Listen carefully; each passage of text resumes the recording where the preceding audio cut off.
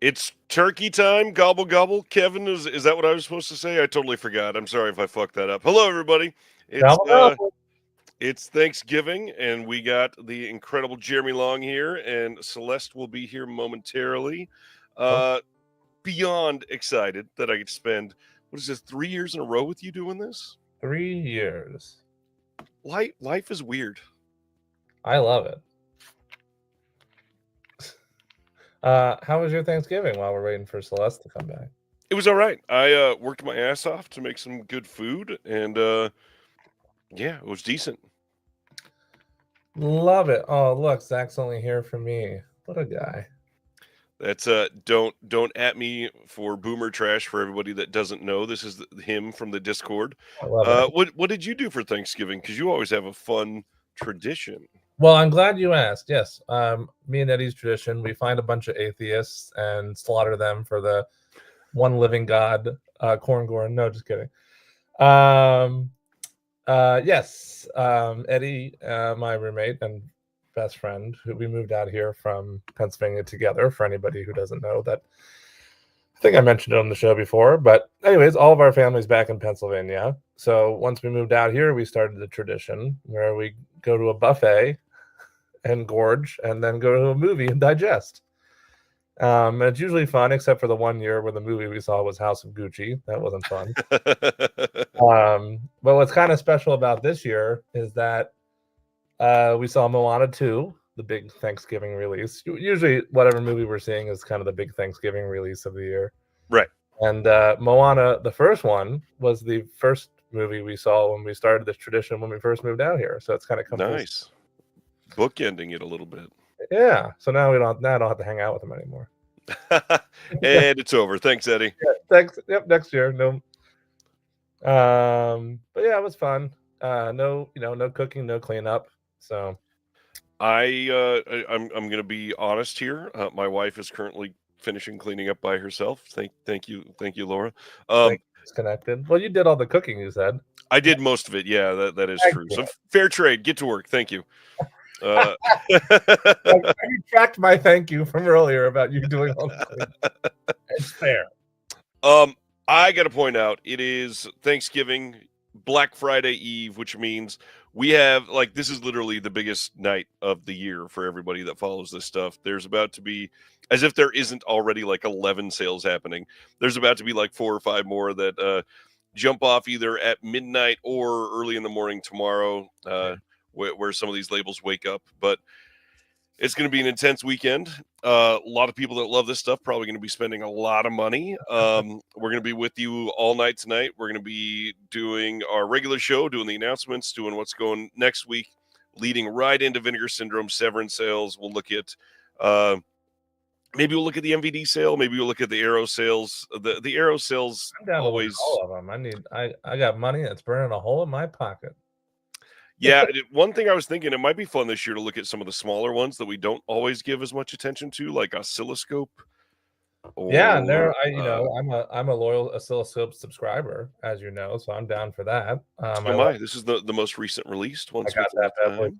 They're that early next year. They're putting out that Mars Volta documentary with that I'm really excited about. We're talking about that tonight, actually. Hell yeah! By the way, speaking of sales, you might have pointed this out already, or we're planning on saying it today. Hey, John. But I received a text message today, one of those automated text messages, and this applies to us. For anybody who has not upgraded to maybe a region-free player or a 4K player or something like that, 2020 electronics, which Ryan turned me on to. Thank you. 220. What did I say? 2020. Oh yeah, the year of the. We won't talk about that. Ryan turned me on to this one. I finally upgraded. They're having a Black Friday cyber sale. I'm sure it's on their website somewhere, but the code is TXBL15, and you get 15% off. So anybody who hasn't upgraded to region free, I mean, what are you living under a stupid rock? Speaking of that, let's upgrade our stream. We got Celeste with us. Hey, what's up? How we doing? Can you hear me okay? Yes. All right. Well, you know what? I'm feeling wonderful. Perfect. Everything's been great. There are no infectious diseases currently coursing through my body. Well, that makes two of us. Let's Yeah, be more great. specific. It's COVID. Nothing, else. Not that I'm aware of. Yeah, it's COVID. Today is the day that my body decided to afflict me with a cough in particular. So that'll be super fun for us. Perfect So for I speaking might be for 5 using hours. the oh yeah, of course, the proverbial and literal cough button throughout. We'll see. I already have twice. So Celeste, you're sick. Ryan's sick, and I literally Are you sick too? Shit. got over. Yep. I was sick all weekend. I slept for Hell yeah. 24 hours over the weekend, and finally started feeling better on Tuesday. So I'm just coming out of it. Well, yeah, We're all still here. Yeah. Everybody is so happy to see. Well, I'm not only sick, I'm broke, so that's cool. The perfect coming in 1-2 prepared for punch. a stream. Thanks, Dustin. I appreciate that. Well, let's get into what's been going on, because Celeste has been MIA for quite some time. It's wonderful to see you again have I? live. I mean, I heard on the internet there were some rumors. Oh, about you being MIA, not other rumors. Oh, I see. Okay. But I don't even know what MIA means. She's a singer. She turned out to be kind of shitty. Yeah. Celeste and I are on the same page. Yeah. We're happy to see you, Celeste. Thanks. It's nice to be here. It's been a minute. It's gonna be a fun night. Shout out Christopher in the Sick and Broke Club. So, what have you been doing to fill your free time, Celeste? Let me tell you what. This year's been wonderful. It's almost over. Right? Huh? It's almost over. Don't worry. Yeah. What could be better? Fuck, man. What I've been doing, I've been watching a lot of terrible Christian movies. That's what I've been doing. Yes, you have.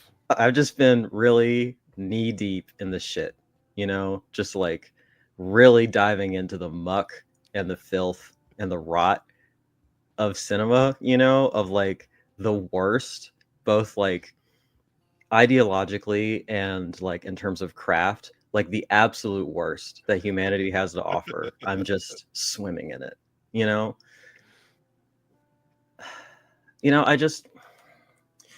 I was having such a good year, and nothing crazy was going on. Everything was just really chill and cool, and everyone was being really kind and respectful and proportionate and everything. And then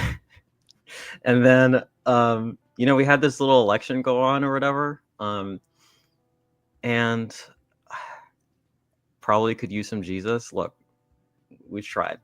It didn't go well. And I just thought, I'm already dead inside. I might as well just see where the rest of the country is at, because clearly I'm in my bubble of understanding how the world works and being compassionate and all these other things. I should really take some time, in the deep end, in the sludge, as it were, of the rot in this fucking broken, stupid country, right? And so I've just been really immersing myself in that worldview. My voice doesn't sound as bad as I thought it would. Maybe it sounds, maybe it's been pretty rough, but I think it sounds okay. So that's okay. I don't know, man. Sounds like 2024 is the year you perfected sarcasm as well. I guess so. I hope so.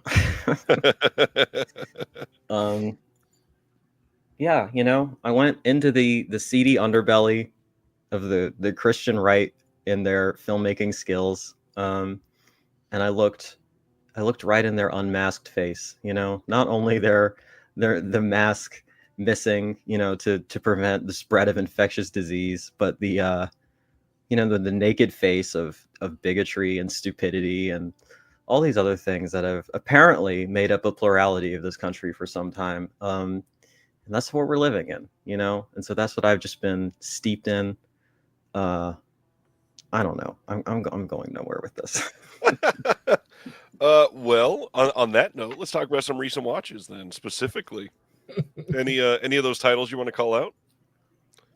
There's this family called the Wright family, Wright. It is like literally just a family of psycho Christians that just make home movies basically that are terrible and just really boggle the mind in their I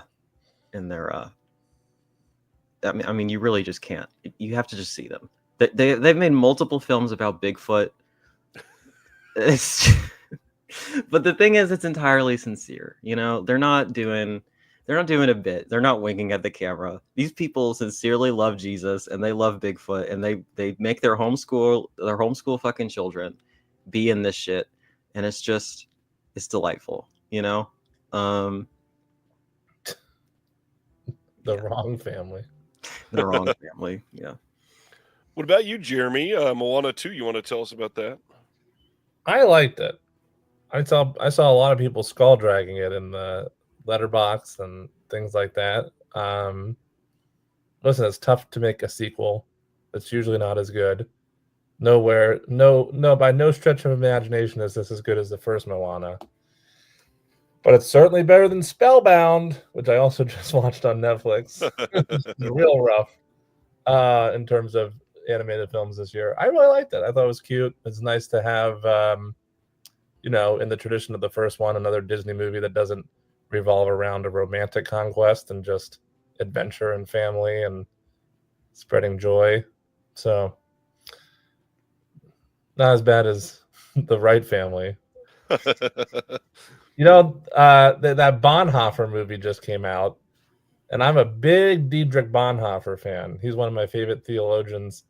And I was so excited when I saw that poster. I took a picture of it, sent to my dad, because we talk about Bonhoeffer all the time. And then I found out it's fucking by the same company that put out that. What was that fucking Sound of Freedom? God damn it! Yeah, exactly. And Why did I know it was going to be that too? So I'm not seeing it, and I'm absolutely disgusted that in the fucking 2 centuries since Bonhoeffer was alive, or whatever the fuck it's been, that the first time they ever make a movie about him, it's that company. And they're Christifying it. Yeah. That's so surprising. Yeah. On a more positive note, I finally got to see the movie Femme. Showed that in the Discord this week for the big watch along. Have you watched that one yet, Celeste? I think you'd like it. It was really well made. Colors are beautiful in that movie. First of all, it's a gorgeous piece of eye candy. Story about a drag queen that leaves a show and goes to a little corner store, basically, and right afterwards gets jumped, and the main character from this group that goes to jump this drag queen like purely attacks. It's like a one-on-one thing, and eventually they break it up, and the drag queen goes home, and by the time that everything is healed up and egos are less bruised, the drag queen starts to develop feelings for the individual that attacked them. And it is rather interesting to see how that advances. It's a very tense film, really well acted. George McKay or Mackay, I can't remember how you say it. The main character from 1917 pulls off an incredible performance in this film. Absolutely great movie. Really happy to see it. Seems like everybody in the Discord loved it too, so I was glad to be able to share that. Available from one of the partner labels. Available from Utopia and also on Hulu if you don't want the disc and you just want to be able to see it now. I'd like to highlight, I just watched The Room Next Door. Almodovar's new film, which I really enjoyed. Not my favorite Almodovar film, but I really liked it a lot. 2 great leads in that, Julianne Moore and Tilda Swinton, doing a banging job. And I also just watched The Last Showgirl, Pamela Anderson's big return to the big screen. Yep. She did good cast. Jamie Lee Curtis is in there. My girl Kiernan Shipka, Dave Bautista, Anthony's favorite person, right? He's up there, yeah. Even a little Jason Schwartzman cameo, but the movie not so great. Didn't love it. And lastly, I'd like to highlight one last recent watch, because I think it's going to be one of the little underrated gems of the year that flies under people's radar. It's currently available on Prime, even though I don't support Amazon. and it's called Look Back. It's an anime. It's barely an hour, so it's barely a feature film, but it encompasses in an hour more than what many other films strive to in 2.5 hours. Right. It's a very touching, emotional story that quite affected me, and I really liked it a lot. So wanted to shout that one out, get people to watch it. Any other recent watches, Celeste? I did a review of Through the Looking Glass for Punk Vacation. It's the most depraved, fucking insane X-rated film I've ever seen, or adult film I've ever seen. It's really something. And you know what? It fits in that larger psycho-Christian oeuvre that I've been discussing. So yeah. It sure does. But it's actually good. So that's fun. I really liked that. What else? Surely I watched something good recently. Oh, Memoir of a Snail is one of the best movies I've ever seen. It's one of probably the easily second favorite film of the year so far. It's perfect. Everyone go see it if you can. Please. This man does not get enough money to make these movies, and he should be getting more to make them faster because they're so fucking good. And I was just sobbing in the theater, and it's beautiful and it's perfect, and I love it so much. Nice. Go see that. Last thing I'll talk about, A Real Pain is out in theaters now, I believe. I think it's still in theaters. The way that films are like playing in theaters for a week and a half and then disappearing, it's hard to judge. So I'll just say $20 on streaming. Right. Yeah. It should be in theaters still. I was stoked to see this. This is the Jesse Eisenberg written, directed, and starring film alongside one of the Culkin brothers.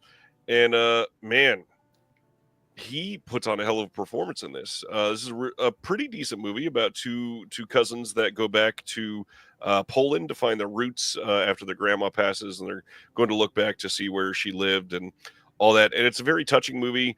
The real big thing to point out here is there's a monologue that takes place at a dinner table that is astonishing. Jesse Eisenberg takes the entire film and really encapsulates it right there. It's a moment that makes the whole film worth it, and really hit hard for me for the way that I live. There's one line that he goes through and says, "My pain is unexceptional, so I feel the need to not burden everyone with it." And it's like, fuck. Yep, I get that fully. I don't. My pain is exceptional, and I will burden everyone with it. And there's Alex's comment. That's so fucking cool. Sorry, Jeremy. I straight up interrupted you. That's our pal Alex, who's in Japan right now. Amazing. Watching this from Japan in the future. For instant defense, The Heretic. You got to see Heretic, Jeremy. What'd you think of that one? I did. I saw an early screening with the writer-director duo doing a Q&A at the Grove here in Los Angeles. And then I saw it again when it came out because I wanted to see it in 35 millimeter at the Vista Theater, which Tarantino now owns, with our pal Alex that you just highlighted. I love that movie. I love that it's sneakingly an intellectual debate on religion. Yep. I don't know how sneaky it is about it. It's not very sneaky. Well, it's sneaky in its advertising because they advertise it as a thriller, horror, and it's not sneaky if you watch the movie. They don't leave the living room for the first hour, but that's what I love about it. So I'll say it's disguised as a horror, and obviously there's more horror elements in the second half of the film. But that it just really spoke to me. I was telling Alex about it, like the conversations that Hugh Grant is talking about with these girls and everybody's phenomenal in the film. But it's the kind of stuff, it's kind of conversations that my father and I would have a lot of the time, raising a lot of the same questions and talking about a lot of the same stuff. So I just felt like the script was really written for me, and therefore I loved it. I think I would have loved it no matter what, because I love Sophie Thatcher so much, and I've been dying for Hugh Grant to be in a horror movie because I think he's just naturally creepy. And I was waiting for somebody to figure that out and capture that in a horror film. He was pretty damn creepy in Wonka. That's true. He was pretty creepy in that. unintentionally. But so I think I would have liked it either way. I was really anticipating it before it came out, but turns out I loved it, and I love the writing. I love the conversation and what they're putting out there. Amazing. Recent pickups. You guys have anything that you want to show off? Do you have anything prepared? I happen to have nothing this last week. I have purchased nothing this month. Amazing. Actually, last night I decided to be a little treat pilled for a second and get Goodbye Little Tom or Goodbye Uncle Tom on Amazon. Yeah, it was, they had a coupon. It was couponed, yeah. Really cheap. Because that thing is like $50, and I really want to see it. And it has like 2 feature-length documentaries on it and everything, and it's a single press too. So I wanted to prioritize it. But it was on sale for $40, and then it had a 30% off coupon, so it was like $30. And I needed to add something because I don't have Prime anymore, so I needed to add something to my Amazon cart to get to the free shipping. And I was like, okay, I'll get that. So that's the first thing I've purchased since the beginning of October. Wow. Yeah. I don't have any fucking money is the answer to that. Yeah. That's the secret sauce there. I am not just broke, I am in debt. So yeah, we're doing great over here. It's been a perfect year. Totally get it. Yep. John is reminding you to watch the Italian cut first, not the US cut when you get that in. Good to know, because I always have like choice paralysis when there's multiple cuts in front of me and the disc doesn't make it clear which one is the right one to start with. Nope. So I appreciate that. What about you, Sir Jeremy Long? Do you have anything next to you want to talk about? I don't have anything next to me, but an Orbit, a Shout Factory or Scream Factory Orbit order came in, 3 free, of course. And I got the big boxes of Dark Crystal and Labyrinth and Hush. Nice. With the Shush cut. And you got to see that at Beyond Fest, right? The Shush cut? I did not, sadly. It was you didn't go see it. Okay. I chose Nacho's new film. Ah, that's right. Over that. I wanted to see something new, even though this was a new version of Hush. And supposedly it's like fairly different and not just black and white, but like a lot of the scenes have been changed or something. Oh, I was actually not aware, but now I can watch it, despite it not being on the big screen with the Kate Siegel, Mike Flanagan Q&A. Yeah, that's a little bit different. But I'm looking forward to checking it out because I do love that movie a lot. Although I don't regret seeing Daniela Forever because it was one of my favorite films of Beyond Fest, actually. Well, and I'm still waiting. We were told, I guess we weren't told. We were heavily hinted that a U.S. release of Time Crimes is coming soon. And still have not had that announced yet. So I'm very eager to see what comes of that. Me too. I mean, I picked up the Umbrella release anyways, just in case. I love the artwork on that one. So I was like, maybe I'll get the US one too, and I'll double dip. But in case nothing happens in the US, and that was a lie, at least I have that. Did you see the sale Umbrella's doing? They put together some weird bundles. Yeah, you can get like the Hell House LLC plus, oh gosh, I don't remember what title was with it now. It was something very different. Plus like 3 standard editions, and it was $200 or something. Yeah, which is honestly what their price. It was a great deal, yeah. It's Talk to Me with the Hand. Oh, that's right. Which that'll like $100 for the longest time. And then the Hell House bundle, and then you get the house that Jack built. Great film. Yep. Home in the Dark, Coming Home in the Dark, and Houseboat Horror. And then there's 2 other fun bundles too. I mean, I have something from all the bundles, so it's not worth it to me. But if you don't have the things on the bundles, and there's some good deals on there. Let's see. Jeremy, have you seen Nosferatu yet? I did. I liked it. You got to see it already? Shit.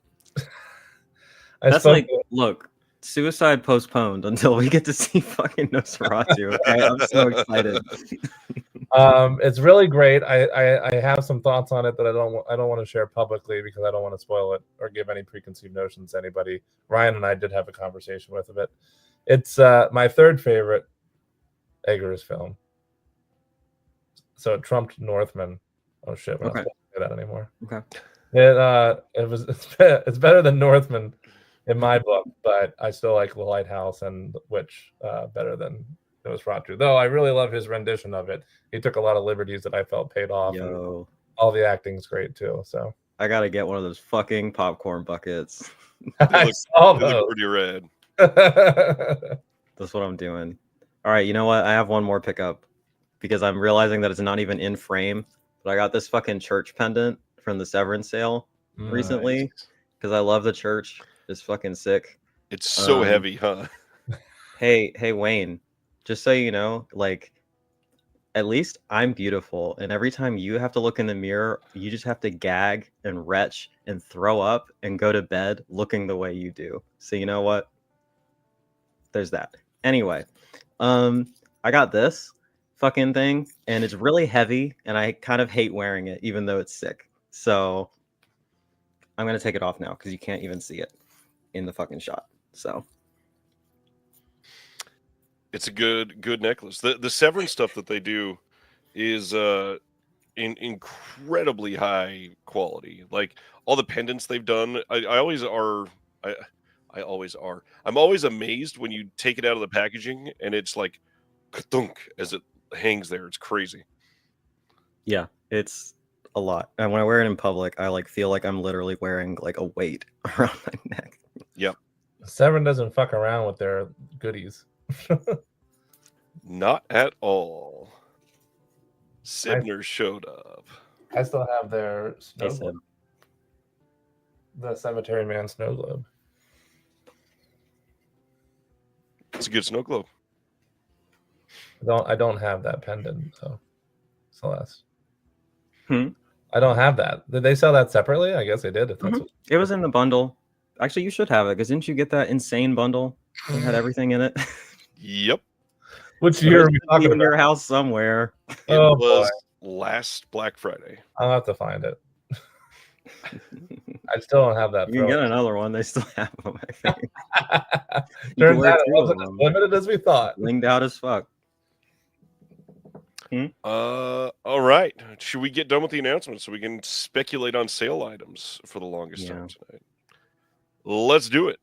Imprint announced their stuff first, and technically, as they do, they did it during the show last week. First one is Swashbuckler. These are all coming on February 26th, and these are all Blu-ray. This one is from 1976 with Robert Shaw, James Earl Jones, Peter Boyle, Bo Bridges, and Angelica Houston. We get a new commentary from Howard S. Berger on this one. Hell of a cast on this, but I've never seen this one. Neither have I. I've never even heard of it. How many how many announcements are there this week? About 50. Is that it? Buckle in. Only 50.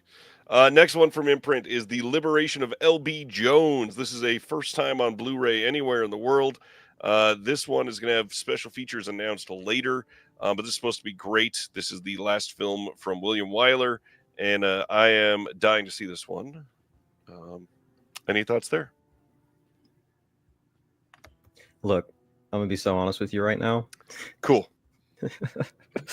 I think we had a conversation recently where you were like, man, Yep. things have been bleak. And I'm like, hey, you know what? I'm feeling okay. Maybe I can bring things up and offer some hope. Then I got fucking sick. And COVID like fucking cooked my brain a little bit, and I'm going Totally a little get bit insane. So I'm kind of like, I'll reach not back out to you on some on of the the ball, more well-known but, titles. you know, if I just completely blank, that's why.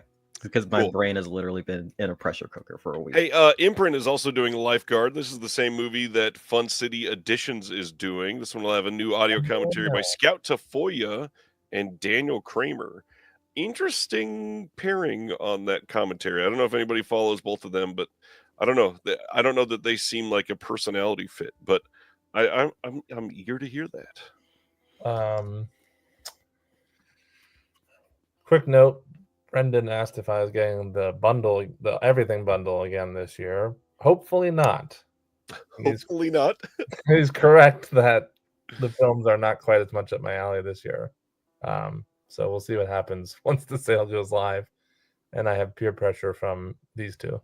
It will not be peer pressure for me. All right, I'll do it. You should get the whole thing.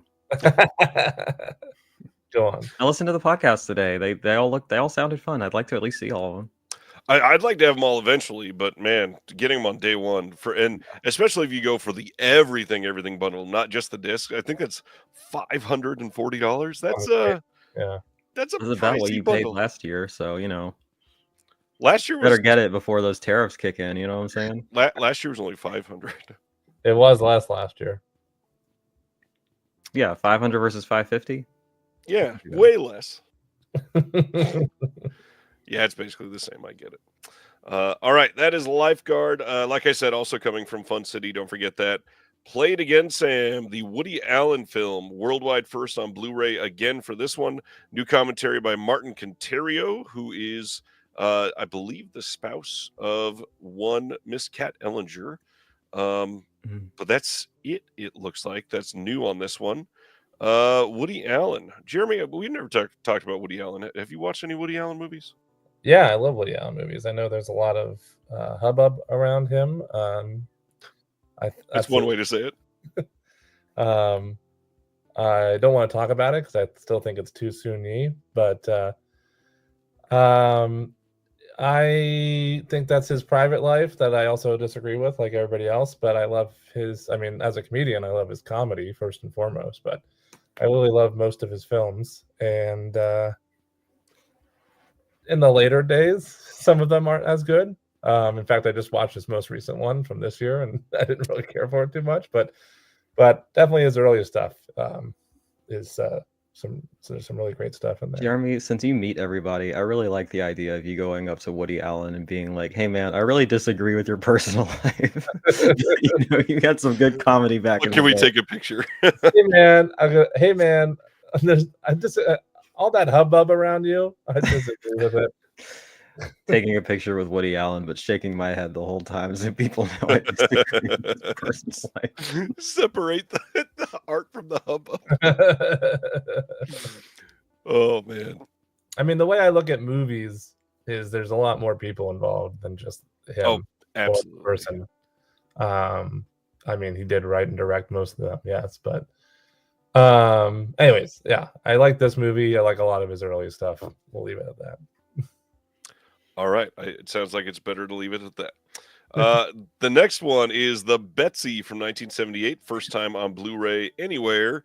Again, a huge cast: Laurence Olivier, Robert Duvall, Catherine Ross, Tommy Lee Jones, Jane Alexander.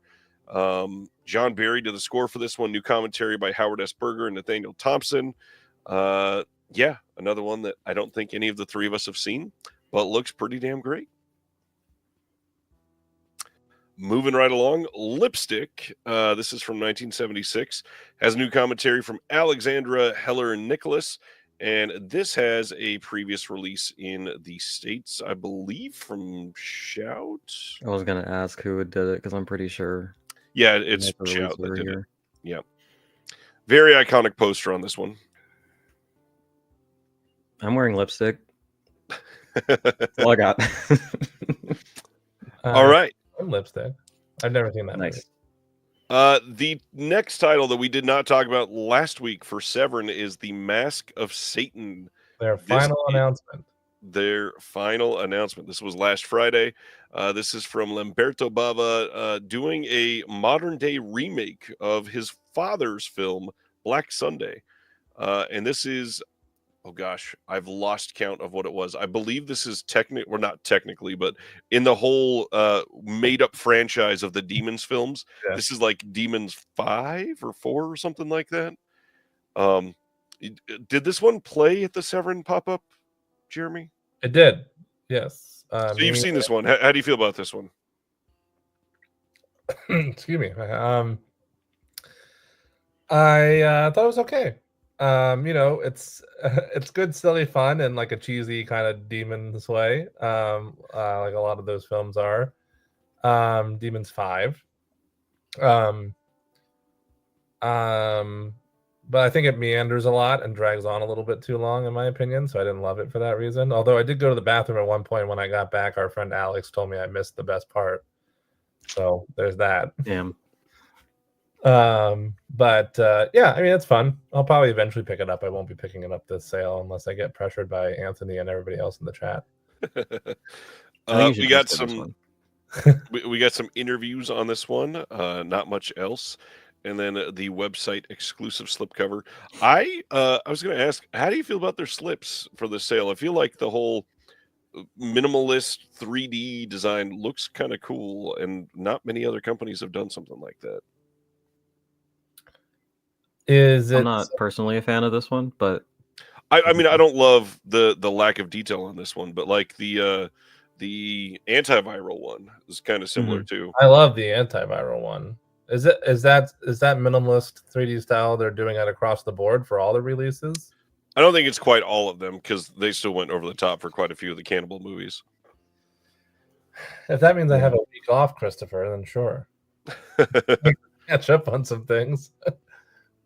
I got to see the original Mask of Satan Black Sunday on 35mm last month. It was fucking sick. I don't think it was a It hot was a dog. banger. Great movie. All right, that's Mask of Satan from 1989. This cover, It was a man. winner. January 21st, Welgo is releasing A Legend starring Jackie Chan, directed by Stanley Tong, and no extras on this. Oh, is this the one where he plays the younger character and the older character through AI, or no? There's some new Jackie. It does just say Jackie Chan, and there's two people on it. So yeah, I think it might be this one. There's a new Jackie Chan movie where they AI him to look younger, and he plays both roles, the older version of it, the younger version. Brian says this movie is not good. I couldn't finish it. That sounds like the movie I'm talking about. Hey, I put up an interview with the 3D Film Archive this week. Go give that a watch. The 10th Victim is coming from Kino Lorber here soon. This is from 1965. I love the way that they advertise. This has a 2K restoration from 2015. Okay. Yeah. Vintage. In a way, yeah. This was released previously by Blue Underground, but it was before this restoration, so this should look quite a bit better. Oh, good. Do I have to see the 1st through 9th victims first? I think you can probably get away with at least just the first couple. Okay. And then skip like 3 through 8, and then maybe Yeah. get 9. Is the original called The First Victim or just Victim? That's such a logical question. Look. I can't remember. All I know is it's murderously funny. Murderously. This little movie came out this last weekend, and you can order the Wicked 4K Steelbook from Walmart if you'd like now. Hey, you can hold space for the Steelbook in your life, okay? Yes. I haven't heard of this one. Who's in it? Mark Wahlberg. Oh, because he's wicked smart. I'm out of here. Oh man, that was the best I could do. Sorry, Jeremy. You got to see this, I assume, right? Yes. And this is top 10 for you for the year? No, but better than I expected. I'm not going to diss it. One of my friends is really into this, and I promised them I would see it with them. So we'll see how it goes. I can't wait to hear your reviews, Celeste. I went in with the lowest of expectations, and I didn't hate it. I like that they built all the sets for real and stuff. I think that's cool. It's not just like a green screen fucking soup kind of thing, you know? Right. So I was amazed when I saw that overhead picture of the train that they actually built the train. Like it was. I'll give my take on it as a person in queer media, you know? Can't wait for that review. Oh, The Bone Collector. Hey, Kino is releasing The Bone Collector from 1999 on 4K soon. How soon? Who knows? But we'll find out eventually. Maybe. They haven't found all the bones yet. I'm working on it. Let me tell you, this one does not hold up, in my opinion. When's the last time you watched it? About a year ago at the Denzel-a-thon. Oh, that's right. It was the weakest of the 4 movies that night, in my opinion. I mean, to be fair, a bad Denzel movie is still a pretty good movie. Yeah, I didn't hate it. I just don't think it's. I didn't. Yeah, it was the weakest of the 4. I get it. But buy it from Kino Someday. Whenever Directed by Philip Noyce. Noise. Paramount releasing Pretty in Pink on 4K on February 11th. This one will have a filmmaker focus on Howard Deutsch. The original ending, The Lost Dance. This was all on the Blu-ray release, so there's nothing special coming there. It's a great movie. Yeah. It's a classic. Yeah. And that's it. All right. That's all I got. MVD. You guys are sick, so you guys have an excuse. I'm just like, I'm also nothing. Everybody just wants to talk about sales. I totally get it. Speaking of sales, MVD launched their Black Friday sale, and I have never seen more complimentary comments towards a label than in this last week about MVD. I think there are people discovering that MVD exists, that they have titles literally for like $2.99. Yeah. And so people are blown away that you could get it. I will say, and this is just my opinion, whatever, most of the titles are pure shit. But Damn. yeah, cool. If All you right. want to buy a $4 movie, that's awful. Yeah, that's a good deal. Not all of them are shit. Maybe No. they'll have A a lot of them. selection of Christ-sploitation for me to peruse. You know. Those are all under the Beelzebub label. I think I've weeded through their entire collection and bought the only good ones and have them in my collection. So I don't know if there's Yeah. anything there for me, but we'll look at it later. Well, and one thing to point out, I guess we're going to cover it with the Kino sale too, but who just said it? Chris, they upped their free shipping amount for MVD. Kino also upped their free shipping amount, and I think one other has raised their prices. We'll be talking about it, I'm sure. That is MVD. You can check it out on mvdsale.com. Shout Factory launched a, quote, site-wide sale, so you can get everything on sale, and then, of course, not everything is on sale. It excludes pre-orders and new releases. There are over 2,000 titles to choose from. It seems like if you want some of the best deals, that 60% off selection is pretty decent, but it is like some of their not great titles. False advertising as usual from them. So wait, I don't understand. I guess the idea is that things on every part of the site are on sale, so it's like close enough. I guess. Or I they're mean, just Not just lying. a Scream Factory or just a Shout Select. It's like a Right. little bit of everything. All Yep. right. I'll give them a pass. I think that's fine. They don't get a pass. No, Jeremy's not even allowed to give them a pass because he's blocked. Are you blocked? Is that what you said? Yeah, Shout Yeah. Factory blocked him. He can't even shop on their site. But That's a strategically bad idea given Jeremy's propensity for purchasing. I'll just say that.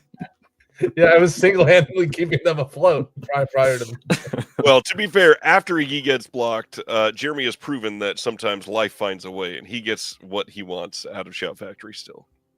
darn tootin'. Finessing Shout Factory out here. Damn. Hey, the this, news of this Mexico played in movie. theater this played in theaters for like a day, and then it I think it's bounced. already. I was like, maybe I'll see that, but alas.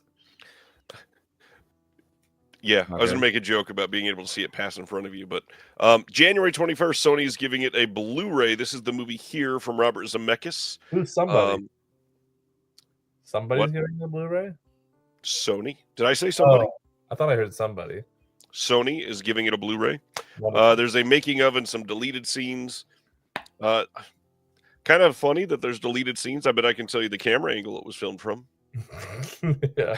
Well, they deleted all the ones from the different angles. Spoiler alert. That checks out.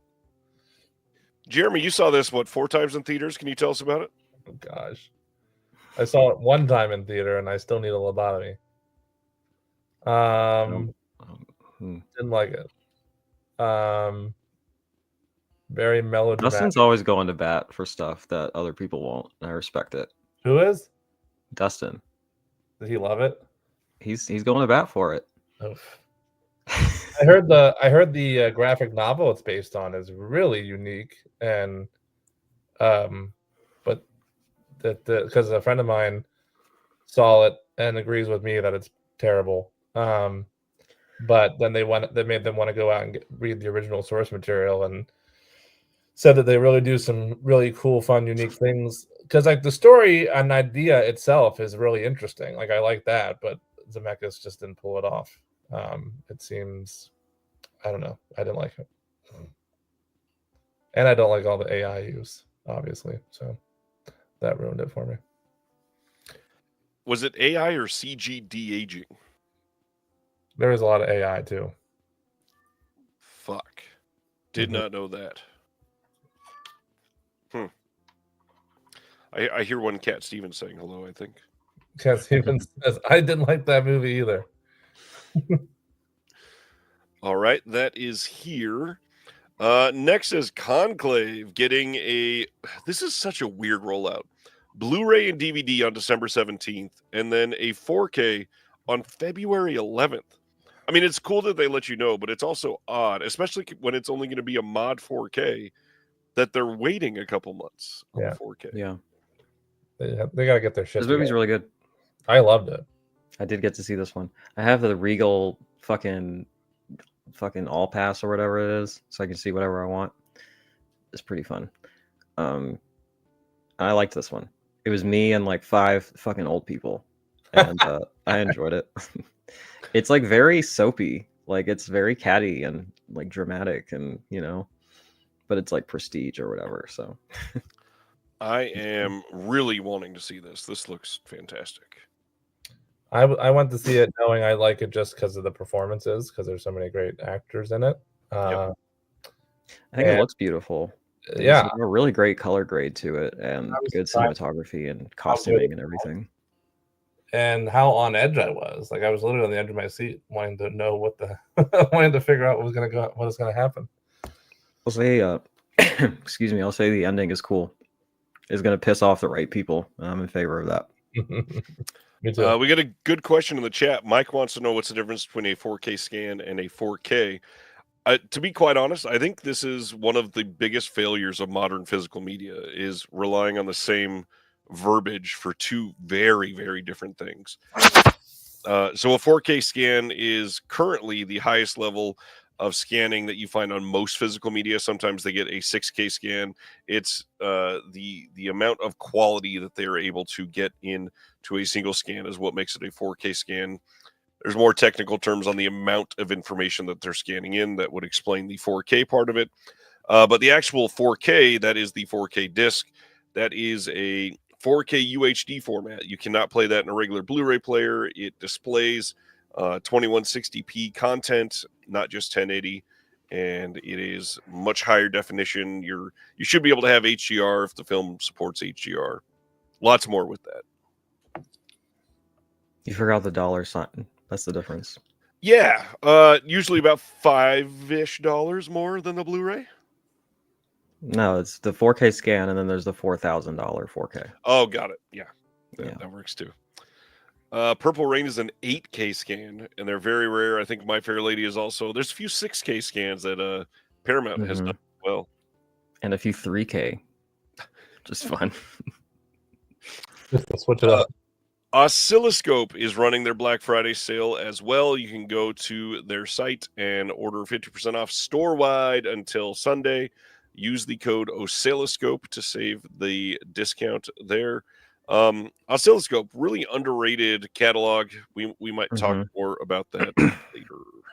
The worst packaging in the game, but other than that, I love them. They're great. That's kind of true, actually. The hard part, Moving yes, is a fucking nightmare. It's not great. It's because they slide out and they slide out so easily. Yeah, but there's at the discs on same the floor and time, shit. this is all recycled material, and that's hard to complain about. Yeah.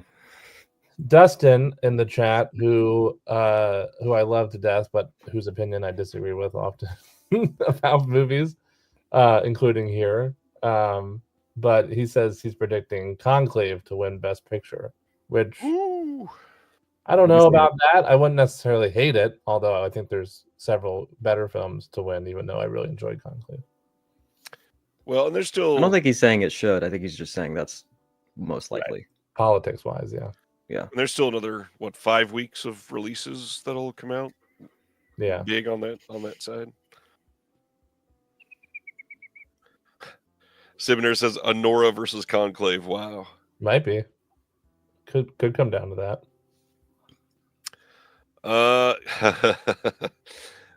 In the UK, Vertigo releasing is putting out Gunner from 2024. This has Luke Hemsworth, the third most popular Hemsworth, I think, and Morgan Freeman starring in this one. This gets a Blu-ray on February 10th. I had never heard of this, and Morgan Freeman looks like he's being de-aged by 30 years there. And being held hostage. Absolutely. All right, I'll do one line. All right. That's Gunner. This is one that Jeremy's excited about. I know that. January 7th, A24 will be shipping their release of We Live in Time. You can pre-order this now on Blu-ray. This is the Andrew Garfield and Florence Pugh starring romance that came out just a couple months ago. You got a commentary with the director and writer, making of, and 6 postcards. Well, those postcards. I didn't realize this was A24 until I saw this announcement. I really like A24's releases, even though they're overpriced. And I have every one of them so far, so I'll definitely be getting this. And I liked this movie. I didn't love it, but I enjoyed it very much. I'm dying to see it. I also really love that they leaned into the whole horse marketing thing. Oh yeah, we love the from horse. the merry-go-round. Yeah. And I love that somebody earlier in the chat referenced our conversation on horse girls last time that the three of us had. You're welcome. We did have that conversation. I forgot about that. I'm a trendsetter. Man, we're great. We have some great, interesting conversations. Kino Lorber releasing the newest Paul Schrader film, Oh Canada, on Blu-ray on February 4th. Schrader did a commentary for this one. This one stars Richard Gere, Uma Thurman, Jacob Elordi, and Michael Imperioli. Jeremy, I don't know about this one. Did you see this one? I had the opportunity to, but it was the same day as something else that won in my internal battle of what to see. On in your heart and mind. Yes, correct. So I have not seen it yet, unfortunately. I would like to because, well, Paul Schrader's hit or miss, but no matter what he does, it's very interesting in my book. So I mostly agree with that. Instant Defense, thank you for that. Says Onegin was an awesome film. Was 99, I think. I don't remember if I ever saw that one. I don't remember that one. I don't think I saw that one. All right. Next up, I love that they use this picture to promote their sale. Kino launched their Winter Wonderland sale. This one seems earlier than it usually is. Usually it's like a week after Black Friday, but they were like, fuck it. Everybody else is having a sale. Let's do it. And this is the one that I was talking about. They raised their free shipping rate from $50 to $60. And that's not too bad. It's not a huge difference, but it's definitely a difference. Now you have to buy the title and change. Yeah, 6 titles from them to get free shipping. Well, sometimes not even because you'll be like 3 cents short, and then it's like true. Is there a pencil I can get? Yeah, honestly, it's like, can you give me a sticker or something? Like shit. Oh, A24 is doing a sale. Neat. Jesus. Oh, they are? Oh boy. Starting at midnight. There is a freedom in being so broke that it's just like, well, that'll be for someone else, I guess. I don't have to like budget. There's nothing to budget. Yeah, Brendan. Whoops, clicked the wrong one. $40 for a Kino Lorber hat in the sale is crazy. Well, oh, members only sale. Well, now I'm double not qualified for it. I can't even afford to be a member. I'm locked out twice. I think in the fine print they said something about no one with COVID is allowed to purchase anything. Oh shit. So triple That's lockdown. fucked up. Take my temperature at the checkout. Yeah. Yeah, you have to take a picture and email it to them before you can check out. Hey, we mentioned this earlier. Hey! Omar and Cedric, If This Ever Gets Weird, is coming in early 2025 on Blu-ray and DVD from Oscilloscope. Usually when this goes up for pre-order like this, that means subscribers should get theirs pretty soon. So eager to get this. Jeremy, how do you feel about Omar and Cedric? So stoked. Celeste, do you like Mars Volta and At the Drive-In? Yeah, I do. I've had a few opportunities to see them, and I've had to pass on it. But they're opening for Deftones on their new tour. Yeah, I saw that. The next tour coming out or happening or whatever. And I might have to miss that too, which is unfortunate. But yeah, I like Mars Volta. Yeah, I like At the Drive-In too. Yeah, me too. Our friend from the Discord, Joe, told us, posted that they saw this at Brain Dead Studios here in LA, and I was devastated because I had no idea I was playing there, and I'm very anxious to see it. So, would you say that getting this soon? Hopefully, fingers crossed. Yeah, I mean, they don't give us a date, but usually when this goes up for pre-order, that means they're about to print them. Yeah. Least. So, well, I'm very anxious to check it out. Big fan. Yep, this looks great. Simner, I do have an A24 membership. December 9th, Lionsgate in the UK is releasing The Critic with Ian McKellen, Gemma Arterton, Mark Strong, Leslie Mansville. I have not seen this one, and I got to be honest, I didn't even hear that this was coming out. Jeremy, you see everything live when it comes out. Did you see The Critic? I did not. I knew about it, and I have a copy of it to watch, but I just haven't gotten around to it yet. Of course you do. I do like Ian McKellen. I prefer Mark Week, but Mark Strong's pretty good. And some of these other people are great too. So at first I thought, did they make he looks very upset, doesn't he? I thought, did they make that Quentin Tarantino movie without him? Because right. But yeah. We'll check it out at some point. Oh, it was deep disappointing. Yeah. Well, Ian McKellen looks deeply disappointed in the front cover. Well, at least he still has health insurance. Severin Films is releasing a Blu-ray and DVD of Disfigured Perception on December 20th. This looks right up Celeste alley. This says a young woman suffers a catastrophic head injury leading to horrifying physical and mental deterioration. Her friends' discovery of the carnage send them both spiraling into darkness. Meanwhile, a couple watching these events unfold begins to unravel over the shocking footage. Sure do, Sivner. Proceed with caution.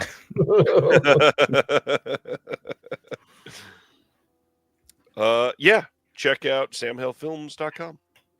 Also, shout out to the person that owned the label. They donated some money to my friend's family when he passed away. Oh, so thank you. Nice. Thank you. Wholesome degenerates. Exactly. Andrei Tarkovsky's The Sacrifice, getting a 4K from Kino Lorber on February 4th. I believe all of the extras here are older extras that they've brought back to the disc. But man, kind of wild to see Kino Lorber get stuff like this. Well, they've had it for a while. I don't know what's going on, but his latest two, this one and Nostalgia, like they've just always had them for whatever reason. I don't know why, but I guess Criterion has the rest, and they just held on to these. But I'll be upgrading this one too at some point. It's really good. And the documentary on it's really good too. Nice. I like the slip too. This is good art. I do like the slip, even though I already own it, but not in 4K. Does it have a slip cover on it? Silent Mandible, that was Nostalgia, that was released previously by Kino. This was released as well, just only on Blu-ray. Frank Suzuki, that's funny. Anthony, you're funny. Instant wants to know if we've heard Wumpscut, and then immediately Will says, I love Wumpscut, because of course Will does. Of course he does. Will has said nothing the entire chat until Lumpscut was brought up. And speaking of sounds Will, like some Celeste kind got of to go to a show with Will. Yeah, I did. Hey, Will, what's up? It sounds like some kind of deplorable, like British dish of some kind.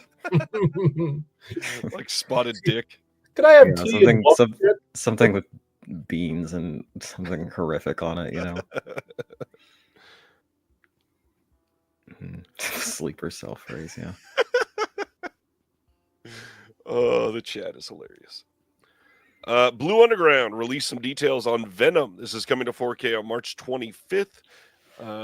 This is what the slipcover is going to be, and then the inside sleeve will be this cover.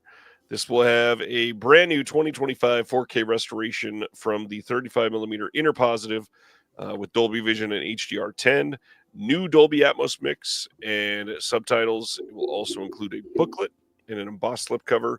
You've got a archival commentary plus a new commentary with Troy Howarth, Nathaniel Thompson, and Eugenio Ercolani. We've also got interview with the editor and second unit director, Michael Bradsell, interview with the makeup artist, the author and critic, Kim Newman, and then Alan Bryce. Lots of stuff coming in this with Michael Gingold writing the booklet. Have either of you seen Venom? Not a big Tom Hardy fan, but this one's pretty good. Good try, Jer. Thank you. You got to keep up with all your dad jokes. Mm-hmm. I knew we'll love this because it stars Klaus Kinski. So yeah. Have you seen this one, Nice. Celeste? No. I have not either. It's very like 80s thrash metal coded though. They put it out on Blu-ray before, right? Blue Underground. Yes, sir. I remember seeing that, but not picking it up. Yep. All right, moving right along. The Last Frankenstein from 2021 gets its first disc release as a Diabolic DVD exclusive. You can order this now. It's got a commentary with the director, writer, and the producer, and a bunch of other stuff, deleted scenes, outtakes. Yeah. I had not even heard of this one. This came out of nowhere. They're promoting it pretty heavily. Because it's their first Diabolic exclusive, right? No, they've got all kinds of Diabolic exclusives, but Oh, I don't know this one. Who is putting it out? it is technically, I think it's listed as Diabolic, but it's in association with Gila Films. Gila.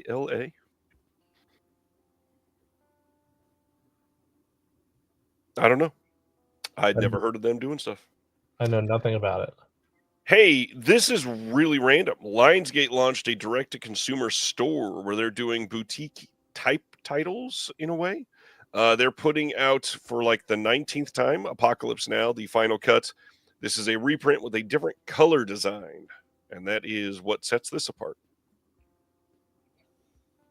Well, you know, hopefully the prices are reasonable. $40. Not great. It is a 6-disc set. I will. Okay, but I got that one for like 15 or something. Like, but was it 6 discs? It was. Yeah, it's the fucking fancy one. It's not a steelbook, but it's the fancy digipack shit, whatever, you know. Yeah. So. Well, if $40 seems like a lot, wait till you see this $80 set they're also putting out. This is The Conversation from 1974, coming on 4K Steelbook. But didn't they already put this out? No, Studio Canal did in the UK. It looks like one of their releases. And everything is identical, except this has a Steelbook. The Studio Canal did not. And then this also has a new trailer and a new intro by Francis Ford Coppola on it. That is not on the Studio Canal version. Damn it. So I got to buy it again. That's a lot to buy again. I'm joking. Joking. I'm fine with the Studio Canal version. And yeah, ZPAM is right. I was about to point this out. The Lionsgate, you can only purchase in the U.S. They are not shipping elsewhere. And because it's direct to consumer, that means nobody else is carrying these. Oh, boy. They're really singling out a large group of people. Yeah, at least many billion. Yeah. Not smart. Sylvester Stallone's Over the Top is getting a 4K release in the UK and Germany coming in April from Cape Light. This will be a steelbook and media book release. Over the Top. I don't know. This seems like a movie Anthony would love. Quite confused by that comment. Yeah. But okay. Yes, nice Canon Film entry for sure. Oh, this $2 comment? Yeah, quite confused by that. I do whatever I want in the bathroom. Thank you very much. I appreciate the cosign on that one. The very overlooked Juror Number 2, directed by Clint Eastwood, is getting a Blu-ray release on February 4th. What a setup. Somebody commented on Twitter, it would be hilarious if they overlooked it again and only released it on DVD.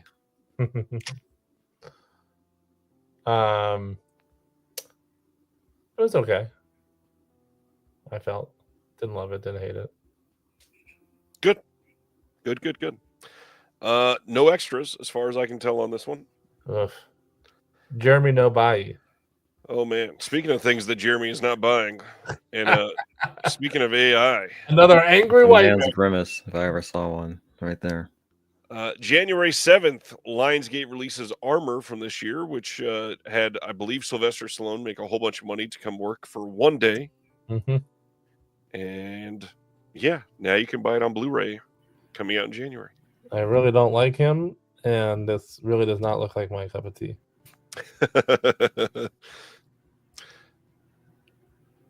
Trick or Treat. We talked about this one about a month ago. This is getting its standard edition. It got moved up. This will release on March 11th. You can pre-order this now pretty much everywhere. And it will have a slipcover for the first pressing of the standard edition. And that's it. Did you get the limited release of this, Jeremy? You did, right? I did. Yeah. I pulled the trigger.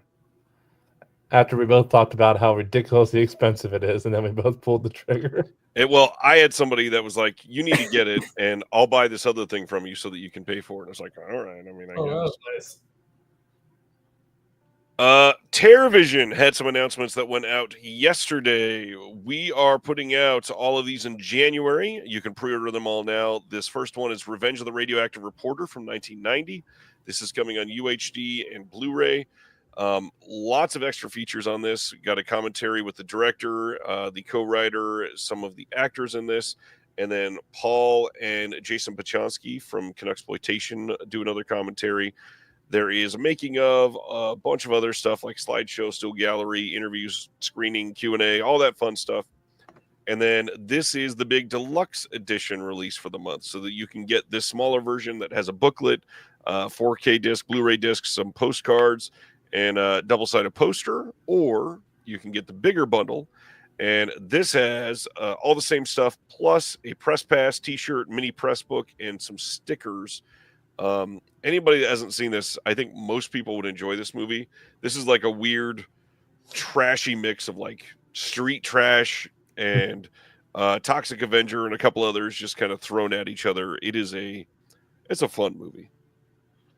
I saw Brad was very excited about this announcement. Yeah, he has been excited to see people respond to this for months. I'm kind of astonished we did not put this up a couple months ago, because he's been like, let's put it out, let's go. All right. I was confused by this statement from Sibner about where do I live in my apartment. I think he's implying because there's You no have room so for you to many- sleep on account Yeah. of all the stuff you get. Oh, well, Ryan's seen it's very organized. It's very organized for sure, but to be fair, there are movies everywhere. But organized. Yes.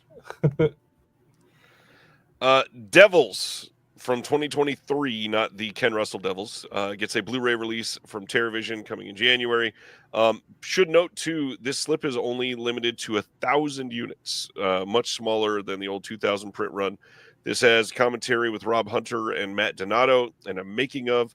And this is one that I think a lot of people will be excited to see. This movie is very, very pretty. Visually stunning. Still a subscriber, so very anxious to get all these in the mail. Nice.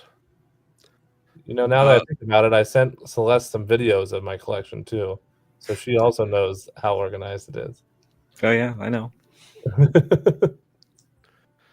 Next up from them is a double feature of Yellow Dragon's Village and Visitors. These are from 2021 and 2023. Again, limited to 1,000 units for the slip. And the big thing here is you get 2 films. Both of these are just over 60 minutes, so they didn't feel right putting a full release behind each one and having you pay, $25 for each movie. So you get them both in one release. Not a ton of special features, but you get 2 full-length films that are both great. And I've had some people ask, it should have been titled The Complete Visitors, because there's been some incomplete versions of this, because it's an anthology of a bunch of shorts, I believe, of sorts. So you might want to check it out. Yeah, these look really cool. And then the last one from them is the newest Greyface Films release. This is Grow Up Tony Phillips from 2013 with some pretty great art from Chloe. Yeah, I love this artwork. I love Chloe's art on all the. It's just wonderful. It's so wholesome and inviting and genuinely cute for a very cute movie. This one will have a booklet with writing from Emily Haggins and Tony Vesp. We got a commentary from both of those as well, a making of doc, group reunion video, sticker set, CD of the soundtrack. Lots of stuff in this. I'm so glad that people are going to be able to discover this movie. This one's pretty big. I'm really excited about this one. I know Emily, and I actually haven't seen this one yet, so now I'll be able to watch it when I get this in the mail. But I really love her stuff. All right. A bunch of Kino stuff has been revealed. February 4th, the 23rd entry into the Film Noir Dark Side of Cinema collection will come out. This has Rope of Sand, Kiss Tomorrow, Goodbye, Never Love a Stranger. We have new audio commentaries from Gary Garani, Alan K. Rode, and Peter Hankoff and Julie Kurgo. These all have trailers and, some big names in these ones at least. Burt Lancaster, James Cagney, Peter Lorre, Claude Rains, Steve McQueen, John Barrymore. Are we going to get to 100 of these? That'd be crazy. It would be pretty crazy. Eventually. Jeremy's made this joke many times, but I love that Ronnie's continuing it. We're getting closer and closer to Film Noir XXX, which will be Film Noir. We got to do some steamy stuff for that one, yeah. Erotic neo-noirs. That was my fast X joke. Waiting for a fast XXX so I can see Vin Diesel's cock. Oh, hell yeah. Speaking of that, Naked X comes out on 1990, or not 1996, comes out on February 11th on Blu-ray. Milestone is releasing this through Kino's distribution channel. This will have an archival commentary by the director, some interview footage, a couple short films, interviews, and this one sounds pretty amazing. I'm very, very curious to check this one out. Milestone does incredible work. Yeah. Waiting for them to put out Killer Sheep on Blu-ray. Yep. This 4K restoration premiered at the Los Angeles Festival of Movies here in LA. It was the first year for that film festival. Worst name for a festival, by the way. Not great. And so I saw it, and I really respect it and appreciate it for what it was. I didn't love it, and I do feel it's very much a product of its time, but I also the director was there talking about it, and it was great hearing that, and they seemed very thrilled that it's being restored and discovered after all these years. Right. All right. Next up, Oscar Michaud, The Complete Collection, is coming on February 11th from Kino in association with the Library of Congress. Some of these were in the Pioneers of Film collection that they did, but they broke out some of those and are adding new ones that were not included in there as well. These are from 1920 to 1940. This is going to be a 5-disc collection and will show the director's entire surviving body of work, including 7 brand new restorations of Within Our Gates, The Symbol of the Unconquered, Body and Soul, God's Stepchildren, Veiled Aristocrats, Murder in Harlem, and The Notorious Eleanor Lee. This is like one of the must-buy sets from Kino, in my opinion. Yeah, real good. Yeah, can't wait to pick it up. Do we have a release date, or is it question mark? February 11th. Wonderful. Then, February 4th, they are doing a 4K double feature of Kill Them All and Come Back Alone and The Hellbenders. These are two of the more well-known spaghetti westerns, one by Enzo G. Castellari and one by Sergio Corbucci. Now, what's rough for a lot of people is that these have been on sale on Blu-ray recently. So a lot of people have bought these recently, and now they're releasing them on 4K. They are kind of re-releases, just obviously a format change. If you don't have them yet, this will be a great way to get them. But if you already have them, you probably don't need to upgrade to 4K on these. Yeah, I mean, that's always the risk. You don't have to get it again. So. Right.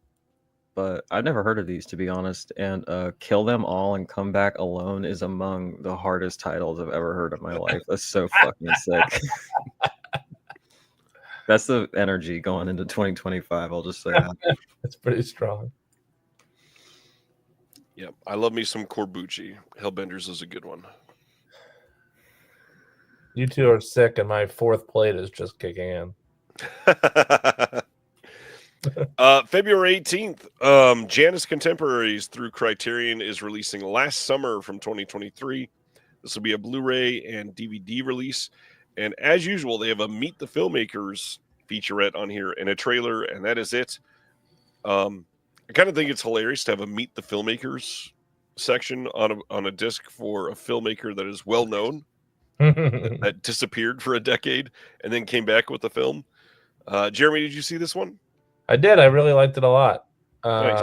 Yeah, it was playing at one theater here in LA, and I went and saw it whenever that was, like 2 months ago or 3 months ago, and really enjoyed it. Brendan has Nice. me anxious to see it. He knows what I like.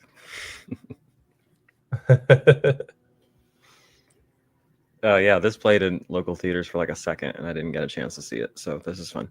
I think you would like it, Celeste. Yeah, and I she's a think sick this freak. is on I like the her stuff. Criterion channel too. Mm-hmm. It should be. Grindhouse Video launched their Black November sale. They've got all kinds of stuff on sale. They say it's their biggest sale ever. Buy two, get one free sale, 10 to 30% off of a bunch of stuff. Arrow Video has a special sale through Grindhouse. Lots going on. What was that other Janus Contemporaries one that they just announced right before last summer? They've been doing some good ones, even though I don't like their lack of special features. Let me see. I think it was...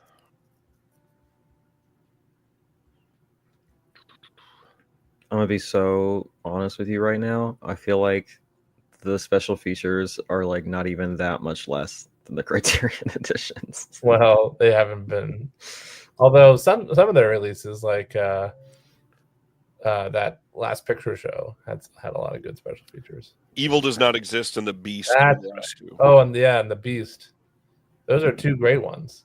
Yeah, I think it's a cool thing just to get them out, and then they can always revisit it later. But they're only $15. That's the best thing about them is when they're on sale, they're 15. The Beast was really good. It's crazy that we got two films from what's his face? God, I can't remember his name right now. Also, George McKay is in that too. We were talking about him earlier in Femme. Bertrand Bonello. We got that and Coma, which I think just came out from a partner label, right? Yep. Yeah. 2 films in 1 year, and I loved them both. Nice. All right, we're nearing the end of all this already. We've still got an hour. We will definitely be going into some of these Black Friday sales. 88 Films launched their Black Friday sale, and it is this tiered version that you can see on the screen here. If you put in the code 10 off, you get 10% back for 20 pounds plus. 20 off will get 20% off for 40 pounds plus. 30 off will go for 100 pounds plus. And then if you want to spend a shit ton, 300 pounds plus will get you 40% off. This runs all the way through midnight on the 2nd of December. And this includes pretty much everything other than the December-January pre-orders. Surprised I didn't go for a 14% discount if you spend 88 or more. I'm gonna leave that alone. Go to the next one.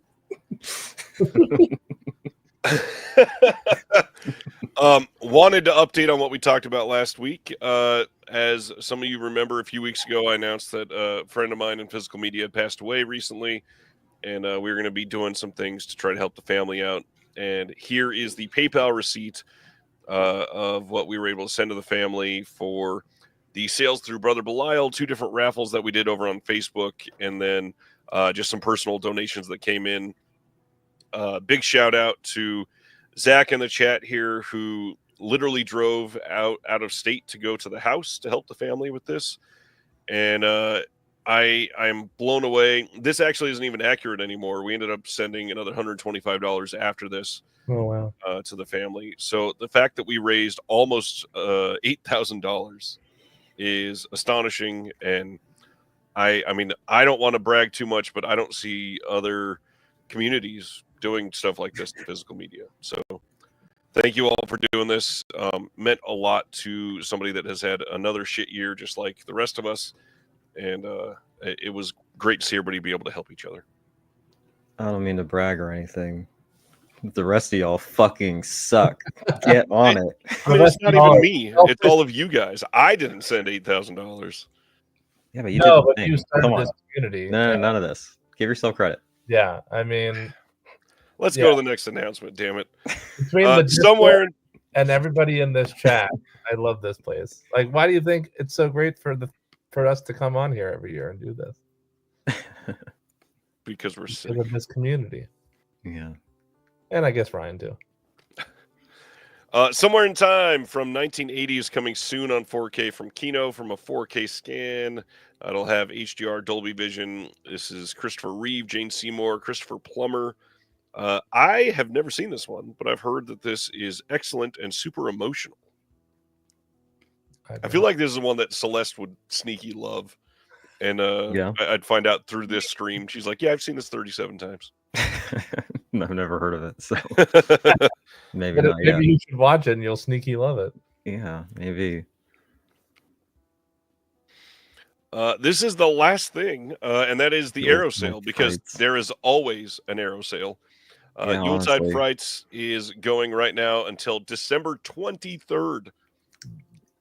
That is a long time for a sale. It's almost like there's never an Arrow sale. Exactly. They are having their sale, of course, on the US and the UK site. I saw a lot of people commenting about shitty prices. Keep in mind, the UK sale is always way better than the US sale. And in the perfect example of this, each sale has a section. The US sale has for $5. The UK sale has for £5. The US sale for $5 has 2 titles. 2. The UK £5 section, you have to actually scroll. There's so many. And if you don't have a region free player, you can get one from 220 Electronics, who's also having a sale. Speaking of people that don't have a region free player, hi, John. Oh, John. Unbelievable. Still utter dog ass. Yeah. Cav's not pulling any punches tonight. Yeah, Arrow has not been great for sales since, 2019-ish. Damn.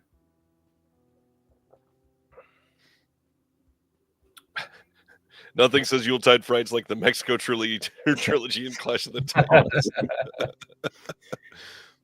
Like, they don't just do horror anymore. I don't know why they gotta market it like this. Yeah, it's so weird. It's really weird marketing. You're right. All right. Is that it? That's all of the announcements. We do have to remind people what's coming out next week. Celeste is like, damn, I thought we were done. Wide release of the Pumpkinhead 4K Steelbook, Alien Romulus 4K, which seems to be one of the more divisive titles of the year. The next wave of the Disney Steelbooks that has The Mandalorian, the Ahsoka, the Loki Season 2, Hawkeye, Wild Robot 4K, Galaxy Quest 4K, Paris, Texas 4K from Criterion. Oscilloscope Volume 3 that has been shipping out very early to many people. I wish I That could afford Kickboxer that. 4K Looks really Steelbook. sick. What's that?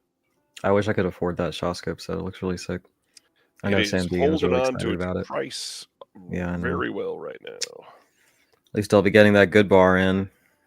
Kickboxer 4K finally coming next week. The Gift 4K from Scream. Geary the Wrath of God 4K from Shout Studios. Shaun of the Dead 4K, which reminder that is supposedly a new version. It's got a couple new extras, I think. Legends of the Fall 4K. The Visit 4K from Kino. Talk of the Town 4K. Talk of the Town rules. It was towards the top of my Blu-ray wish list. It is Nice. gay as fuck. My boy Cary Grant, the bisexual king, on it in this shit. Get that one. What else is next week? We got all the OCN stuff listed that will be shipping out at the end of the sale. The Sword from Eureka, is that that was already out, I thought. South Park, The End of Obesity, if you're collecting all of those specials still. Here. What's that? I'm collecting all of them. Nice. Hardwood, the Ed Wood features from Severin is shipping now. 300 4K Steelbook is being re-released. Scala from Severin. If you really want the rabid kangaroo film, Rippy, that releases next week. Steelbook. As a Steelbook. Oh, look, they're finally putting out Chapter 2 of Watchmen. Oh, they are, yeah. And Godzilla X Kong. That one is getting, this is just a second version of a Steelbook for them. Crush from Sony Pictures Classics next week as well. And then Hallmark doing a couple more of their Christmas movies. Oh, and then a Rippy Blu-ray. I want the Steelbook. Yeah. Didn't this Galaxy Quest Steelbook already come out? Or is that just a Blu-ray? That was just a Blu-ray. Oh, yeah. Oh, they always wait a couple months and then put out the fucking 4K. And that is next week. We are an hour ahead. All right, time for I did not dive into the Hallmark Christmas trash. Maybe that should be my next expedition. There's a lot of it. I know a lot of people that love them. Maybe I'll get into it, you know. My mom wants it. I can connect you guys. Tell you what, y'all.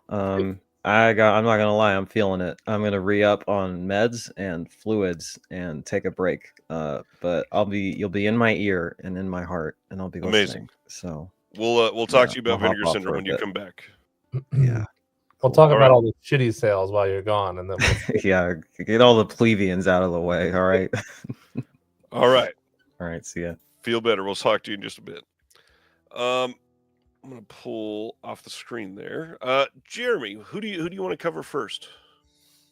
You know, we were talking earlier at the beginning, and about some of the ones we don't normally cover on these. Let's dive into MVD. MVD. They're so often overlooked.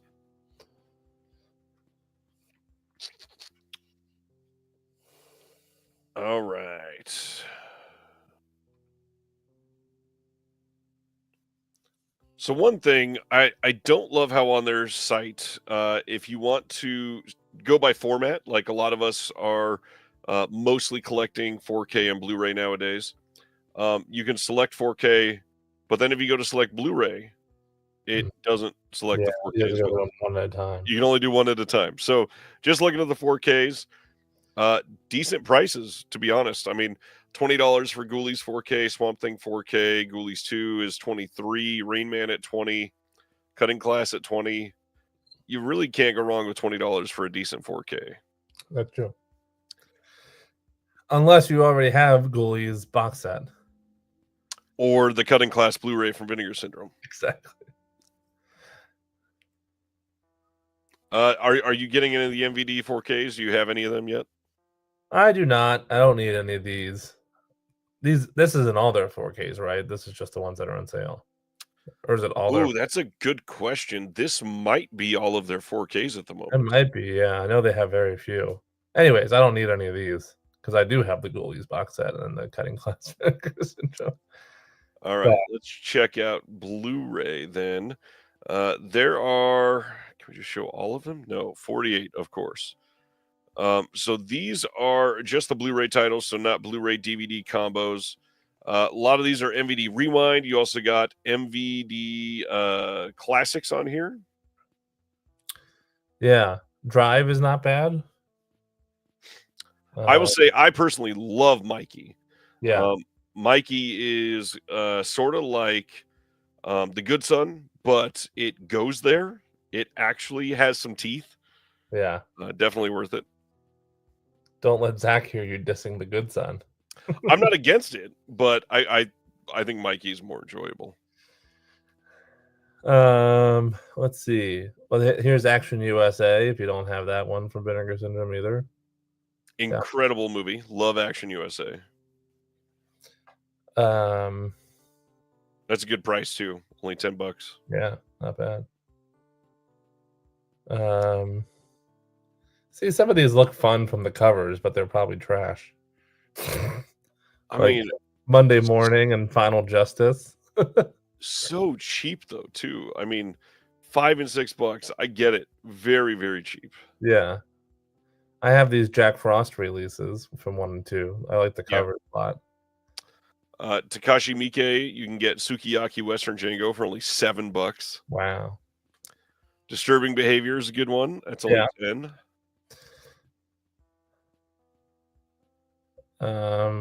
That 522.77 is something Star Wars related, isn't it? Documentary about I think so. Yeah. Yeah, a lot of these I just don't feel drawn to own. Like I don't need them. Well, I love The Illusionist, even though it's a cheap prestige knockoff. I still love it. Gun Crazies. Miami Blues is a great movie too. And Shortcut to Happiness is fun, honestly. This is a good row. I've not seen that one. On this row, Vampire's Kiss is actually pretty great. Yeah, and if you want to see Vin Diesel with hair, Find Me Guilty. Is that? I didn't even realize they put that out. That's the Sidney Lumet film. Yeah. And then they have a Uncle Jess title. Yeah. Canadian Bacon's a fun one. There's that Dahmer movie. Didn't Arrow just put that out? No. Who put out? Didn't somebody else just put that out or no? Not that I know of, no. You know what I was thinking of? Henry, Portrait of a Serial Killer. Yeah, that's very different movies. I had serial killers on the mind. As you do. I like Edmund, by the way. Bill Macy. Canadian Bacon's a fun one. John Toby Candy. Hooper, Mortuary. You can't overlook that. True. And then there's this row. And then there's this row. All right. Then you got Point right below that. Yep, The Point is pretty great. I'm kind of shocked that's $15 still, though. Yeah. Interest Passing, very underrated film in my book. Would recommend that one for $5. Ed Harris, Zooey Deschanel. What happened? Ooh, and Delirious. I forgot they put out Delirious. Highly recommend. Super underrated movie. It's from Tom DeCillo, who did another great film with Steve Buscemi that I can't remember off the top of my head. But $7. Yeah. Little sleeper hit right here.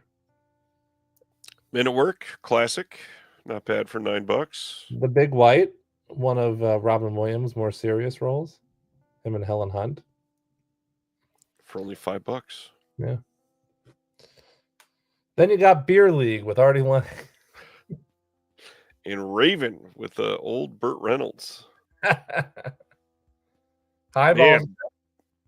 Aliens, Clowns, and Geeks already down to $5. Do you think that's any good? Have you seen it? I have not seen it. I like Forbidden Zone quite a lot. So yeah, me too. Highball is this Noah Baumbach film that just came out recently too, right? That's already down to $7 too. I think that this came out like a little over a year ago because I think we talked about it during last year's sale. Oh, really? I like that one. LA Wars also rather good. Little on the high side at 14. I think it'd be perfect at 10. You know what's funny? I just tried to scroll down as if I was scrolling through this instead of you. I don't know any of these besides LA Wars. Fabulous Baker Boys.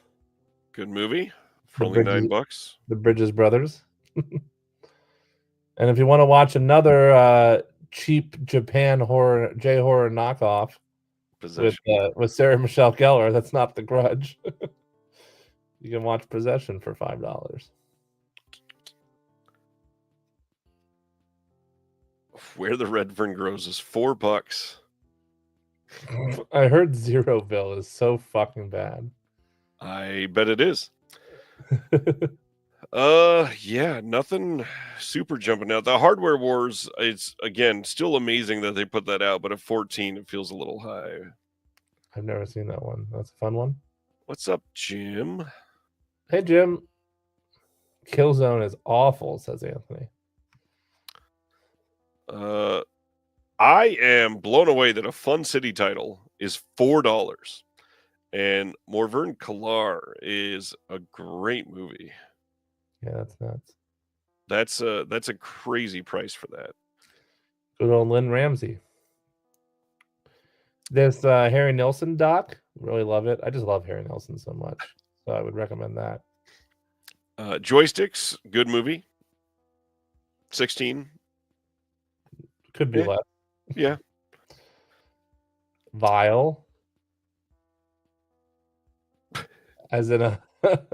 Any thoughts? I don't know. Vile. Anvil, the story of Anvil is really great. Definitely worth that. Here's the Ghoulies Blu-ray if you don't want to spend $2 extra on that 4K. Yep. Do not buy Hail Caesar. No matter what you do. This is the title. This is the title with the worst, like, I don't even know if it's AI restoration work or what. But it is the worst presentation on a Blu-ray I think I've ever seen. And I didn't think it was that bad. But I was getting screenshots from our friend Spaghetti. And then I went and looked at it myself and went, oh, it's even worse than the screenshots he was sending. Yikes. It is so bad. It looks quite awful. I can't even put into words. It is remarkable how bad it is. The Coen brothers have really gone downhill, huh? Cheap Thrills. I know that Jeremy loves that one. And so they're just putting out old Alamo Drafthouse titles. It looks like all of they them. do distribution for these because they re-release them. Okay, wow. I really love World of Kanako as well. Actually, all these. I mean, Rain Man is not an Alamo Drafthouse title, but it's a good movie. But Why Don't You Play in Hell is fun as well. And that is it for the Blu-rays for MVD. But I mean, you can see why a lot of people were very, very excited to see these prices that were crazy. I mean, pretty much all the ones we went through that we shouted out, I already own. But I would, if I was somebody watching this stream who didn't have a lot of these, a lot of the ones we gave a recommendation to, you could throw those in your cart, get free shipping, and come out with like a dozen movies for $75 or something. At least a dozen movies. I mean, some of them, like if you're picking up $4 to $6 movies, that's a lot. So Stibner wants us to check the Blu-ray DVD section. Oh, there's 10 of them. Got it. Oh, the combo Blu-ray. Oh, these are all MVD rewinds. Well, there's Dangerous Men, which is another. So is this like Dangerous Men? Is that the Alamo Drafthouse version of that release, or is this? It's literally the exact same release, yeah. But with an MVD. Just put out by MVD, yeah. Yeah, I see. That's a good one. Hi, Brian. I don't think I saw Dangerous Men. It's fun. Of these, I would say Boogie Boy. DOA is pretty good, and Savannah Smiles is honestly better than you think it would be, probably. I'm not a Jean-Claude Van Damme dude. So... Me neither. Yeah. Well, that does it for MVD. How is Return of Swamp Thing still $20? That is wild. Yeah, I mean, technically it's half off, but I mean, $40 for that is nuts. Right. Well, let's go to our friends at Oscilloscope. Yes, let's highlight them. Because despite their annoying cases that Celeste point out, they have some really good underrated stuff on there that and they often get overlooked, like you said. Let me find the right website first. There was another one that I forgot to highlight on MVD on the last page there called Wrong Reasons, which is a little indie film that Kevin Smith produced because a friend of his. Oh, that's right. It's not great, but it's worth it. I think it was only like $7 or something like that. It's a fun little indie flick. So there's another recommendation. All right, Oscilloscope. Jeremy, I think you've seen more of these than me, so feel free to pipe in on these. Well, I will, and I'll start with, in terms of the pre-orders here, we already highlighted Omar and Cedric. But sometimes I think About Dying is also one of my favorite films of the year. I think it was another really overlooked one. It was only in theaters for a little while, but it's really, really good. Daisy Ridley's in it, and it's my favorite performance of hers. So I would definitely, I mean, it's not on sale because it's a pre-order, but I would urge everyone to check out that movie.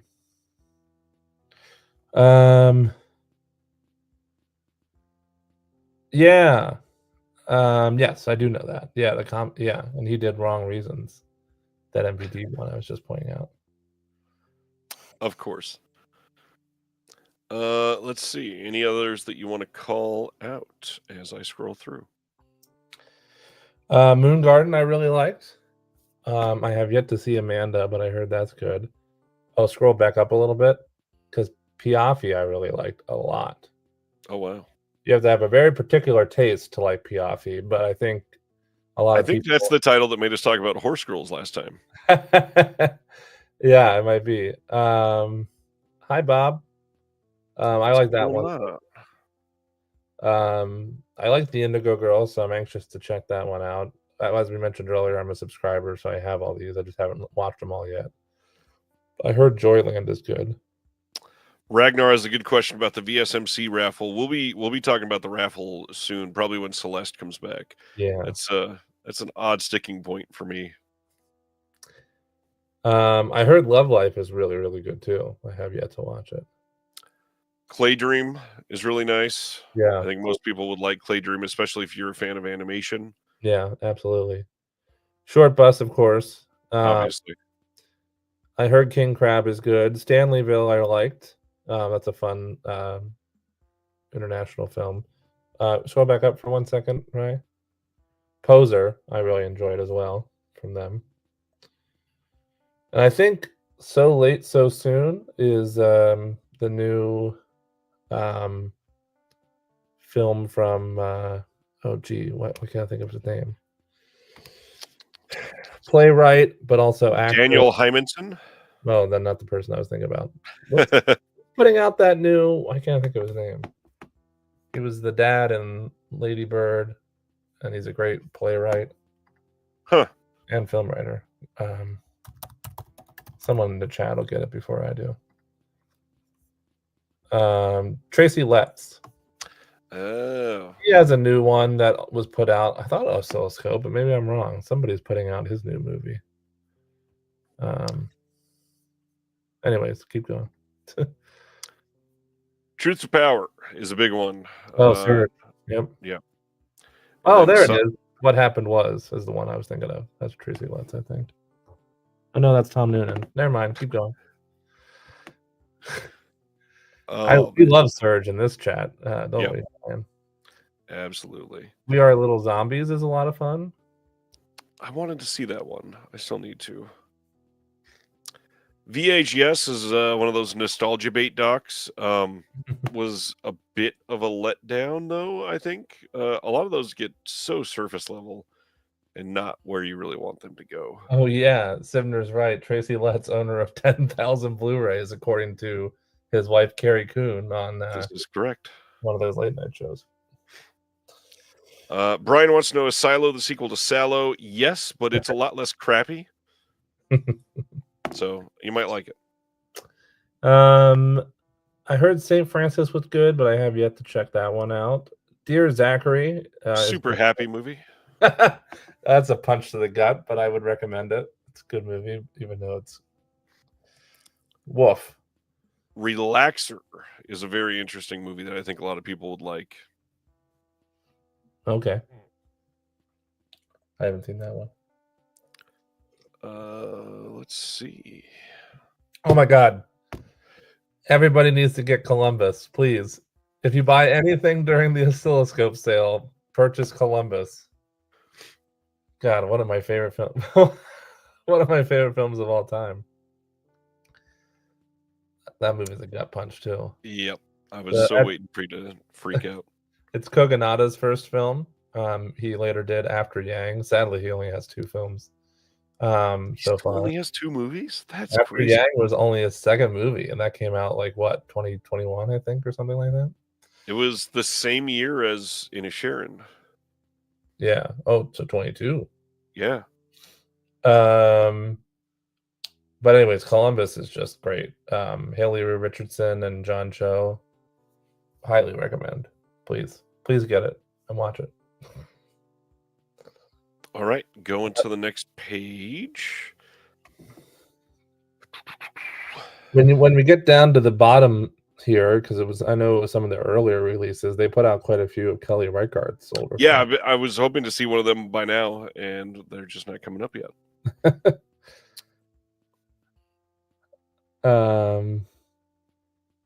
Yeah, I don't know a lot of these ones. Ketty, literally their most popular title that they've ever put out. Oh, yeah. The Love Witch is one that I think the director has had some, as Jeremy would call it, hubbub after this came out, but supposedly a great movie. I've still not been able to get to it. The Alchemist Cookbook is supposed to be good as well. Let's see. What else? Oh, there we go. River of Grass is one of Kelly's older films. Isn't hubbub a nice way of putting it? It is a nice way. Maybe too nice. Do we have to go into all the details? I don't know. I heard Art and Craft is good. I haven't seen it yet. 28 Hotel Rooms was just brought up in the chat. Oh. They only have it on DVD. Oh. That's a bummer. Meek's Cutoff. Great movie. Meek's Cutoff's great. Yeah, another early Kelly film. Bellflower I really like.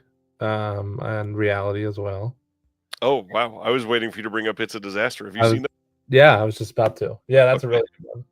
Good old David Cross. Yep, it's amazing. Actually, it's a great cast. There's a lot of other great people in that too. A lot of comedy character actors. Exit Through the Gift Shop, of course, is great.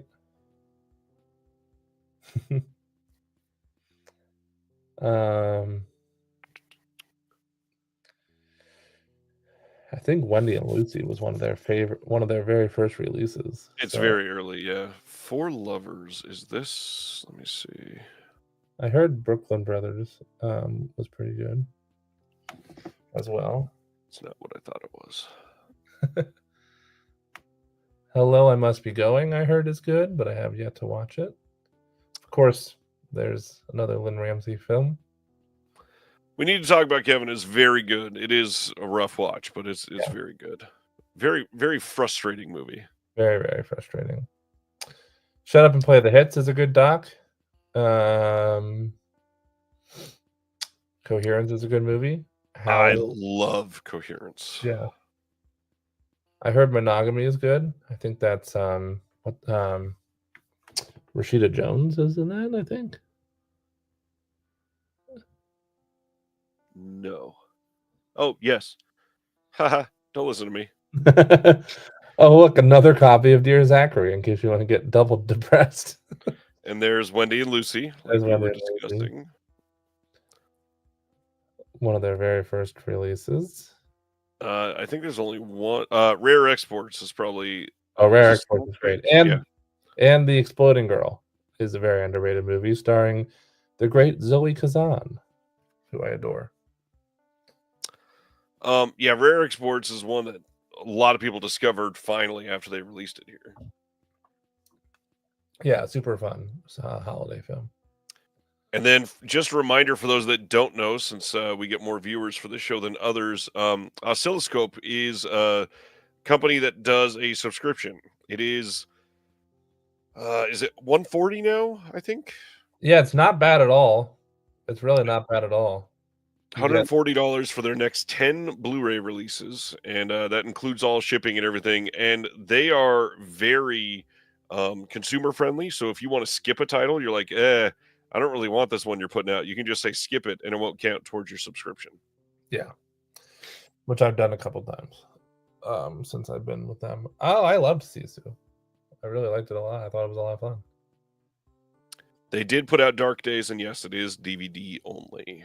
Oh man, they got to upgrade some of these DVD. I think Wendy and Lucy is DVD only too. No, I think that one's Blu-ray. Okay, I have the DVD of it. Let's see. We got look at that umbrella sale. Yeah, let's bring that one up. Those crazy bundles they threw together for us. For anybody who wants to spend an absorbent amount of money from Australia. But hey, if you spend $150, it's free shipping international.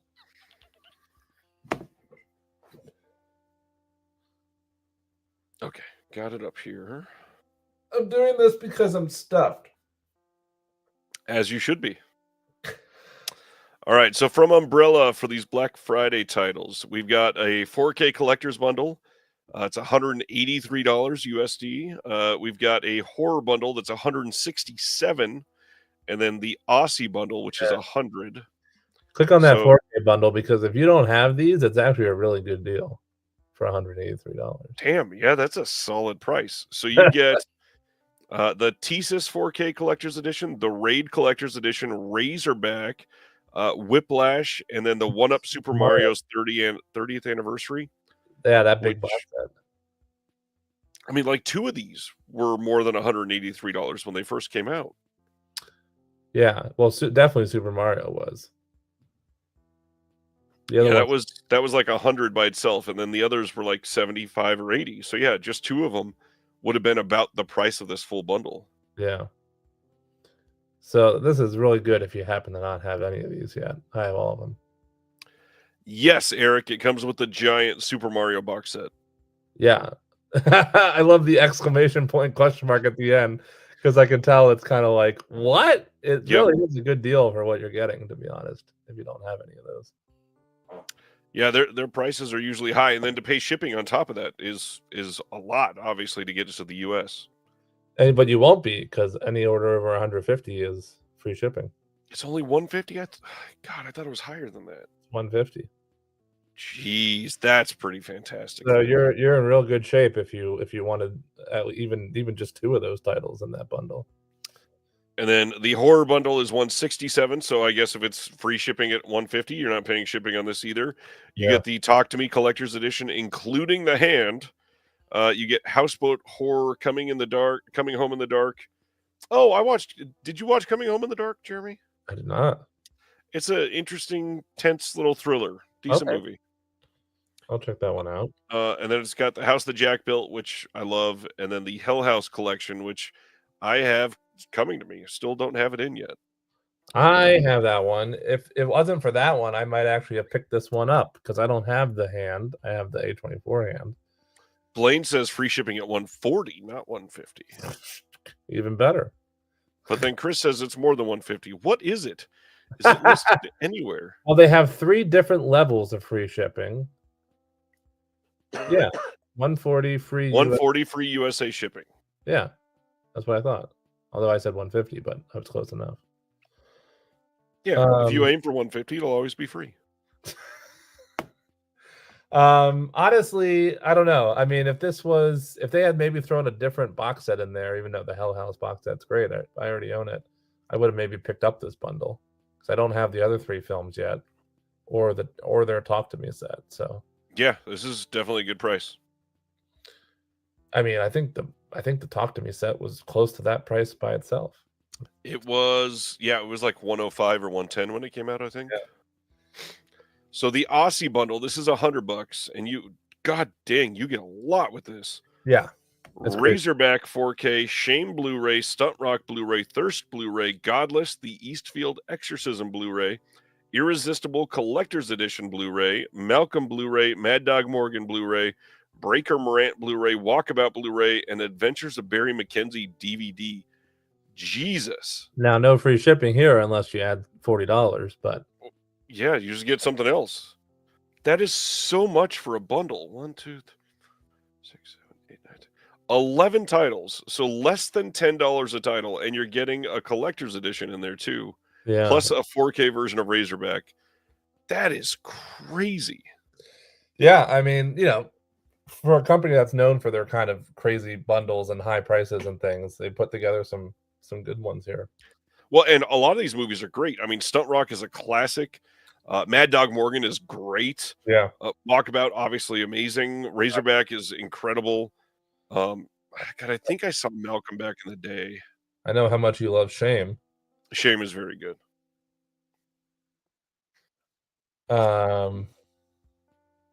Yeah, I mean, this is definitely for $100. Yeah, these are great. Absolutely great. And I think they're having a regular sale too. Some of these other things here. So Drive-In Delirium is $40 for the complete one. The FP collection, which I still don't have, is only $20. Jeez. Wow, pay 50%. That's nuts. God, the Razorback 4K by itself is $17. Hercules Returns is only $14. Red Rock West is down to $14 as well. Mad Monster Party, great title. The Tunnel's very good. Damn. 14. These are crazy low prices. Yeah, there's a lot of good ones in here. If you want Young Guns and Young Guns 2. Honestly, 2 great movies. I love them both. 2 for $14. Or you can get Young Guns by itself for $12.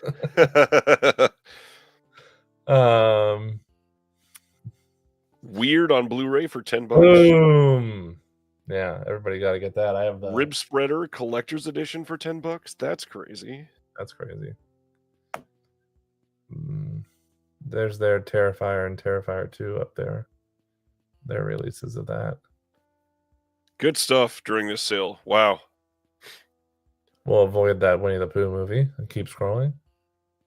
What a Death in Brunswick. I'm gonna head over because Terry just reminded me. Fun City is doing their sale, and it is now live. Good. So the pre-orders don't count. Yes. And then Party Girl is down to $10. Stranger's Kiss is $20.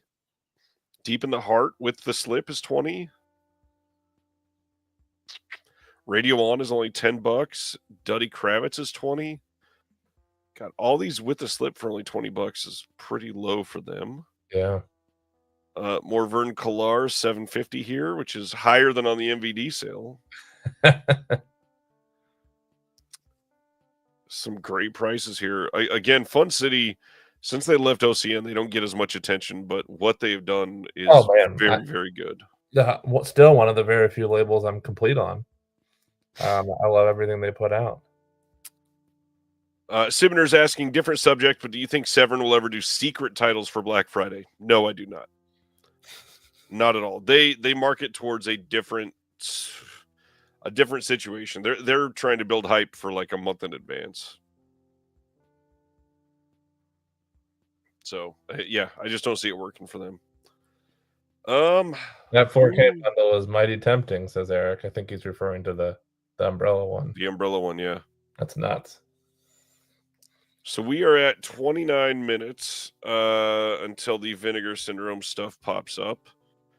When Celeste gets back, we'll go into some details on the year, what we're expecting, and how we feel about some of these titles. But you're a subscriber. How do you feel about 2024 for VS? Good. I mean, not too much of a different opinion than past years. I got to be completely honest. I love what they're doing at Vinegar Syndrome. I always love the partner labels more, which is something I say every year. Um, but being a subscriber is beneficial to that because you get a discount on all the partner labels when you purchase those. I do love a lot of what they put out this year through the actual, straight Vinegar Syndrome line themselves, especially the cinematograph line. I've really been loving what they're putting out. Yeah, we got another Forgotten Gialli box set this year, which was great. I love those. We got there was another one. There's another one that I was really excited about this year, and now I can't remember. That was straight, Vinegar Syndrome, not a partner label. Right. Anyways, I liked it. I remain, I guess what I'm trying to say is their line is about 50-50, I think, for me every year, roughly, maybe a little bit more in the pro side, 60-40. But the fact that I don't have to worry about it every month, and the fact that I get the discount on all the partner label releases, and I'm saving so much money on those, and the free shipping, and the add to my subscriber box, and all that kind of stuff makes it very much worth it to me to continue being a subscriber each year. So. Well, and I will say, not only do we have the sale to look forward to, I hope people are looking forward to this. Tomorrow, I have an interview going up with Oscar Bescher from Vinegar Syndrome, came back on the show. But maybe more importantly, Joe Rubin joined him. Joe is one of the owners of Vinegar Syndrome and doesn't do many interviews. And the interview is just over 2 hours. And we get answers to questions that I've had for quite some time. So I would say check it out. But hey, Celeste is back. We can talk about some of these titles. Hi. What have you thought of this year's Vinegar Syndrome slate? I haven't watched everything yet. I think I liked last year better, but I'm not sure about that because, again, I'm not fully caught up yet, and I haven't been going through all the extras and stuff yet. But there hasn't really been any real duds so far. So far, I didn't really like the Playgirls versus the Vampire, and I didn't really like Reptilicus, but they're fine. I don't hate them or anything. There's no Curse of the Screaming Dead or anything like that this year so far. At least, anyway. So I've been pleased with it so far. I'm enjoying it while it lasts because I don't know, I can't afford to do it next year, so it'll be. I gotta enjoy it while it lasts. Hey, when is Vinegar Syndrome gonna try and sell some of their discs by doing a live stream wearing a mask and carrying a shotgun? Dark Force. Yeah, I don't even know what to say there. Real quick, since we're on Vinegar Syndrome, I'd like to say, maybe we were going to touch on this later, Ryan, but of course their partner labels month starts on December 3rd. Yes. For this month, and I'd like to point out that it's already been confirmed that one of those partner label titles is going to be Hundreds of Beavers. One of the absolute best films of the year and of the last decade. Could not stress enough that everybody should be picking this one up. Support these guys. They're independent filmmakers out of Michigan. Their first film, Lake Michigan Monster, was put out by Arrow. But they really just do some crazy, and everything they do is just a small team, passion project type of thing. And Hundreds of Beavers happened to catch some steam and garnered a cult following this year, which I love because it really deserves it. So Hundreds of Beavers still top 5 for me this year. Love it. Yeah, phenomenal. Top 5 for me too. Okay, so running down through some of the FAQs, the Black Friday sale will start tonight at 12:01 a.m. Eastern, runs through Monday at midnight Eastern. What will be on sale? All VS sublabel, partner label titles with a release date prior to May. So anything before May of this year will be discounted for the duration of the sale. Now, that doesn't mean other stuff won't be discounted, because if something didn't sell well, they'll probably discount it just so they can get rid of it. Question. Well, first of all, hello, Jim. He said hello in the chat, and we were talking the other day. He's a cool guy. I really enjoyed his appearance on your show last week. Nice. I had a question. Oh, because I'm honestly at the point where I'm like, I don't even know if I would subscribe if I could afford it, because like, did anything sell out in the first half of the year that like would have necessitated having That the would have been in the subscription? subscription. No, Yeah. I don't think so. Yeah, I think you're right. I mean, some Like partner literally, you could have just waited and everything would still be in stock. You know? partner label titles did really fast that you would Uh-huh. have got a discount. But Right.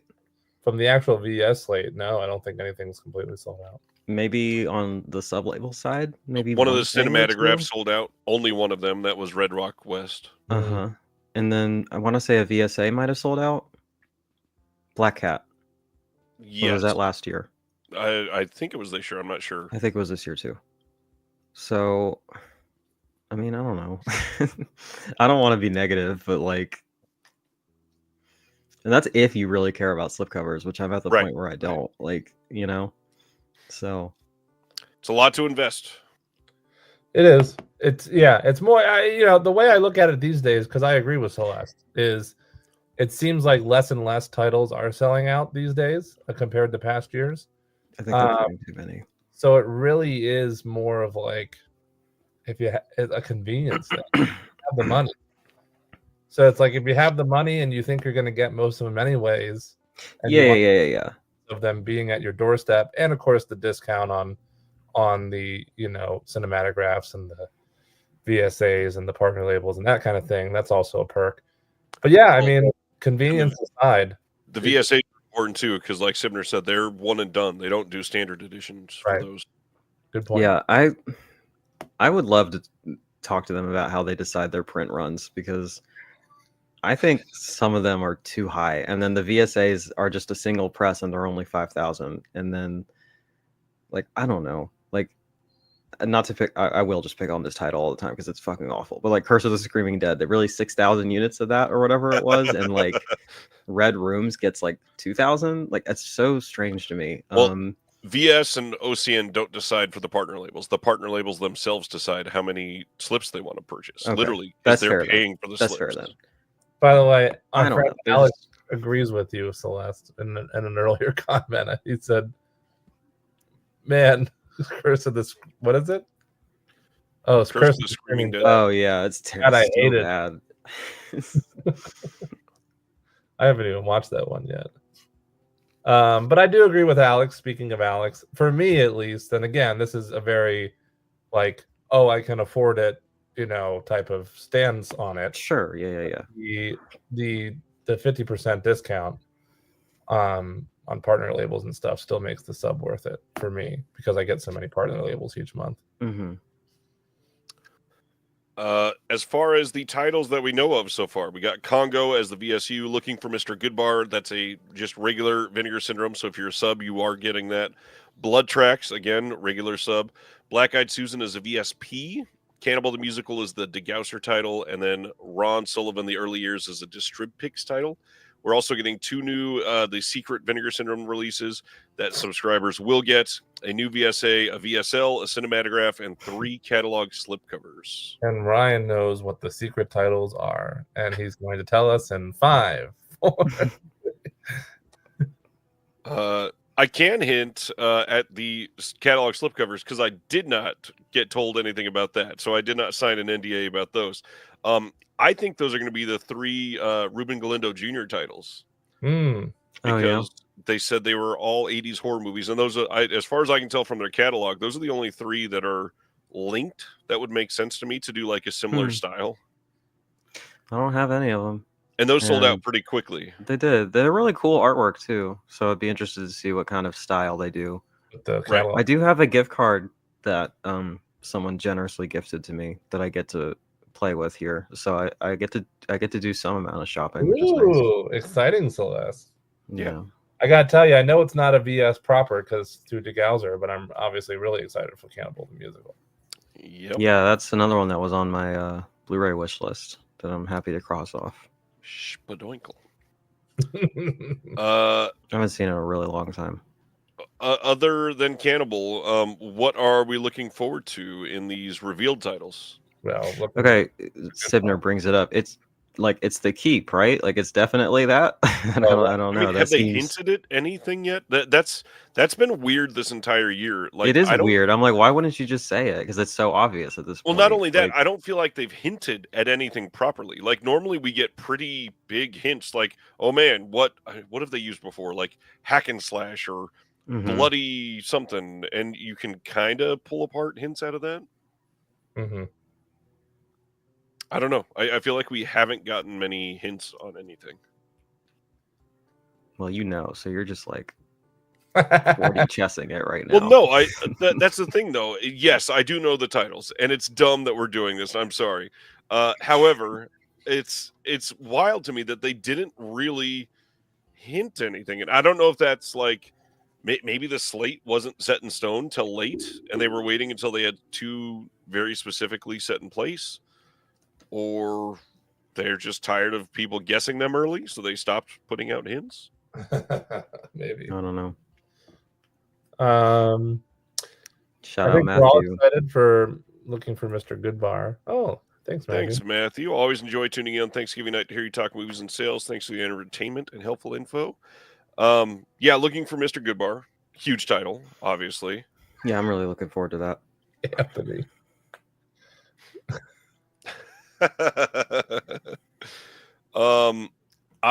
Somebody asked earlier in the chat if anybody has seen Blood Tracks, Celeste. That almost seems like one that you would have sought out before. Have you seen Blood Tracks? No, I'd never heard of it, but listening to Oscar talk about it on the Punk Vacation interview, I'm excited about it. It seems like my kind of thing.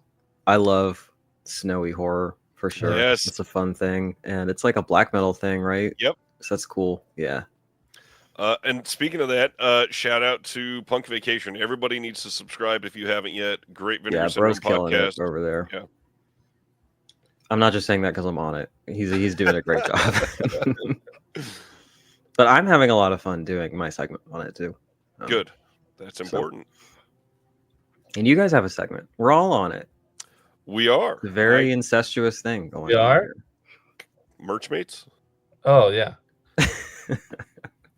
You have a regular segment. No, I knew that. We haven't done it since October, though, because there's nothing in November. Yeah, there was nothing November 1st. You know how quickly we came... Why it's like, quick, what should we call this? We ran through like three I came up options. with the title of mine on the fly, too, and then I ended up liking it, so I just I kept really it. like Merchmates. I'm happy we stuck with it. I think Merchmates is cute. Thank you. It's like a pirate thing, you know? Our Merchmates. Merchmates on the salted seas, you know what I'm saying? Now I wonder if this is like Shiver Me Syndrome or something like that. Oh, that's cute. So they did announce that there are some things going up for sale at different times. So we get all the new VS and VS sub-label and all that crap at midnight tonight. Yes. And then Saturday at 12:01 p.m. Eastern, Vinegar Syndrome press shirts, posters, and more. That's you. That's you guys. That is Get us. the mics ready. That's us. So Jeremy, we gotta delay that Merchmates recording we were talking Oh about. yeah, we were earlier. gonna do it right after this stream, Celeste. So And now we can't do it till Monday. Sunday, there's a plethora of new books, and then Monday, stickers, pins, patches, and other VS goodies.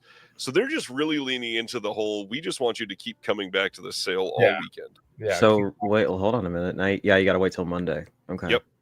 There's going to be all sorts of goodies. Monday morning. Yeah, that's fine. I work. Kevin, oh, that's hilarious. Kevin, you're funny. Yeah, Sibner. I hope it is the Wes Craven shit. That'd be sick. I don't know if it's accurate. I think I had heard that there was either rights or elements issues for that. Is it the Fireworks Woman? Is that the title? I think so. What's going on? That's what I'm going to be paying attention to because I'll definitely at least be getting them into review. Yeah. Want to hear a funny story about Marvin? We saw Marvin at the Severin. Oh yeah, that's right. Thing, and we were chatting with me and Alex and Joe, who's in the Discord, but not in this chat. Where are you, Joe? And we were talking with Marvin, great guy, and Then we saw him like literally a week later at the advanced screening of something at the Arrow Beyond Fest advanced screening, and he was on crutches. He had a little spill, a little tumble. We're like, what happened? We just saw you a week ago, Marvin. Erica has a one sheet for Fireworks Woman. That's awesome. Yeah, that's sick. Yes, Chris, you were able to order Looking for Mr. Goodbar already because that was revealed on November 1st. Yeah. Same, everything but the secret titles. Matthew, I joked about this as well. The Severed Arm took so long to sell out. I wanted them to do a catalog slip immediately. That would be that would be good. It'd be so funny. Ragnar is correct. Remember, if you did a pre-order back in September, you just have to add to your, not September, because they did it in November this year. You just have to add your existing order. Don't pay for shipping again. That is correct. I have a random question. Shoot. So some of the VSAs have popped up in the going out of print section. That's confusing to me because I thought they were all presumably going out of print because they don't do standards. They are, for it. yeah. Unless they're like timed as well. I guess you could have that in the because contract. I guess the verbiage is that they probably won't ever do a standard, and I guess for those it's like we literally don't have the license anymore, so get it while you can. I don't know. Well, and funny enough, we talk about that in the interview going up tomorrow. Oh, nice. So therefore, good question for us. This is one I want to hear everybody's opinion on. Up on the screen right now. What are the Lost Treasures sweepstakes? During each day of the Black Friday sale, members will have the opportunity to redeem their VSMC points for entries into the sweepstakes. Oh my gosh. One lucky winner will be selected for each day and will be announced on the following day around 12 p.m. Eastern. Winners will receive a very special package containing a plethora of lost treasures. Entries will be gathered based on the day the sweepstakes entry was submitted. So if you submit 5 entries on Friday, 3 on Saturday, 5 will go towards Friday, 3 towards Saturday. More entries submitted each day is better odds to be selected for that day. Points per entry is to be determined. So all of those points that you've earned spending your money on the site, now you can give them back in the hopes to maybe win a sweepstakes. There's something about using the hard-earned verbiage there that feels inappropriate. Because usually when you say that, you're like talking about like getting something, not getting the opportunity to maybe get something. Right. I'll stick to discounts on my. I'd rather just have money. Yeah.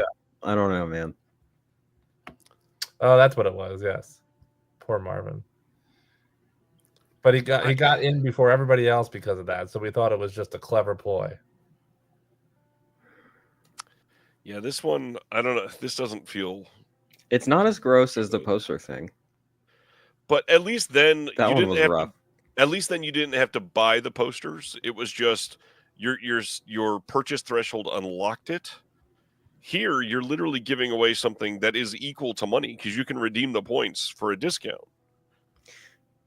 Well, but the poster, you had to spend like $750 it's a to get shit the ton, opportunity to buy the post. Like, you didn't even get it? I was like, no, bro, you did get it. on. If you spent that much, you did get it. I thought you had to buy it still. They worded it as if you had to, but you just earned it. Yes. Hello, Craig. Okay. Good to see you. Bye, Craig. And yes, I agree with Sibner. This is the right way to do it, to increase sales and not be gross about it. Every point that you earn during the sale gets you an entry. That's exactly how you should have done it. That would have been better. Yeah. And somebody that's going to be crazy tonight, because there are some people, we'll see somebody on Reddit in 3.5 weeks when they get their package. It says, here's my modest haul, and it's like 48 titles. They would have had all the entries ever, and they probably would have won something. Yeah. Let's see. Great opportunity to put all subs in this contest for free. The lack of sub bonuses is pretty bleh. Funny enough, we talk about that in the interview tomorrow as well. So give that a listen. I'll be right back. I'm going to get a refill of water and some other things since we are getting close. Well, Jeremy lazing around. Showing up. You got 10 minutes. Hey, what you do in the bathroom is your business. That's Wave is bringing up the notifications about stuff selling out or come back, your card is waiting. I hate that stuff. What's It's even annoying. worse is when it sells out and you had it in your cart, and then like 3 days later you get a, hey, we noticed this is in your cart. Would you like to come purchase it? It's like, fuck yeah, I'd love to, but you sold all of them.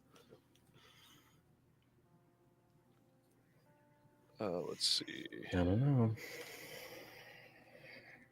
Anything else on here that we need to talk about? If you already pre-ordered them, like we said, you made the right choice. You will automatically have the free add to my existing order. Make no mistake on the purchases. If you've already pre-ordered something, don't forget that you did, and you may want to pre-order something and go purchase it again. So don't do that. I'm not in a position to be forgetting about things that I've purchased. I'll just tell you that. I wish. I know some people every year that get the everything package and then go buy the VSU because they forgot they did it. Yeah. I thought that was funny. Oh, Chris. If only. Save me, Jeremy. Yes, you can add It's the me. partner only month in December if you do, as long as your sale order is not shipped yet. So VS subs, you're getting Looking for Mr. Goodbar and Blood Tracks and the 2 secret titles, but that is it. If you want Congo, Cannibal the Musical, the VSA, VSL, Cinematograph, you'll have to purchase those separately. Hi, Sam. Nice to see you. We know Glad most you're of you here. can't wait to sign up for our 2025 subscription. Yeah. Looking wonder. for Mr. Goodbar is nowhere near selling out yet.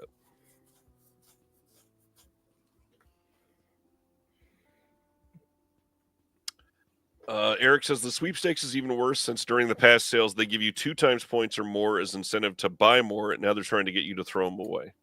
Yeah. That's true. I don't know.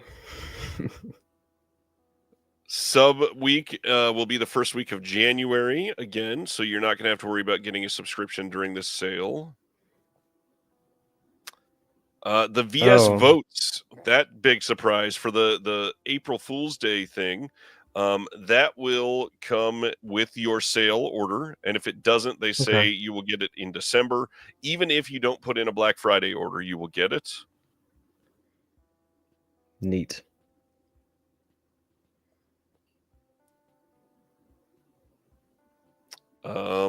Yeah. Hi, Sam.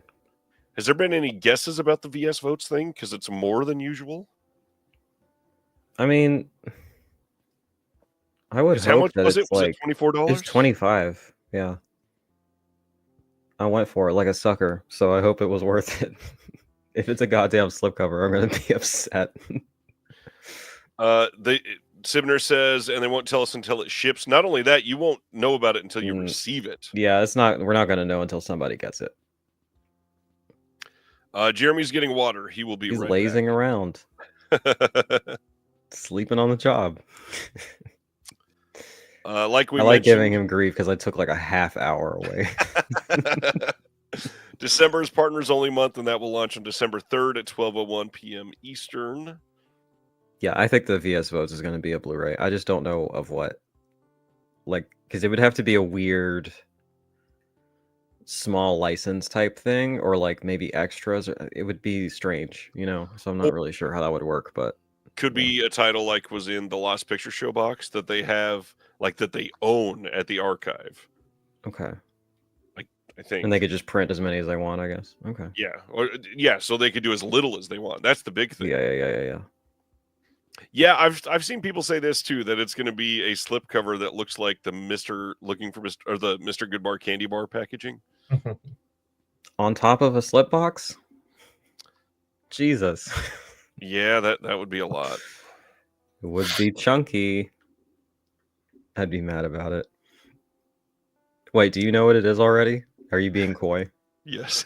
I'm sorry. Okay. It's okay. You're doing a good job because it didn't occur to me. I I couldn't do it. I'd be like, oh, I don't know. Normally, I don't have this thing because I didn't do an interview 2 months before the sale, but here it is. Yeah. Well, we're down to 3 minutos or 4 minutos. 5 minutos. 5 minutos. 5. You need to learn how to do math minutos. All right, I'm out of here. Don't forget it's 12:01, not just 12. Yeah, I forgot about that. Plus, I had 5 plates. 5 plates. And they're all Jesus. just kicking in at the buffet. Okay. I did not know last year, Sibner. That's enough.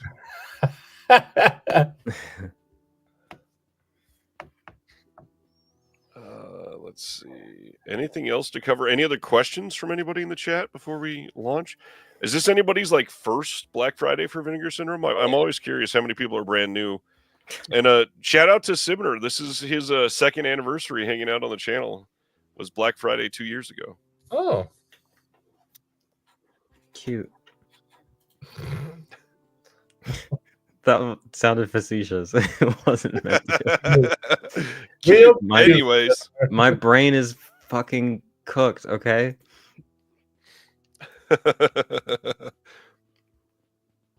What's up, Adam? Hey, I Adam. you're very cute. Yeah. What's up, Drew? The view with Drew. Oh, Cine What's Journey. going This is on? their first Black Friday. Oh, nice, Aaron. Hell yeah. This would be my what? I don't know. Third? Second? Well, this is the Third. third. It's gotta be It's got to be right? at least third, yeah. It's gotta be third, yeah. Hit that Just- button, says Barry. Looking for Mr. Goodbar has my favorite description: ominous, dark, sensual. Teresa favors rough sex with random suitors. I'm not sure. I don't even hear the background music. Is that just my end? It's very, very faint in the It's background. usually very quiet, but I can't hear it at all. I just didn't know if it was not going to be in the studio, so to speak. I mean, I hear it. I don't know if it's not there for everybody. Okay. Don't hear it either. Oh, now Anthony wants to know how our pets are since we're only a I do. Yeah, I minute and a half saw away. that. And Tell you what, I took my cats in to get regular checkups and vaccines. I want you to guess how much that costs. $185. Oh, I wish. That's what I was thinking it was going to be. It was $575 Jeez. God, of money that I damn. do not have that went straight on the fucking credit card. So, Jesus. hell yeah. Good Lord. But they're fine. It's just routine stuff. So that's good. Danny says Anthony, you 4 were close. p.m. in Australia. That's like the perfect way to attack these sales. Cyclops kitty, cute. I hear Cat Stevens meowing from the living room, but she's not here for me to check on. Anthony. So with less than a minute left, I will say, and you'll hear it in the interview tomorrow, there's a chance I don't know one of these titles. Oh, And I'm very curious to see what actually happens here. I guess I should bring mine up too in case I want to buy anything. What do you mean in case? You act like you're not going to be purchasing anything. I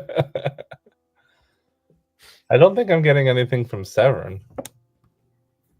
Which kind of surprising, I gotta be honest. Well, what if they do one of their crazy sales like they just had in June where stuff is like $7? Yeah, then probably. And if that's the case, I'll just throw antiviral on there. Yeah, you may as well at that point. We're getting close. 3, 2, Here we go. 1. We are live There it is. with The Keep and Silver and Women on the Run, Neither the Sea Nor the Sand, Who Killed Teddy Bear. So everybody was right about the keep. Oh, look at that. And it is the Ruben Galindo Jr. titles with the alt slips. Nice. They look very similar. It's the same artist. Yeah. Oh, yeah, kind of. That's fun. Ooh, the backs of them are pretty striking. All right, let's break some of these down. The keep is fucking happening. Booyah. So let's see. This is one of the secret releases, so all subs will get this. This is limited to 12,000 copies. Did you see Journeys? You No. could have just told us 5 minutes ago. Okay, so why would they not just have this be the one that they announced, and then Good Bar could be the secret title since it was leaked and like everybody knew? You know what I mean? I think you should listen to the interview. Okay. Okay. Really plugging that interview. All right. I'm sorry. It's pretty decent. So the keep is gonna have, let's see what we got here. 4K presented in Dolby Vision HDR, newly scanned and restored in 4K from the OCN. Commentary with Matthew Asprey Gear, interview with the producer Gene Kirkwood, interview with the Keep author F. Paul Wilson, interview with Peter Curran, the visual effects producer, interview with Nick Maley, the makeup effects designer, and interview with the co-composer, interview with Michael Carter. We got a trailer up for it now. Well, I'll tell you what. I'm glad I waited to watch this because I watched about 20 minutes of it on the Criterion channel and I literally couldn't tell what was happening. It was in such bad quality. It does not look good, yeah. And then I got the bootleg Blu-ray of it and I just never got around to it. So, you know what? That's up for grabs if anybody wants it. But also, now I can finally just see it and it'll look presumably pretty good. Hopefully much better. Silver. Maybe I'll compare. I'll keep it around to compare at least, and then if somebody wants it, you know. This is from 1993 with Sharon Stone, Billy Baldwin, Tom Berenger, Colleen Camp, Martin Landau, Cheech Pounder as well. Directed by Philip Noyce again. Noyce. Limited to 8,000. And let's see. Got an interview with the director. Interview with Colleen Camp.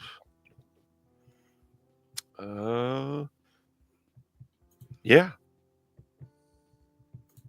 This also comes in one of their hard boxes with the slipcase on the inside. Good art on this one. Is it bad that I've not heard of this? Sliver? Is this like an erotic thriller type thing? Oh, I said silver. Excuse me. I meant sliver. I'm sorry. Yes, I believe it is sort of. Yes, one of the essential erotic thrillers of the early 90s. Okay. The movie that is best known for being not Basic Instinct. Well, I didn't really care for Basic Instinct, so maybe this was in full force will do better for me. Ryan. Oh, never mind. I know the. Never mind. I was about to ask something that I know the answer to. Kevin says Celeste Sliver is fun trash. Definitely check it out. The price is way too much, though. Thankfully, Celeste will be getting it in the subscription. Yeah, it's on the way. Boom. It's a chunky slipcase. How much is this? Although I like this slipcover. It's cute. $45. Hey, slipcases on top of slipcovers ain't free, you know? Right before the sale went live, our pal Stan Geezy said, "Will not be getting anything." And now he just posted, "So tempted by the keep." I think you should probably get the keep. I mean, yeah, it's kind of a big deal. Probably should. Despite the lack of fanfare that was accompanied by it having the wind taken out of their sails. But Michael Mann is kind of a goated boy. And, you know, this has like been impossible to see in good quality. So it's a really cool thing. The whole artist leak thing really sucks. Yeah, it's a bummer. This would have been a pretty big deal. Yeah.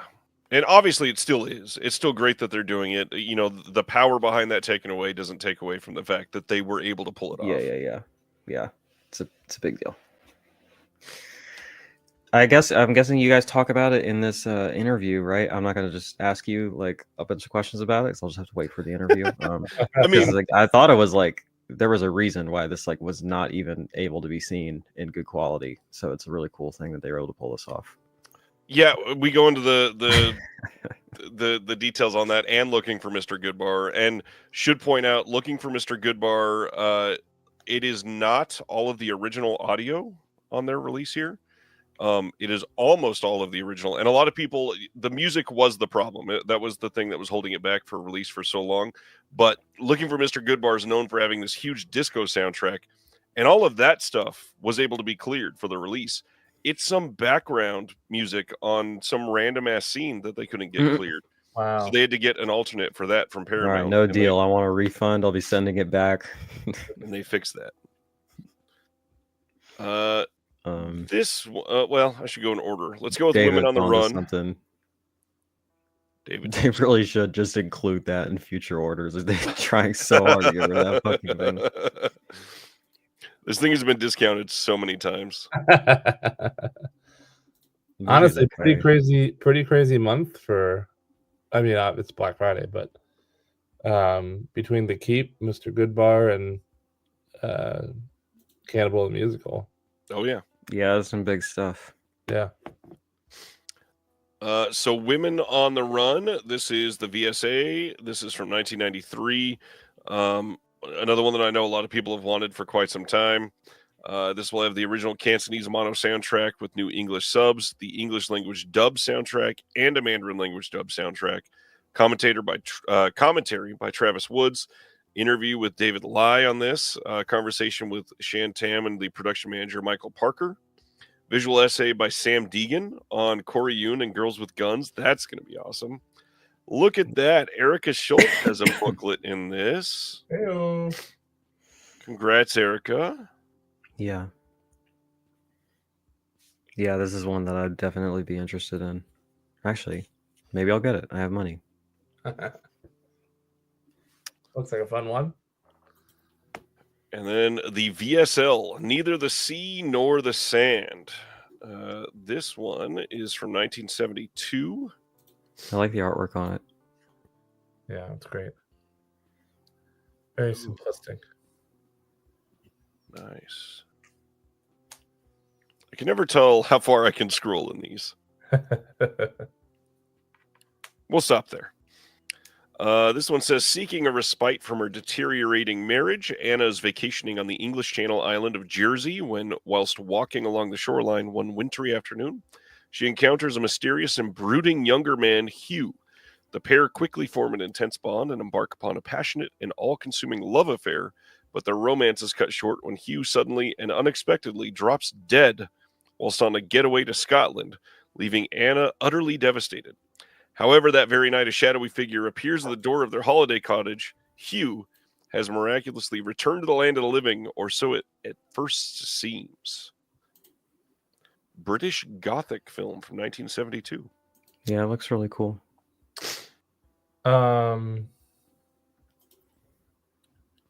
I would like to second Ronnie in the chat, who gives a little shout out to Hearts Beat Loud being on sale for only $13.99.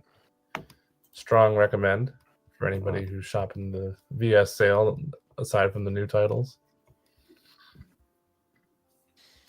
So this new one's got a bunch of interviews and then a commentary with Jonathan Rigby and Kevin Lyons, who does a lot of these British prestige films.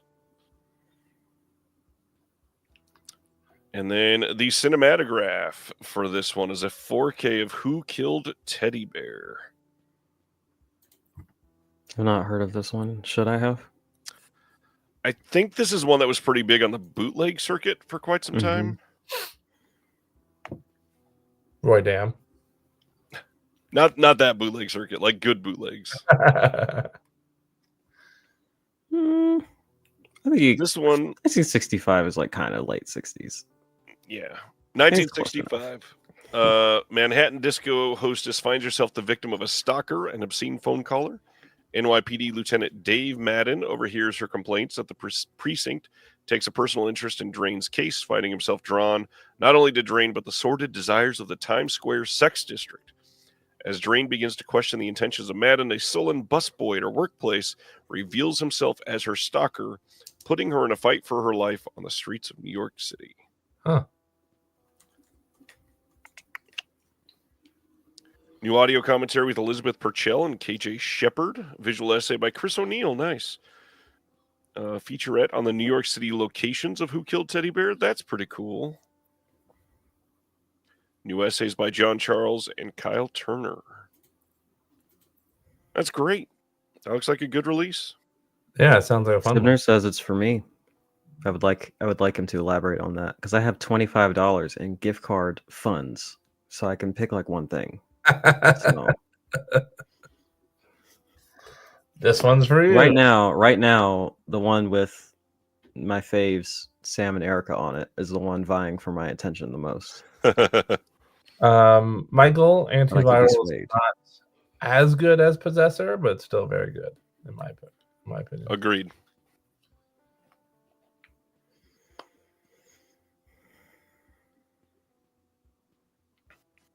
Stan, these will all ship starting like a week from now.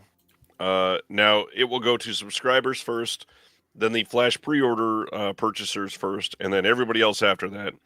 But you should receive them before the end of December, for sure. So, just a slight heads up as we're going through these.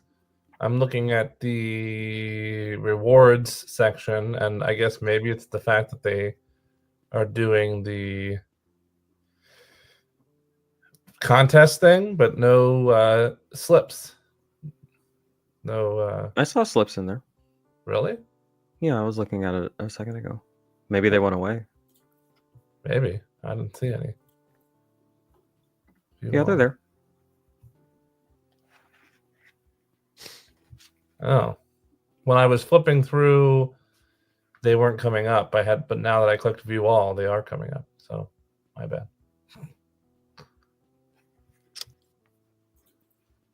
They got a couple good ones in there. Shot and There's a catnip toy, which is really cute. Looks like the entries are $2 a piece, or at least it's equivalent in points, which I guess is reasonable.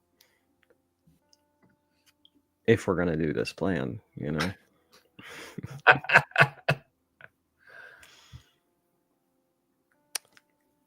Am I an idiot? Oh, I don't. Oh, there it is. 200 points is one entry. Got it. Yeah. Oh, the fun cities are $8. Wow. So says our friend Kevin. Some of the better catalog slips are in here in the VSMC side. Yeah. Like Christmas Evil, that slip is great. Yeah, it's a fun one. The shot one is nice too. Actually, I might get that one. I forgot. I don't know if I have that the OG slip or not.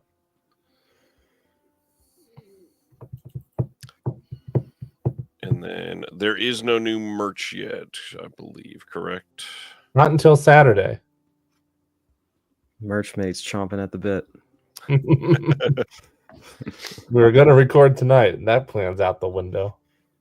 You could still record just for fun because you like each other. Over on Melusine, they've got that Ron Sullivan, the early years from Distrib Picks, but they also have Quality X, The Passions of Carol. Okay. That one is from 1975 from Sean Costello, starring Jamie Gillis and Kim Pope. It's a 4K scan from the original 16mm negative. I like the slip on this. I like the back artwork. It looks spooky. Yeah, it does. Why is it spooky? This is fun.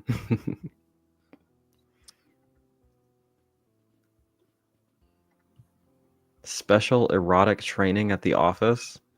I love how her name is Carol That sounds- Scrooge. Yeah, that sounds like it could be a problematic power imbalance. So wait, We'll probably this is... spend some time moralizing about this.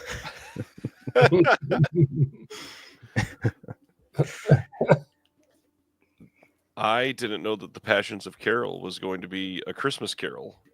Yeah, it's this and the Muppet Christmas Carol would be such a delightful double feature. I'll play You that know for the what I'm family saying? tomorrow. Yeah. Gather around, kids. Oh boy. Well, The I'm other getting this. Melusine is Alexandra.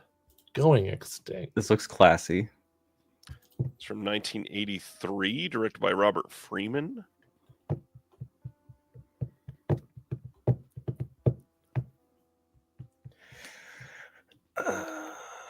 Yeah, Alexander looks like a very classy one. Yeah. Lusty secrets, illicit affairs, and more. And Ooh. through all of the pictures for Alexandra, there's only nipples bare in one of the pictures. So that's way classier than normal. We have to wait All right. 11 hours for the 2 DeGauser video VHSs. I bet you one of them's cannibal. I think I already did that, right? That was already visible, and it's a guarantee. Anything that comes out on the DeGauser line gets a VHS, the light up release. Oh, okay. In fact, is it not here? Did they take it down, or did it sell out? Oh, I don't see it. Oh, damn. But if you go to under the Black Friday thing, huh?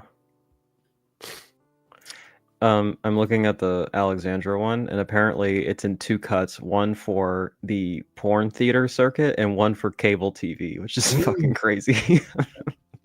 Wow. And both cuts are on there, and they have like 50 minutes of original material each.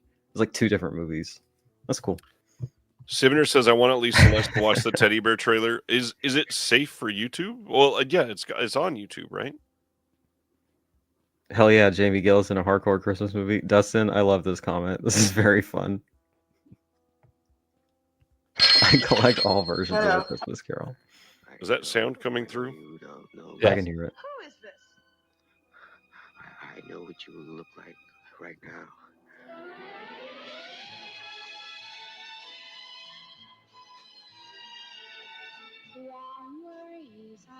Don't you dare touch me.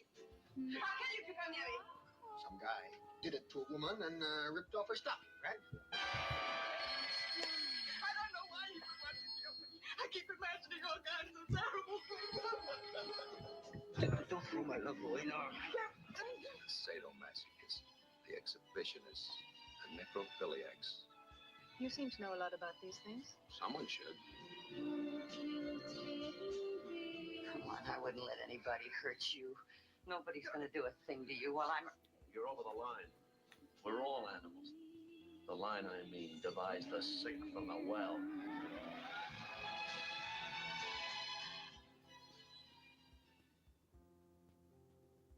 It's so dramatic. Yeah, it looks fun to me. Didn't Sam Deegan say at some point that saucy fucking telephone movies is like one of her favorite like micro genres or whatever? Am I getting that confused with somebody? I'll have to ask her about that.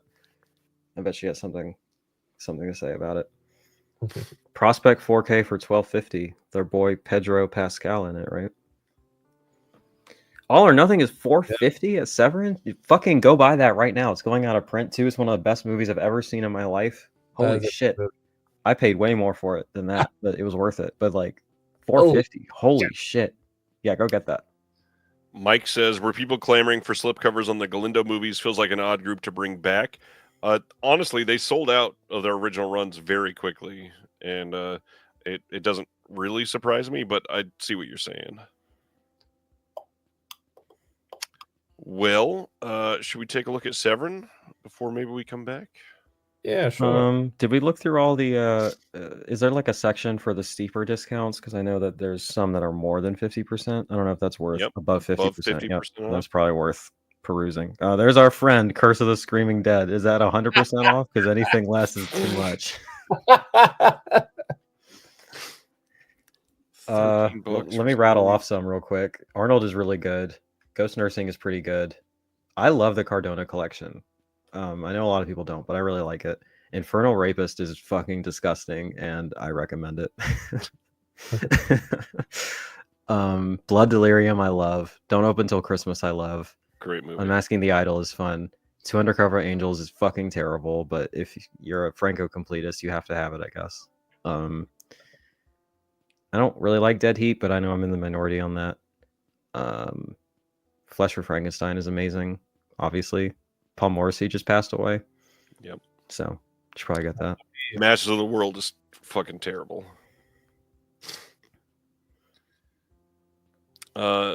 Trauma, underrated. I think a lot of people said a lot of bad stuff about it, but it's better than its reputation.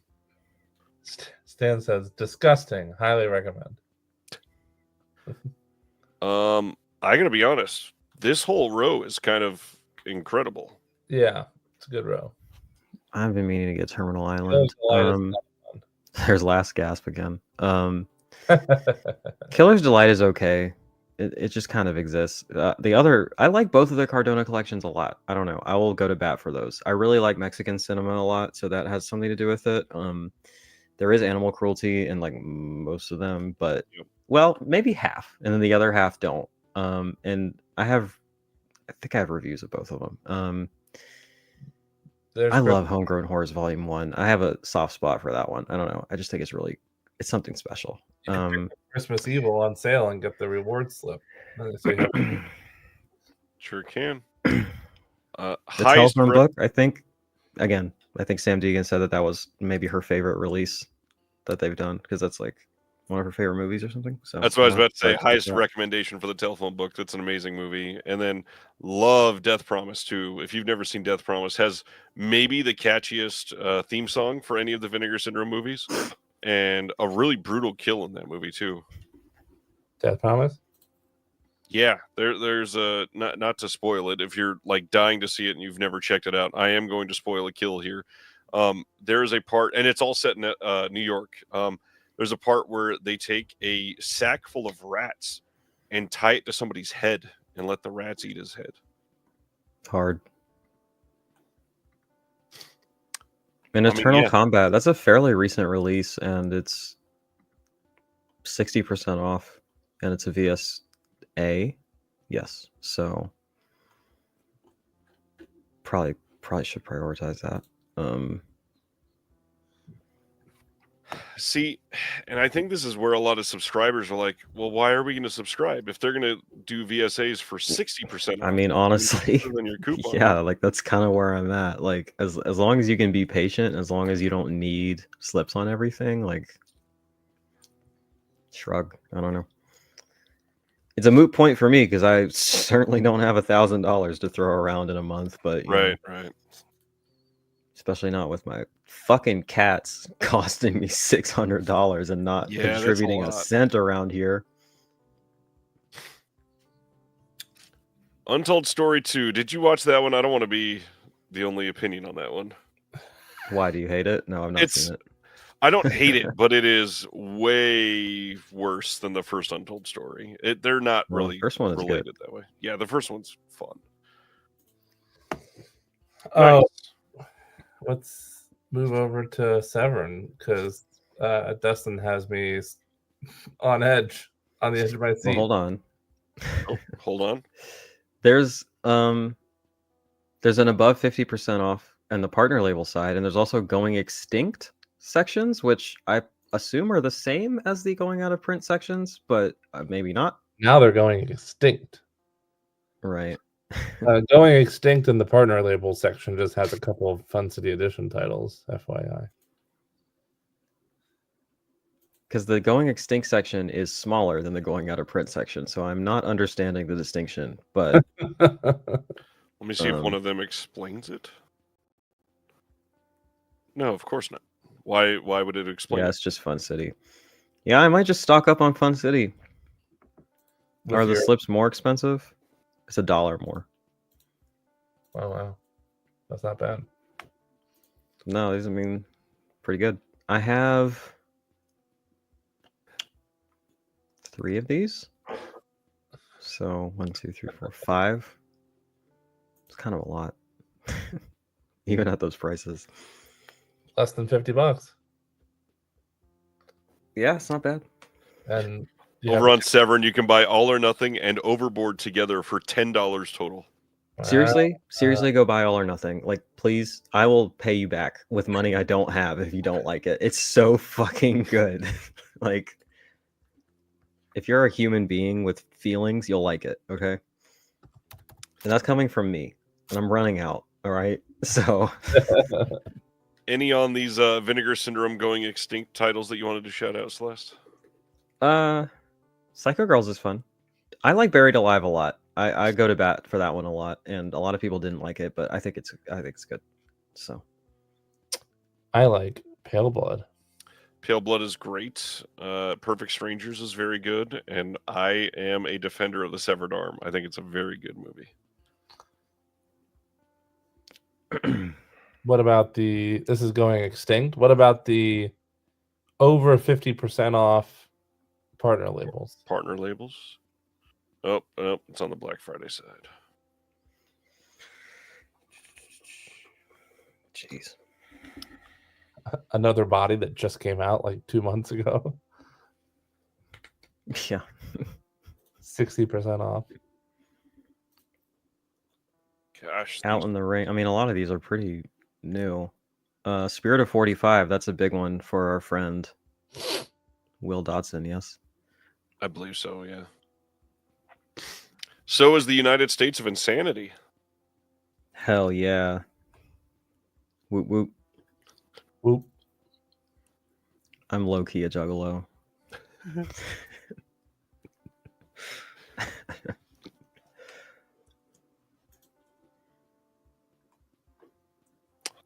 All of the art label titles are 60% off.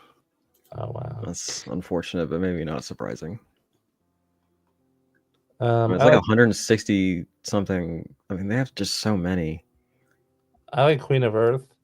That's the first one I'll shout out. That slip artwork is so good.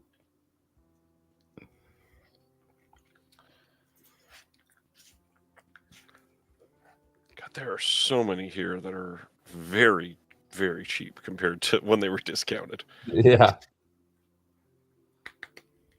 The thing is, this is not even the steepest discount some of these titles have been on. Right. Like, Don't Fall in Love with Yours. I'm pretty sure that shit was like $8.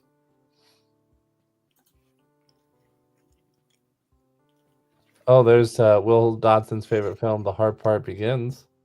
Only $13.99. He did like it quite a bit. It's got great artwork. Once Upon a Time in Uganda is only $10. Nice. And then the was Hollywood gifted that release one. is $13.99. I was also gifted that one. There's a good old Riff. Adam Rifkin, $15.99. The Civil Dead is fun. I like that one a lot. I like Civil Dead a lot, yeah. American Rap Star is interesting.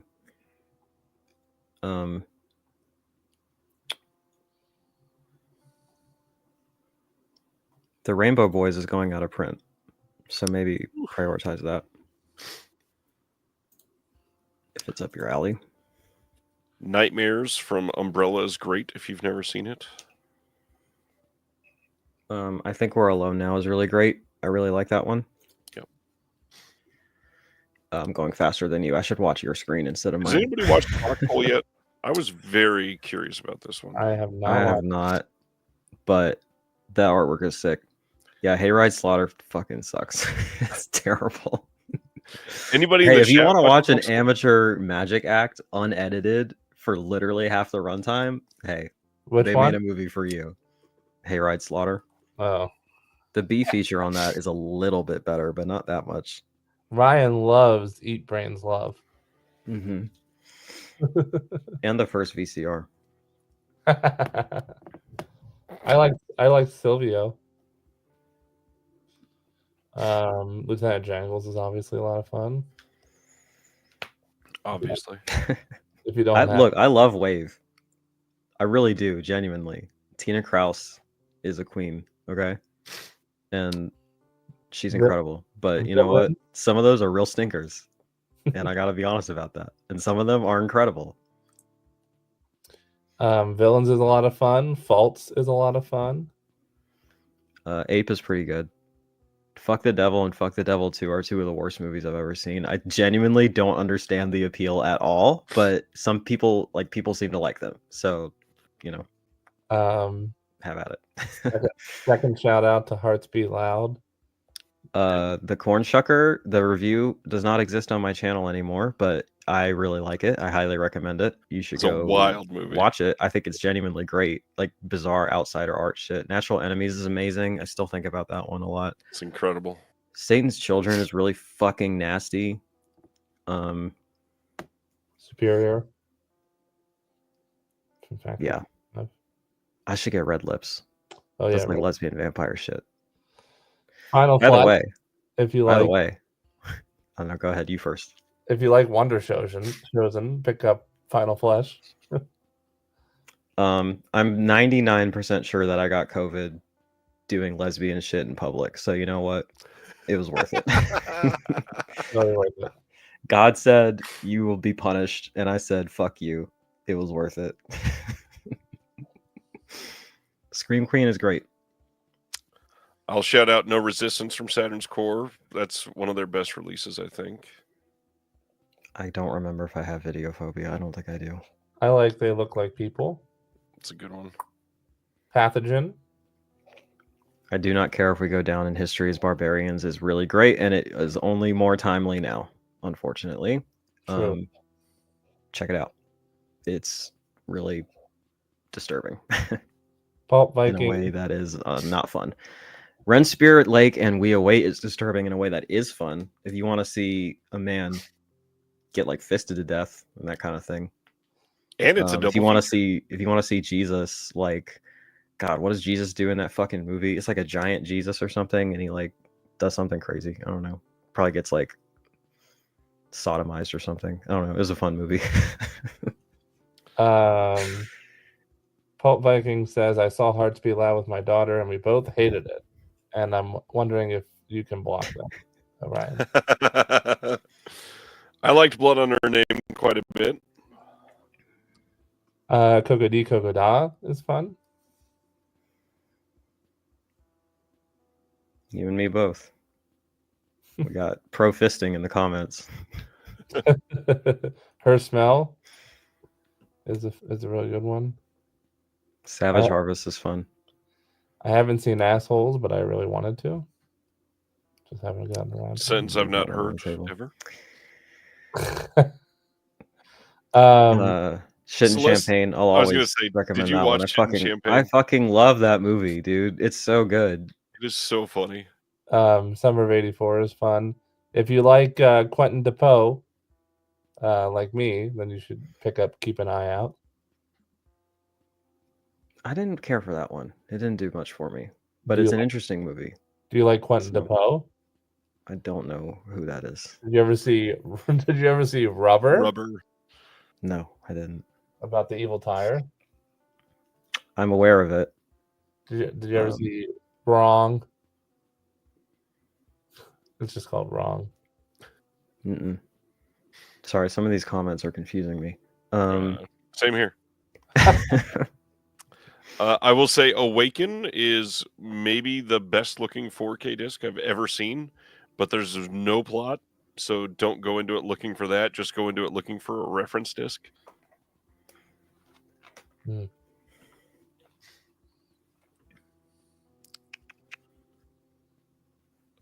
Shiva Baby, let's go. Rachel Sennett. I can talk about Shiva Baby for the next hour. Yeah, Shiva Baby. Golden Arms is fun. The Mail Order Murder doc is pretty well done. It's really good. Yeah, check it out. Obviously, Donnie's Bar Mitzvah. I hate that movie. I thought it was really bad. Prospect is fun. We talked about that earlier. Isn't that a young Pedro Pascal? Oh. No, young Sophie Thatcher. Oh, yeah, I think so. Yeah. Love After Death and The Good, the Bad, and the Beautiful. I really recommend that. I like both of those movies a lot, but the second feature especially is actually like really good. Kind of like a political drama, but that's also kind of sleazy and weird. I like it. Curious Dr. Hump is really bizarre, and I'm into it. Sometimes Aunt Martha Does Dreadful Things is a really cool kind of oddball queer movie, and Limbo is directed by the Queen, Tina Kraus, and is like a fucking art house trip. I really like it, but it also contains my favorite wave production. It's called Eaten Alive. It is just a fetish video, but it is so fucking bizarre and hysterical. Like there's literally nothing else like it. It's worth the price of admission alone. But you also get a really cool art house movie in it. So check it I out. also like Agfa's Scary Tales that you can see on the screen quite a bit. I haven't checked it out yet. I'm glad I'm not the only one who didn't see the VSMC slips at first. Ragnar says no VSMC slips covers this time around, but there are. You have to click view all, Ragnar. Because just scrolling through, you don't see them. That's what happened to me. They are there. All right, heading over to Severin then. Gosh, there's so much to go over. All right. The everything bundle's already sold out. No, it's not. The Black Cat is also going out of print per their podcast. Question. Didn't Arrow Video also put that out? So it's not as urgent? Is it the same one? Because I know there's a million movies called The Black Cat. Right, that's why. I don't know that this is the same one. And of course, it doesn't say what year it is. Closed Circuit for $750. That like just came out. Closed Circuit is $750. Everybody should buy that. That movie rules. Yeah, I might grab it. Shit, I might buy another copy of All or Nothing just to give to like a homeless person or something. Like that shit is so good. Okay, so the one that the Arrow did is a different Black Cat. That was 1981. The Severin one is 1989. Okay. Is there any other release of it? Not that I can see. All right, I guess I'll probably get it. How much is it? It is $750. Yeah, I'll probably grab it. What's the? Sorry, I'm making you do all the work. It's fine. I have COVID. What's the free shipping threshold? I believe it's 100 during this sale. Ugh. Yep, over 100. Yeah. And is it gonna be like the fucking last time where the shipping is like $20 when I know it doesn't cost them that much to ship something? Most likely. Yeah, okay. When I know it does not cost. Look, I spent a lot of time at USPS. It doesn't cost no fucking $20+ to ship a Blu-ray, okay? Yeah, once again, highly recommend Closed Circuit. Absolutely worth it. Huge discovery. Those Kinky Films for $10. I don't know. I mean, look, I'm gonna give him grief for the shipping thing, but like, yeah, Mike gets it. But like, shit, these are good prices on good titles. So Brendan says can't roast him too hard. I need to buy the everything bundle, or David Gregory will cry, and you don't want That's true. I heard that personally. He told me. That's a good haul, Eric. Oh, the Suave 4Ks are on sale now, right? Yeah. I might need to grab the Church. $540. Jesus, what all comes in this? So the Church 4K is $27.48. Wow, not bad. Kind of bad. TVH. Is that like with a slip and shit on it? Wasn't it normally it's the like... big 3-disc set? It okay. Is there like a standard one for normal people? There is, but I don't know if they have it on their site. There's like a wide. Okay, there's a Blu-ray for $24. Oh, the standard 4K is $38. Ah, wonderful. Ronnie, I have not, but that sounds cool. I'll check that out. I do love Jess Franco and transgender women. So, not in that order. Just the discs bundle is $360. It's a lot of money. Then they have a Molto. Okay, Kev, thanks. I appreciate it. That's not bad. And then a Canna bundle.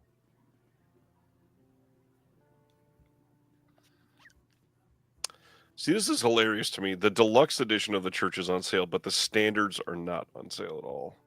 Why? Warehouse space, I guess. Why? Gotta move those units. Or it's a mistake. I don't know. My Is it grandpa's because the vampire wait? Is it 750. because the standard editions street dates are later, so they don't qualify yet? That could be why. Yeah. Hmm. Tell you what, that medicine I took is kicking in. I feel like half a person. Let's go. Is it the good half?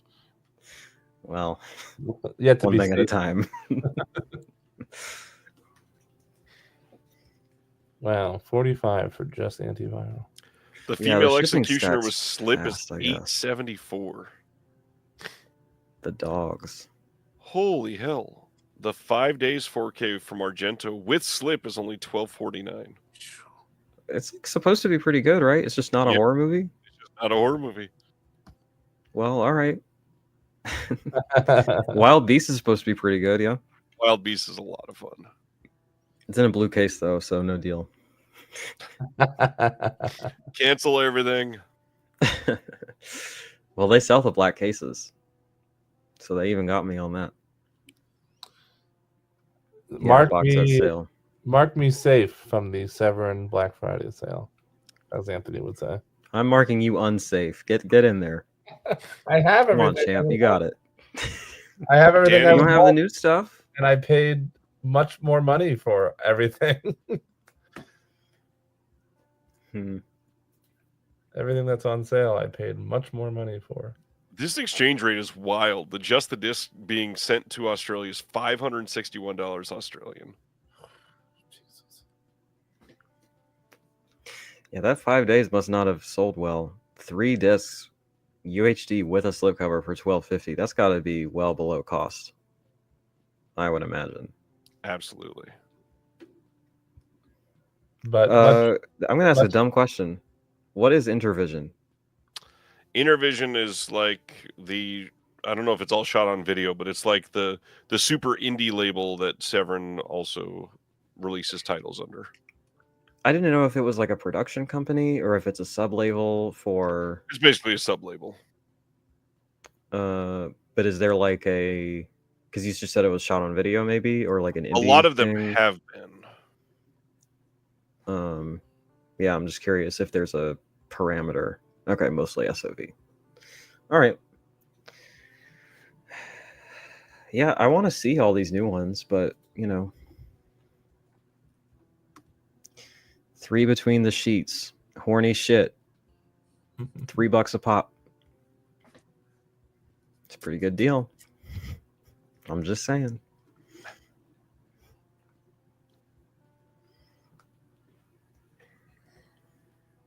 $50% off most stickers, 25% off most jewelry.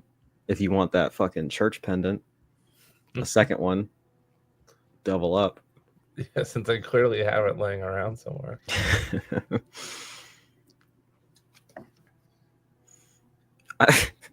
Maybe I shouldn't say this. Whatever. I'm just now remembering that in my dream somebody sent me 75 of the Severin pasties. I have one of them, but you know. Severin has some great stickers, but I just don't know where to put stickers at my age. Yeah. Should I stop sending you them? No. Okay. Because that's what I do with them. I send them to people. It works. They really do great with their stickers. I mean, where else can you get a burial ground sticker? It's true. It's classy stuff. Super classy stuff. But that Beast in Heat is something. Oh, That's something I watched recently. Yeah, what'd you think of that, huh? That was pretty good. It's not what I expected. Like, it's about 25% of like extremely indefensible, gross, sleazy shit, and then it's like 75% straightforwardly like anti-fascist war drama. So I don't know. I thought it was interesting.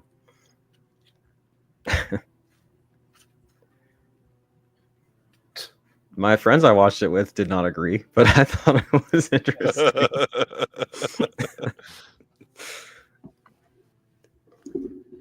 Oh yeah, we didn't find out what that April Fool's Day surprise was, huh? No, and we won't find out till you get packages in the mail. It's not like they He advertise means it. you won't find out. Yes, that's exactly what I mean. Yeah, okay.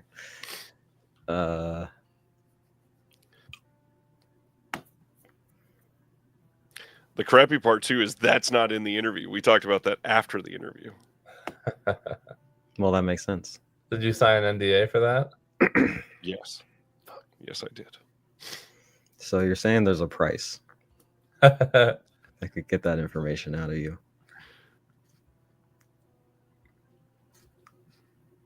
Saturday only box set sale starts in 23 hours. I didn't know that they were doing a different day thing as well at Severin.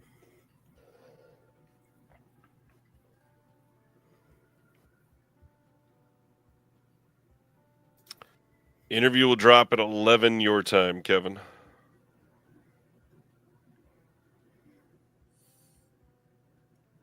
The Shadowed Mind over on Severin. It's a weird movie. I didn't really like it that much, but there is a bonus film on it called Suffer Little Children, I think. That is pretty good. And it's an interesting film. For what that's worth.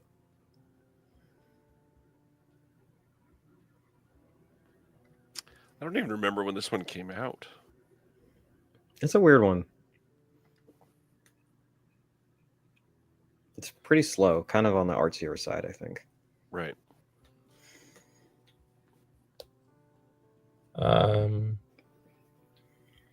Looks like the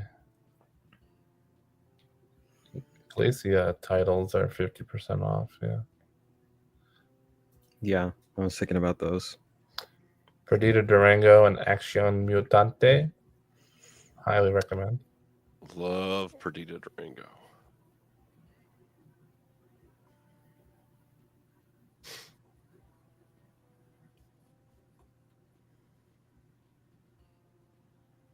Oh, and Day of the Beast.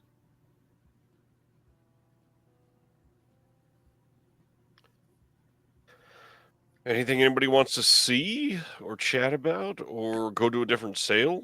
Should we touch on the Kino sale? Or Absolutely could.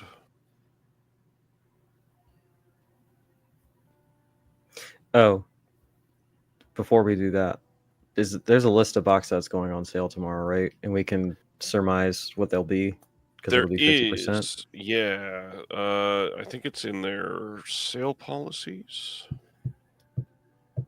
Yep. Okay, here they are. All the Hunts BRs, complete Lindsay Baker Giallo collection, Cushing Curiosities, Danza Macabre Volume 1 and 2, Dungeon of Andy Milligan, Eurocrypt of Christopher Lee 1 and 2, House of Psychotic Women, The Incredibly Strange Films of Ray Dennis Steckler, Nasty Habits, Violent Streets, Umberto Lenzi, Thomas Millian collection, and then The Sensual World of Black Manuel. All the Hunts BRs, obviously. But Andy Milligan, I really love. I think it's a great set. And Nasty Habits is sick. love me Get some into it. exploitation.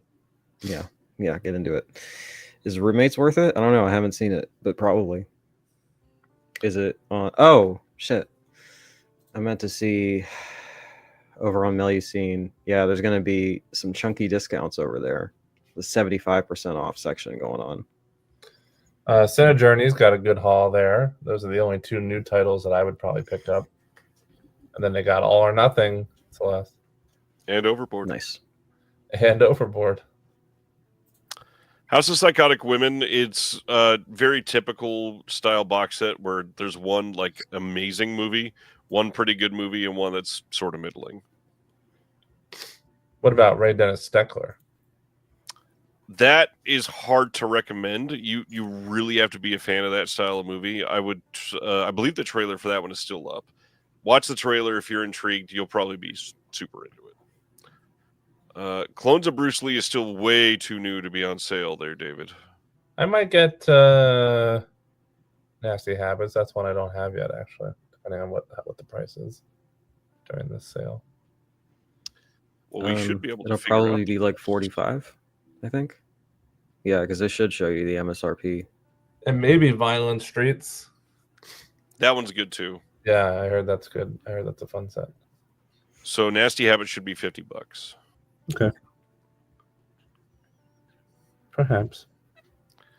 Damn, Wave! Look at that. 5 days, 4K, female executioner, and All or Nothing for only $35. That's a bargain.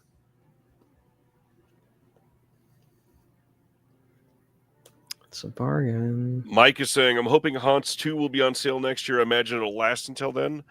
I don't want to put words in Severin's mouth or anything, but they have not mentioned anything being limited I don't think they are either. in years. It seems like they're willing to sell them for the entirety of their license, which is a good thing for consumers because you can just expect them to have a sale. But I got to be honest, like all the Haunts VRs too. I think I did this right when it went on sale. It was only going to be like $20 cheaper. So it's listed at $290. So it'll be at $145 at 50% off. So it would be $35 cheaper during a sale. Than what it currently is. Which is substantial. But if you got to wait, 2 years for that, is the $35 worth it to wait that long? Marvin, we already looked at that earlier, my friend. Yeah, we hit the Fun City sale. They were a quick one since they don't have so many titles. Gary spent $130 between VS and Severin. 2 of those were All or Nothing and Closed Circuit. Nice. I think everybody needs to watch Closed Circuit. If you're a fan of like movies set in movie theaters, Closed Circuit is truly a special one for sure.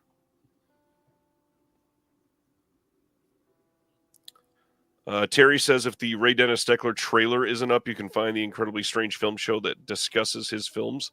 I love his films a lot, but he dials in a very specific wavelength. Glad you agree there, Terry. Yeah, it's not one that you can just recommend freely to every person under the sun. How much would the Violent Streets set be on the sale? Is that also probably $50? I'm guessing it'll be right around there. No, a little higher. So you're looking at 67. Okay. Still a little over $100 for the 2. Might have to pick those up.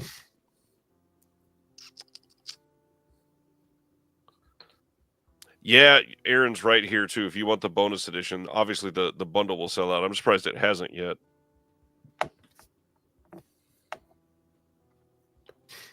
Jim says, my boss's boss, Aaron Abishan, is the world's biggest Ray Dennis Steckler fan. He has commentaries on the set. Nice.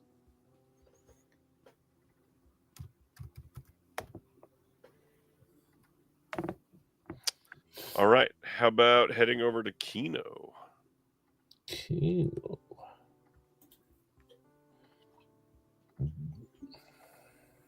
So if you really want it, you can buy this hat for $40.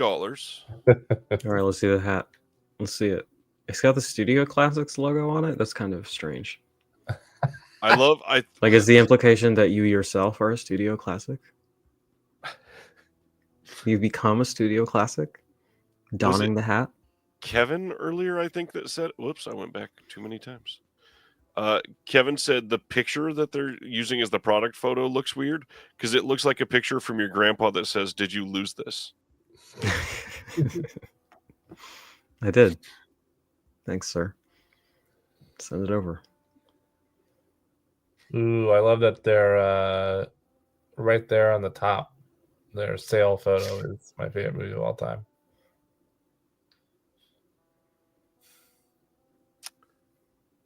All right. That's nice of them to rope me in. With the movie you already own like 6 copies of. Including the one they're selling. Correct. Everybody in the I'm chat. gonna nip this in the bud right now. There are so many better things you could spend $40 on than that hat. Everybody in the chat is chipping in $1 to get Celeste that hat.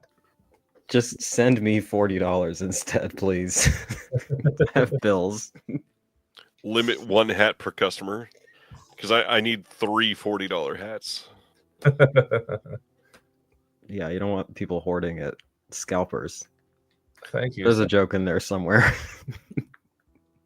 Scalping a hat, you know what I'm saying? Stan says, "I'm dangerous tonight" is only $9.99. Yep.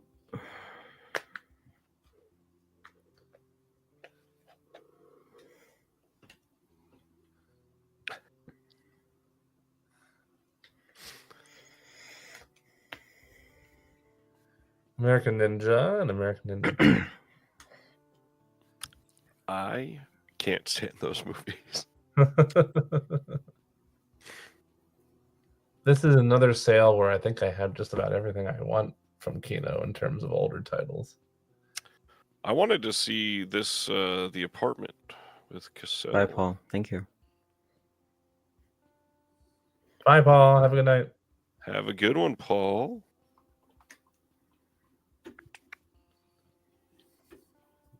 And this is Archangel. Was this guy Madden? Mm-hmm. Oh, is it? Newer release. Yeah. I need this. It's really one. good. God damn it. All of his stuff is really good, but that one's really good. Yeah. I recently kind of jumped on the guy, man, Madden bandwagon. What? He's a king. What's the shipping threshold for Kino? Fuck. $60 60. now. So 2 Blu-rays and 1 hat. Well, I do need to get. I don't think it's part of the sale, sadly, but I do need to pick up Divorced Dads. From Astron 6 or 5. What is it? What's that group's name? Oops, all hats. Yep. Ryan, what's the group that did Father's Day and Psycho Gorman? Astron 6, I believe. Yeah, I thought so. They did a show called Divorced Dads that's put out that I recently discovered that I need to pick up. I don't think it's part of the sale, but if I throw that on there, that's like $20. Aaron says, feels like many of these Kino titles are often on sale, and yeah, just absolutely. They just Kino cycle through them. They honestly. do, what is it now, 4 or 5 sales a year or something 4. like that? I And mean, of these major ones, they do Yep. one-offs here and there too. But yeah, it's the same rotation, just kind of. so many mean, there's times not if like you're a- looking yeah. for one specific sale, it won't be in 2 of the sales, but then it'll be in the next one. Yeah. Mm-hmm.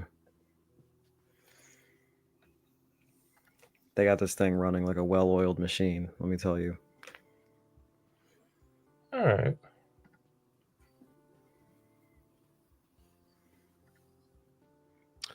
Kevin says, I'm getting into TV movies. Any of the ones on sale worth getting?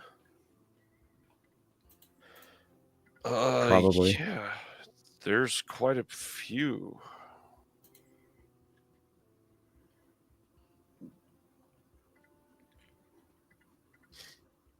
Got Below the Belt is already on sale.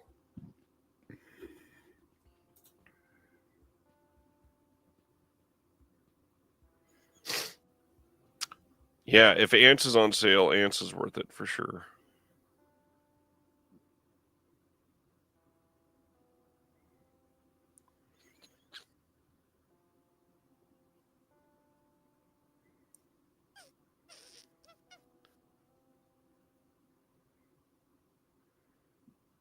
Bob LaFlambeau is good.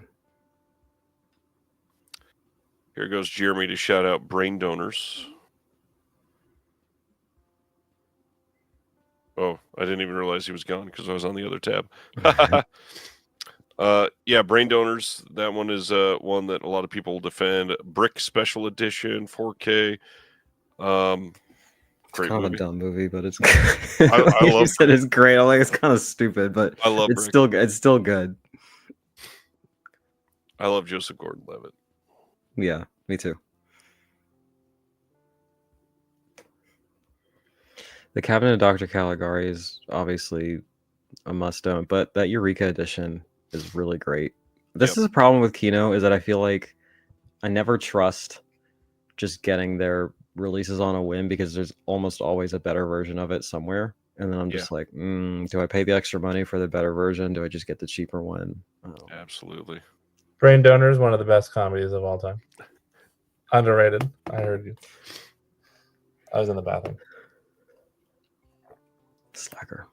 I guess I'm putting in a small Kino order. Just enough. Hat or no hat? No hat. No hat. Just enough to get free shipping. But how the fuck do I get to the sale? There we go. Ever since Will recommended The Choir Boys, I've been meaning to get that for a feel bad ACAB movie when I'm in that kind of mood. Mike says, I'm still hoping for a different company to do better releases of the Man with No Name trilogy. All signs are pointing to Arrow doing it in the UK. Oh, yeah, that makes sense. Would not be surprised to hear that announced tomorrow morning or in the next couple months. No, thank you. Right on. Well, I already have them, so I won't be getting them again, but happy for those who have been patient. I appreciate the gesture, much like Celeste, I'm sure, Kevin, but I also do not need that. This classic Ghost set is a TV movie set. I have not watched them yet, but literally just got it. Yeah, Amanda Reyes, I think, has been talking that one up. Yeah, she's on. God, I think she might be on all of them. Christmas in July is a blast. Is it? If anyone doesn't. Yeah, it's great. It's Preston Sturgis. All right. And Sam Teagan is on the commentary. Gosh darn it. Am I going to be spending even more money on Kino? Well, I'm helping you get to that free shipping threshold. Cowboys and Aliens is a modern classic. Don't let anybody tell you that it was mid and forgettable. It's actually an undersung sort of genius work. It really is.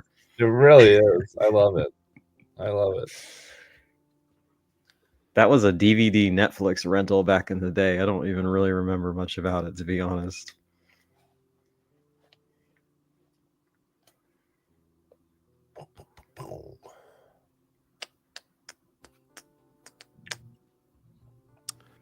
Crooklyn is great.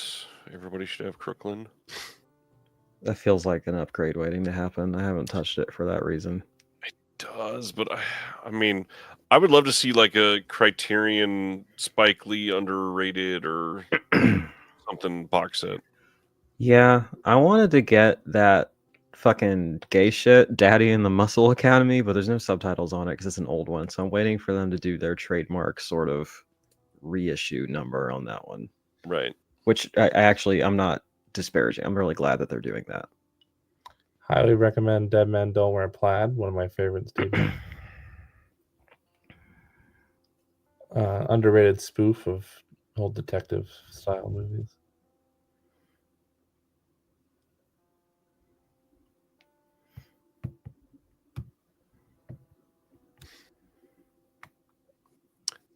Deep Star 6 is fun. Don't expect a masterpiece or anything, but it's a fun movie.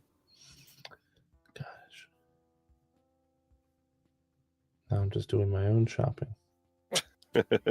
Diary of a Mad Housewife is amazing, but Indicator also has a great edition of it. So yeah, there's a few of these that I've skipped over because other companies have way better editions. The Devil Bat is a really fun movie, but there's really no reason to get that because there's no subtitles on it. It's probably a shitty encode. It's probably a terrible transfer, and it's like on their free streaming service. So like, and it's probably on like 4 other services too. There's like no bonus features on it either. I'm waiting for them to reissue that one too. My boy Bela Lugosi deserves better. You must pick up Dogtooth. Yeah, Dogtooth is great. If I didn't already have it, I probably wouldn't get it though, because I feel like that'll get upgraded too. But it's great. Seems inevitable.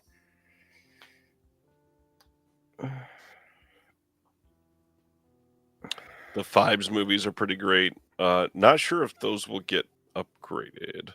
If it depends on the elements, I guess, if they're good enough. Yeah, they were recent releases. I picked them up. My friend Mike swears by those. They're good.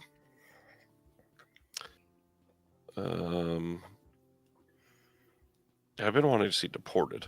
Somebody just brought that up in the chat too. Yeah, I was as you were Timely. scrolling past that, I questioned it as well. I'll look into that. Apparently, a plurality of this country is really into deportations, so maybe there's something there. It's really fucking bleak, y'all. All I have are my jokes, okay? Eye of the Tiger is excellent 80s cheese. Oh, I think this is why I was in the bathroom, but as I scroll through on my own page, I would recommend Broken Flowers. That's why you were in the bathroom? No. Oh, while. I thought you saw something that was the reason, and I was like, what's going on, bud? I had to run to Okay. the bathroom. Underrated Jim Jarmusch flick. Dylan wants to know what's the deal with The Keep. Is the film coming out as the theatrical or the long rumored director's cut? It is only the theatrical. As far as anybody is aware, there is no director's cut available, no elements for that, nothing. It's crazy though, because Mann is, I mean, if you're a Michael Mann fan, you know that he does director's cuts for almost everything. And usually they're better, like they're improved. Most of the time, even like slimmer versions of his films. So I don't know. He'll probably never go back to it, obviously, at this point. He said you can keep that theatrical cut. That's why they pay me the big bucks, folks. It's true. I'm so thankful you're here, Celeste. You should be, honestly. So I'm at $40 already. I'm so happy you're here, Jeremy. Oh, thanks, Celeste. You're at 40? Yeah, We'll so get you there. I only need to spend $20 more. Do you want to buy for these Film Noir The Dark Side of Cinema sets? I'd not. You only need one of them. I'll get you there. Fletch. obviously. Fistful of Dynamite is really good, and now they're not doing a 4K, so I guess you're good to go on that. You're good to go there, yeah. Fistful of Dynamite. I still think it's Sergio hilarious what they're Leone choosing to joint. do 4Ks for, and they put Fletch out on Blu-ray. Yeah. Yeah. I mean, I love Fletch so much. Fluke is a blasphemous pet classic. Blasphemous. Yeah, reincarnation. It goes against the teachings of Christ. Eastern mysticism and all that. Says new found faith Celeste. Well, someone earlier told me I needed Jesus, so now it's down with Fluke, all right? I'm spreading the truth of the good word. Frogs is fun. Do you have frogs? That's I a do good have one. Hell yeah. I do have frogs indeed. The Golden Coach. Isn't that a recent one that's supposed to be really good? Yes. Yeah. That's all I got on that one. This is one that people were surprised Criterion didn't get. Yeah. I remember that. And then obviously, I've said this every time, but everybody should own A Girl Walks Home Alone at Night. Yes, definitely. That feels like it'll get an upgrade in some capacity. Maybe not 4K, but just like a lateral upgrade, perhaps. Ooh, I would love to see a nice second sight release of that with Yeah, new something special. like that. Ooh, The Great McGinty is another great Preston Sturgis, if you don't have that one either. But I'm a fan of that director, so. Copy.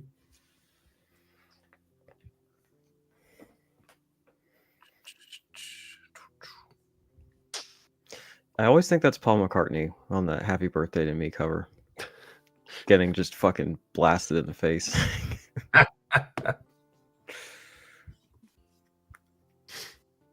Did one too many spots for PETA and somebody got mad. Yep. You know?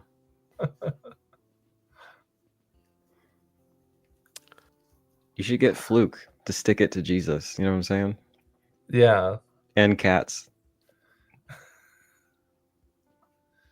Hey, I like Crit. Diamondite. All right, Crit. I got fucking beef with you. Uh-oh. You ready for this shit? Because he was on like 2 weeks ago, right? What? No, don't put me full screen. Get out of here. What did you say? All right, well, he was on. He was like, I'm 23 years old. I was like, no, fuck you. Get the fuck out of here. I'm supposed to be the one that makes people feel old. You're not supposed to make me feel old. 23 years old. Fuck you. That was your beef. Fucking person in their 20s doing this shit. I was not aware that my position was open. All right. I think Jack Kane was in here earlier tonight, if I remember, and he's only like 19 or 20. Celeste. I Only know. 19 or 20. Getting fucking wrecked out here. Being old as fucking dirt. 27 goddamn years old. Damn, Hussey's on sale. That thing just released.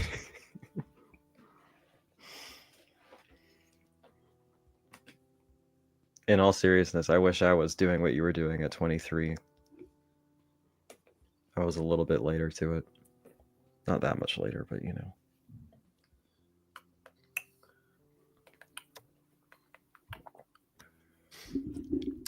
I'm Dangerous Tonight has the one and only Dr. Will Dodson on the commentary.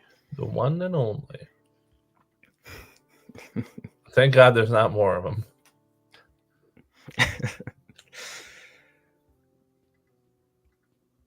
23andMe, that's funny.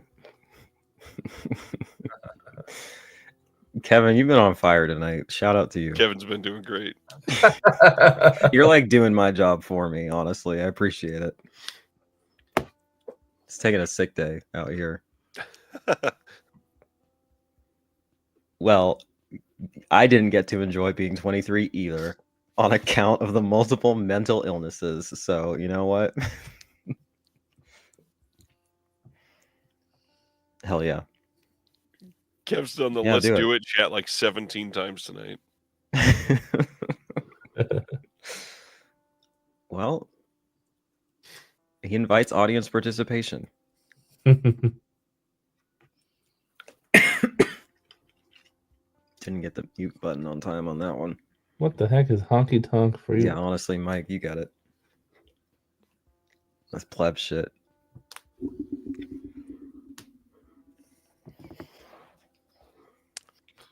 I don't think we recommended a single title on that last page. I would not be paying attention, straight up. Sorry, I Well, was Leviathan is kind of okay, I guess. There you go. kind of okay, I guess.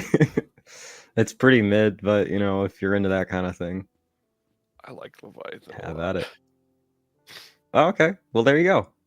A second perspective. Lorna the Exorcist has girls spitting blood into each other's mouths, so it has to be good. Like I will not believe that it's anything less than great. Losing Ground is great. Get Losing Ground. Hey, do you have that one, Jeremy? Nope. It has her first film on it too, and they're both very good. Oh, okay. Let me put it in my cart. I was trying to catch up to where. Instant Defense. You were on your own wavelength tonight. Go very, off. very different area. But all right, here it is. Roz Williams. Sure. Rest in peace. As Cult Epics is releasing a documentary on Roz Are you Williams. saying that I look like Roz Williams? Because I kind of do a little bit tonight. Similar vibes going on. Just Franco doesn't disappoint is a hell of a statement. I wouldn't go that far. But as long as there are girls spitting blood in each other's mouths, I will have gotten my money's worth. So That is a crazy statement. Jess Franco doesn't disappoint. all right, crit pick. I will hit you up. I think you are doing cool things, and I admire that you are doing it earlier than I did. I will grant you the youngest person in this space now. No, Jack Kane. I fucking aged out of it. Who is the fucked up. oldest on the stream? Adam says he's 57. Apparently, it's me. Is it Stan Geezy? Is Stan Old over hag. 57? I think Stan's over 57. Kevin.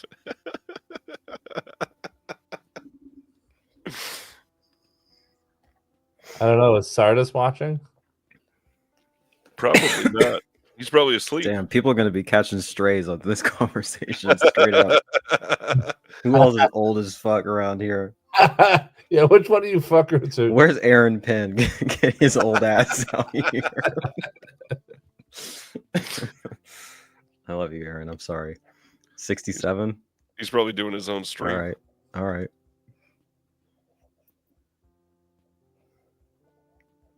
Stuff, no. Man with a Movie Camera is good, but there's at least 2 other versions of it that are better. Because that's public domain, I'm pretty sure. I have the Eureka edition. It's really good. Well, I could get all 8 seasons of Monk on Blu-ray for... Let's fucking go. Do you have those yet? Not on Blu-ray. I have all the DVD sets from forever ago. Because I love that show. I would like a box set, please. Yeah, I don't like the shelf efficient box set. That's what I want too. You ever heard of this movie Misery? Put you on something real quick. Never once. Put you on game here. It's pretty good. There's like snow in it and shit. So Stan says 66, but I look great. how much are the Monk seasons each? $10, I hope. No, $17.99. It's still so much. It's still so much. And I Yeah, that's honestly, a lot when you add it up. I'm not saying it's not worth it, but if I wanted the entire series, holy shit. I just want one box set of all of them for $50. Look, maybe I shouldn't say this. This is blasphemy in this space. So maybe I'll keep that thought to myself. All right, Ryan wants to hear it. If I'm going to be buying a whole series, just get the digital version. There's not even that many bonus features on it, and it probably comes with it. And like, it probably does come with it. It's not going to take up a full shelf. I don't know. It should be a chunky little set for like. I agree that it should less be money. that. Yes. I want. Oh, I like the mountain. And it's definitely not blasphemy here. I still support. Just watch what you want to watch. Oh, Marvin says Masquerade is great. Well, it's called the disc connected. It's not called the stream connected. It's Even not called though we're doing right now. the digital. No. I just want people to enjoy what they love. Pick up Mystery Man, peeps. God, I love that movie. What happens when you lose your digital license? It goes on my Plex server and I don't have to worry about it. That's what happens.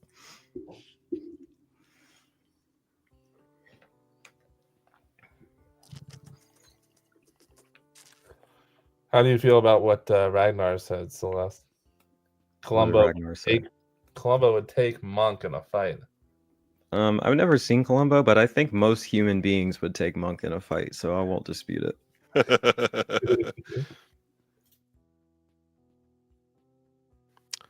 Are there multiple editions of Murder by Decree? I think that one just got announced as coming out on 4K. I may be wrong.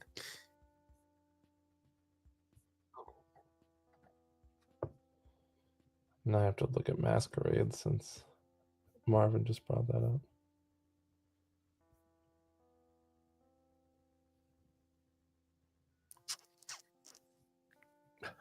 Fight, or investigative fight.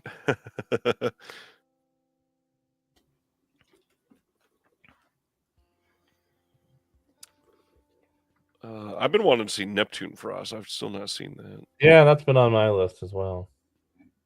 Yeah, I should watch Columbo, I think. That'd be a good... I just don't have time for TV shows. Columbo's great. Oh, look, Pulp Viking and I agreed on something finally. Mystery Man. Well...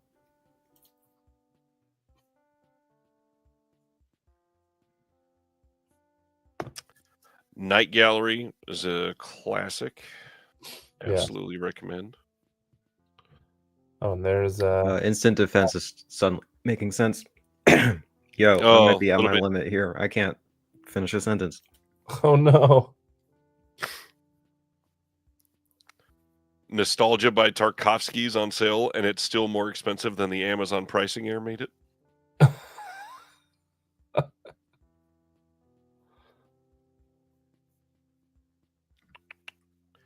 Yeah, and keep in mind all of the genre lawn titles, like the Nude Vampire here, Indicator releasing those, always better releases, not just because they're going to be 4K, it seems like, but way more special features and everything.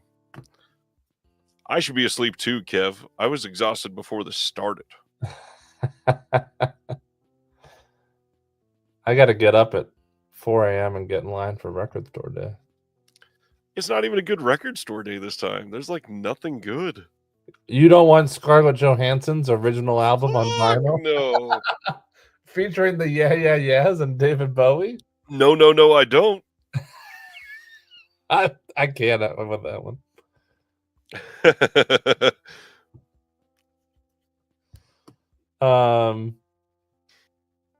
Hey Jeremy, has anyone accosted you in the street for stepping out on your family and getting someone else pregnant yet? No, they have not. I think there's a joke we're missing there. There must be. I don't remember what that would be in reference though. Any thoughts on A24 edition suddenly popping up at Walmart and soon to be Barnes and Noble, I believe? Ooh. I don't know. It's probably a good thing. It's a Dave Grohl joke. Oh, Dave Grohl, that's right. I should have picked up on that right away. Yep, Sorry. everybody's typing Dave Grohl now. Yeah, I'm glad that the A24 stuff will be more widely available. It's good that they're the same price, but also that's way too expensive for the Walmart crowd, I think. Yeah, for sure. Very sorry, Brendan, for not picking up on that sooner. Sibner says ScarJo doesn't come with the album, which is definitely a bummer. Y'all, I might have to tap out. I can't stop coughing. I have a cough drop. Let's see if it helps. Maybe I have not. many myself. We love you no matter what, Celeste. Thank you. I appreciate that.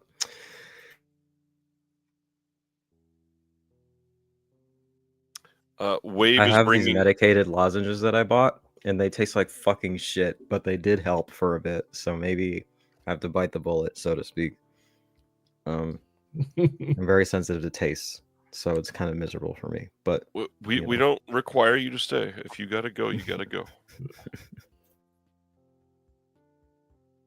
But Kev is laying into you. He says this wouldn't have happened if you bought the hat from Kino Lorber. That's true. You wouldn't be coughing right now. is it medicated? Like in advance? It's pretty impressive. It's worth $40.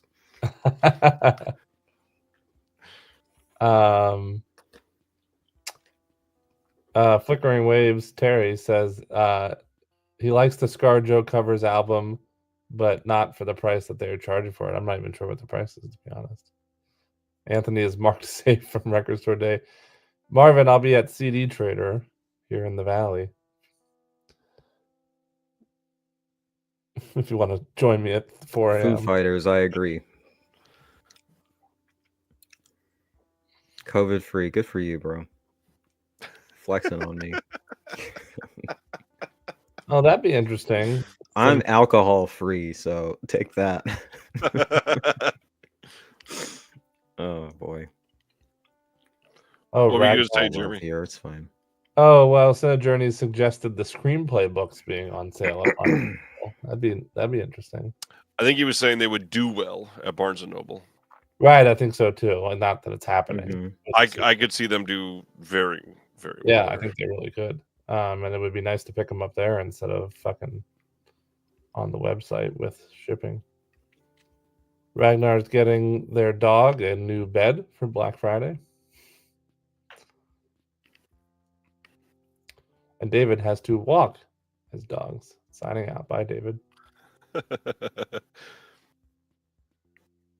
Sardis is here. He heard me say he's not asleep, or that he is asleep. He said, I probably stay up longer than most of the young people. I don't think A24 will do good in Walmart. People who shop there won't spend $60 on a movie. That is true. And welcome, Sardis. Thanks for... I guess he's been here the whole time. He says he's not masses of Walmart. Sardis DM'd me to say he's not asleep. He always watches It's Cold in the Living Room. Tell Jeremy I appreciate him sponsoring me. My pleasure. I still need to get Prison Girls. This is one of the 3D Film Archive releases that they just did. Hmm. The Queen is really good. The Queen. Oh, okay. Yeah, it's a really great documentary about drag queens. In I forget what city. It's either New York City or like San Francisco or something. But it's like it plays out like a drama. It's really good. It's really sad too, but it's really good. Well, actually, no, it's not that sad. I'm confusing it with something else. I need to get that Rawhead Rex, upgrade my Steelbook, because I actually really like that movie. Oh, I think it's fun. Rawhead Rex. Is that a hot take? I really like it. yeah, it's a hot take. I can't It's stand like that a movie. fun It's kind a of like real a hot campy take, folk man. horror thing, but it's got a beautiful aesthetic to it, and it's got a goofy guy. I don't know. I like it. He like pisses on a priest or something. It's pretty good.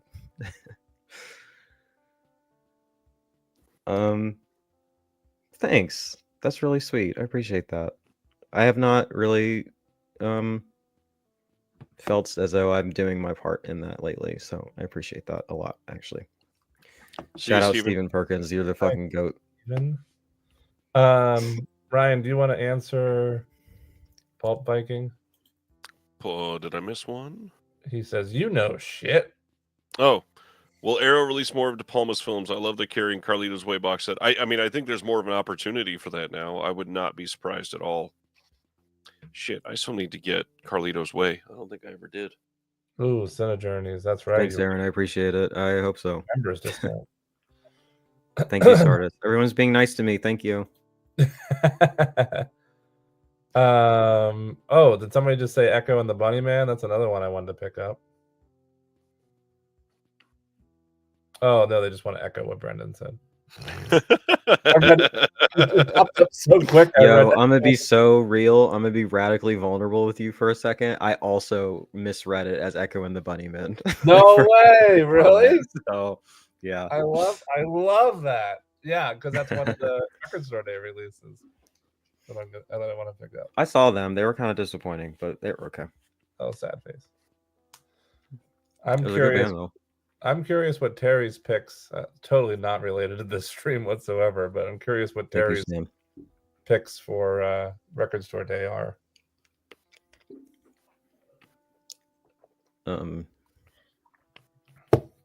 Terry knows his music.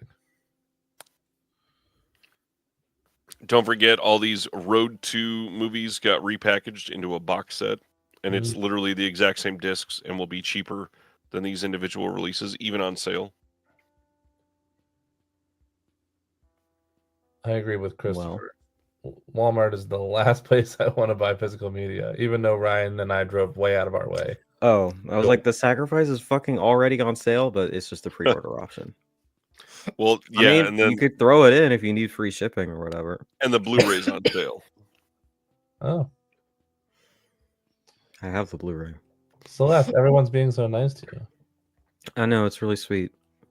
I've had a hard day, so I appreciate it. I had to be sick for Thanksgiving, so I was just by myself all day, and I've just been fucking coughing all day. It fucking sucks. That does suck. All the more reason that It's we're fine. thankful for this stream to bring us all together. It's okay. My mom brought me homemade soups, vegan soups, and vegan pumpkin pie because she loves me. Nice. Despite how I turned out. So we appreciate that. That's always nice. We love unconditional love. Well, Instant Defense says Target is better, but they're not really doing physical media unless it's online now. We're not doing. I know that upsets me so much. Super quick shout out. We Search for One-Eyed Jimmy is kind of a must get. It's a super underrated film that I was so thankful that Kino put out. You got. I'm going to answer Anthony's question real quick. Go ahead. What do I do day one as new president? I find all the voter rolls. I find all the men under 35 who voted for Trump, and it's force femme on day one. All right. We're going to fix these men, turn them right. Okay. Upside down crucifix. Country will be better in a fucking week. I guarantee it. What'd you say? It said upside down crucifixions. for all of them. Oh. On broadcast. I guess that can on be the step 2 if the on force live down doesn't work. television. Doesn't set them right. Right after Monday Based, Night yeah. Thank you. Everyone's gassing me up on my Force Fem platform, and I think that that's beautiful. Why am I added to the conversion list for search for One-Eyed Jimmy, Anthony? I don't I think that's understand. a penis joke. Oh. You got Steve Buscemi. You got Jennifer Beals. You got Sammy Rockwell. You got John Turturro. You got Nick Turturro. Angelo Badalamenti. All upside down sucking dick. I don't think you understand, but that's okay. We'll get the platform up and running. It's okay. Still drunk. Thank you, Ronnie. Okay. I'd vote for me too. I'm going to say everybody should get 7 if you like Andy Sedaris and you're wanting to complete the collection.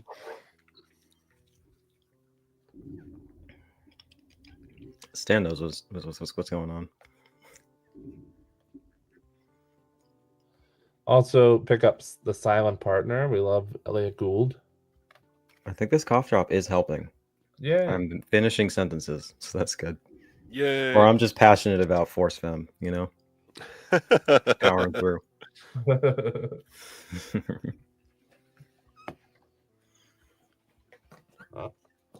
Celeste requires everyone to open up a haberdashery to sell a certain type of hat on day 1.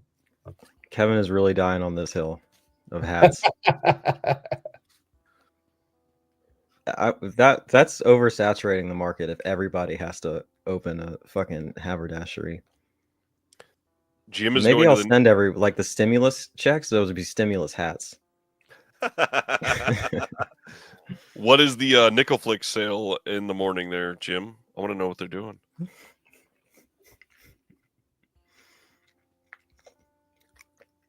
$850 copies of Cannibal the Musical. It's really about to sell out.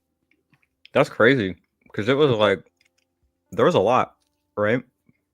And it's like 4 copies of Righting Wrongs left. It's pretty good.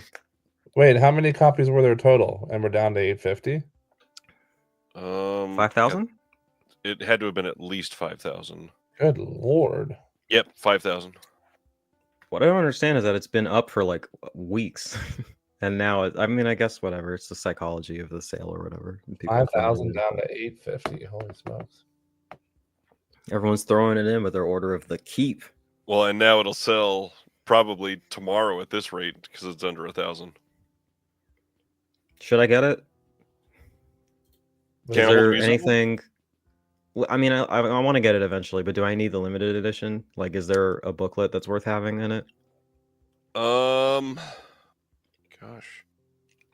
Because I don't really care about the packaging. A I 40-page book with slipcase. rare photos and ephemera from the producer. But not And a an essay by Walter Chaw and Cannibal the Musical. Yeah. God There it damn is. it. Good night, Humboldt. Well, I'll have to think about it. Good night, Humboldt.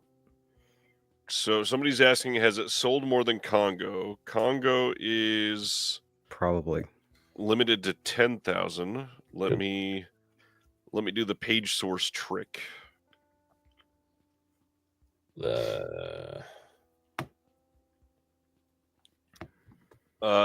Wow, Cannibal and Congo have sold very, very nearly identical numbers.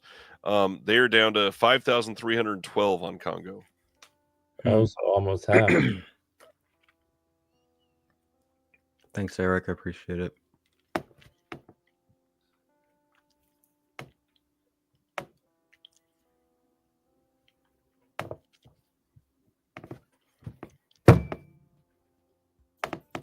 Damn, Jeremy, what are you doing? So, Beating the shit out of your cat or something?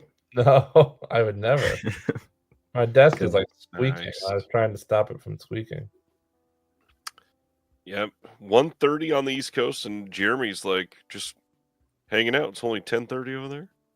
Yeah, it is. But I told you I got to get to bed so I can get up at 4 a.m. for. Oh, I like going south, Marvin.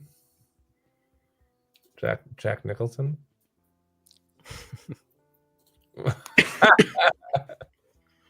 Tell us how you really feel. I did it silently.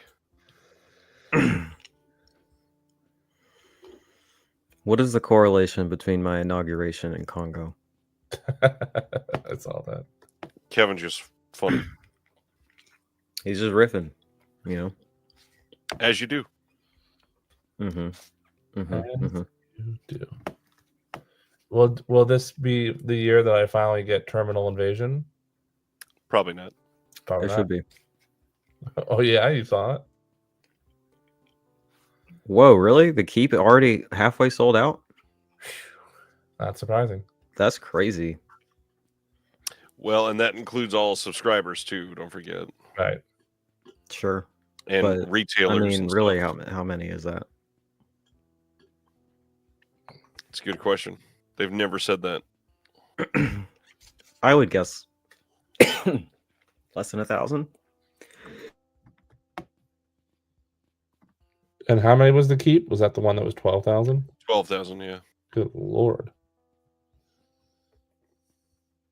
To think that in an hour and a half, it's almost half sold out. Yeah, that's Kev crazy. wants I to was not know- expecting that. I mean, it's one of the most wanted titles ever. True. Ever. Straight to Let's hell. show the cart trick. So when you go to the Keep, The disdain in your voice. Let's show the cart trick. there's no disdain at all. I didn't hear This disdain. works on Chrome. I'm not sure on other browsers usually, but you right click and go to view page source. Oh, is this going to open a different tab? Let me see. It is. Let me see if I can share this one instead. So stop screen. So when you view page source, this is what comes up. It's all of the code. And then you do a control F and you type in inventory, like is already there because I just used it. And then you press down to get to this view. And this tells you inventory management on Shopify, quantity 6,478 left. Good lord. It really is down to half almost. And then there are 1,770 listed of the standard, but that'll get reprinted after. And you can tell which one that is because of the price. So the standard is $49.98 and the first one is $64.98. God, that's an expensive release. When Stan got the Keep earlier, he said, "All right, I got the Keep, but nothing else." And now he says, "Tempted by cannibal." Yeah, well, it's getting lower, so. Yeah. Sib is saying that's just on Windows, right? No, I'm on a Mac doing that right now. Yeah, I'm on Mac too. It works. It's a Chrome thing, I think.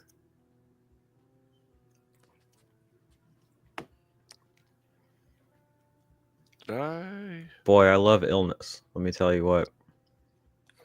I definitely just closed that Keynote window. Oh, well. Yeah, I don't love being sick either.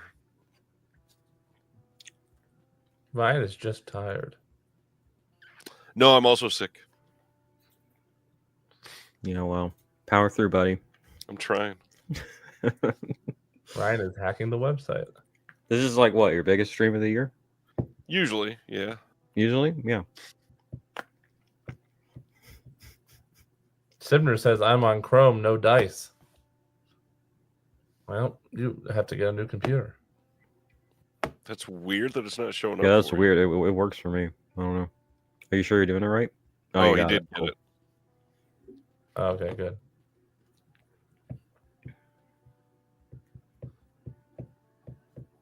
Oh, yeah, you got to go onto the page of the title to do it.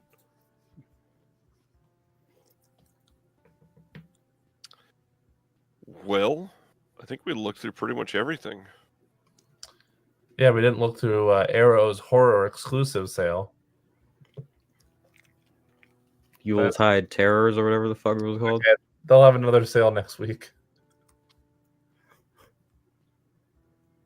I think we looked at the big ones, yeah, and even shouted out a couple overlooked ones. Yep.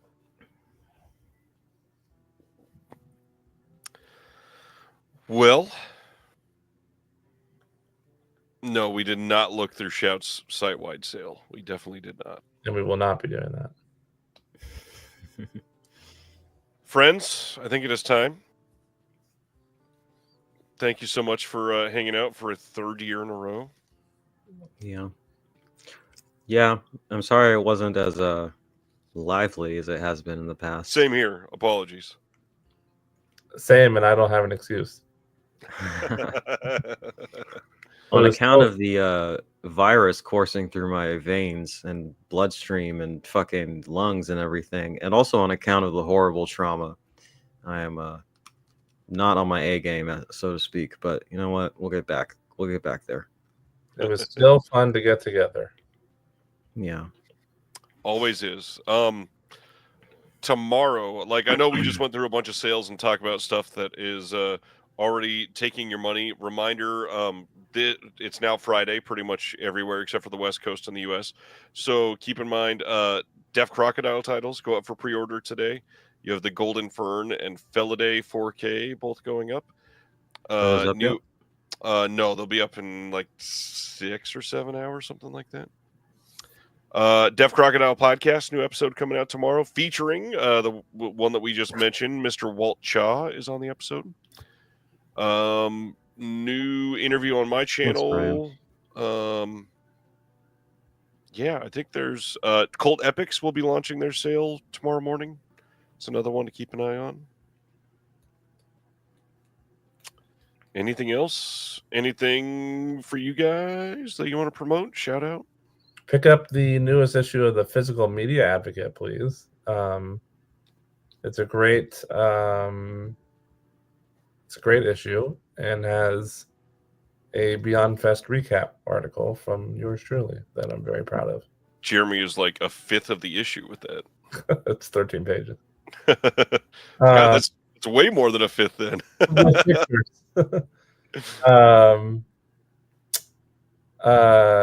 Thanks, Marvin. Patty Boy, I'll be going to one of those. Hope to see you there. With channel friend of the channel, JT Molnar, doing a Q&A. He's gonna be like, "Who are you, and when did I do that?" All right. I'm gonna say within the week. Hell yeah, dude! I got the goated fucking femboy Trent with his fishnets and shit. Hell yeah. You distracted me. Within the week. Within the week, I should have my analysis of Immaculate up on the channel. Nice. First new upload in like 6 months. Oh, I've been sitting and on it for your all that video time, with Aaron so. too. Oh yeah, that's up too. Go on Cinejourney's channel. I recorded a conversation with our friend Aaron West, talking about a bunch of horror movies.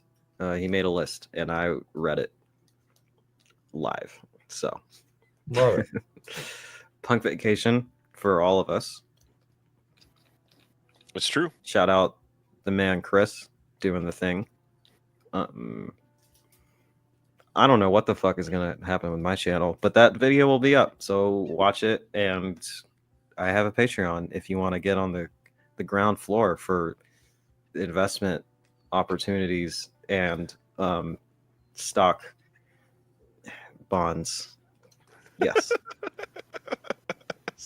There's something in it for you, I'm sure. Invest. Oh man. Get in now while the getting's Buy. Sell. the getting's good. New crypto soon. And just as we're closing Eyes out, on this space, you know what I'm saying? Stan ordered Cannibal the Musical. Right on. I am All right, crazy. all. I'm fucking insane, dude. Have a good night. Have a good weekend. Spend in a responsible way, and we'll see you next week. And Hail Satan. thanks everyone for tuning in. have a great one. Thank you for watching The Disconnected. On the way out, make sure that you are subscribed to the channel, that you've liked the video, and that you've copied the link to be able to share it with someone else that may appreciate this.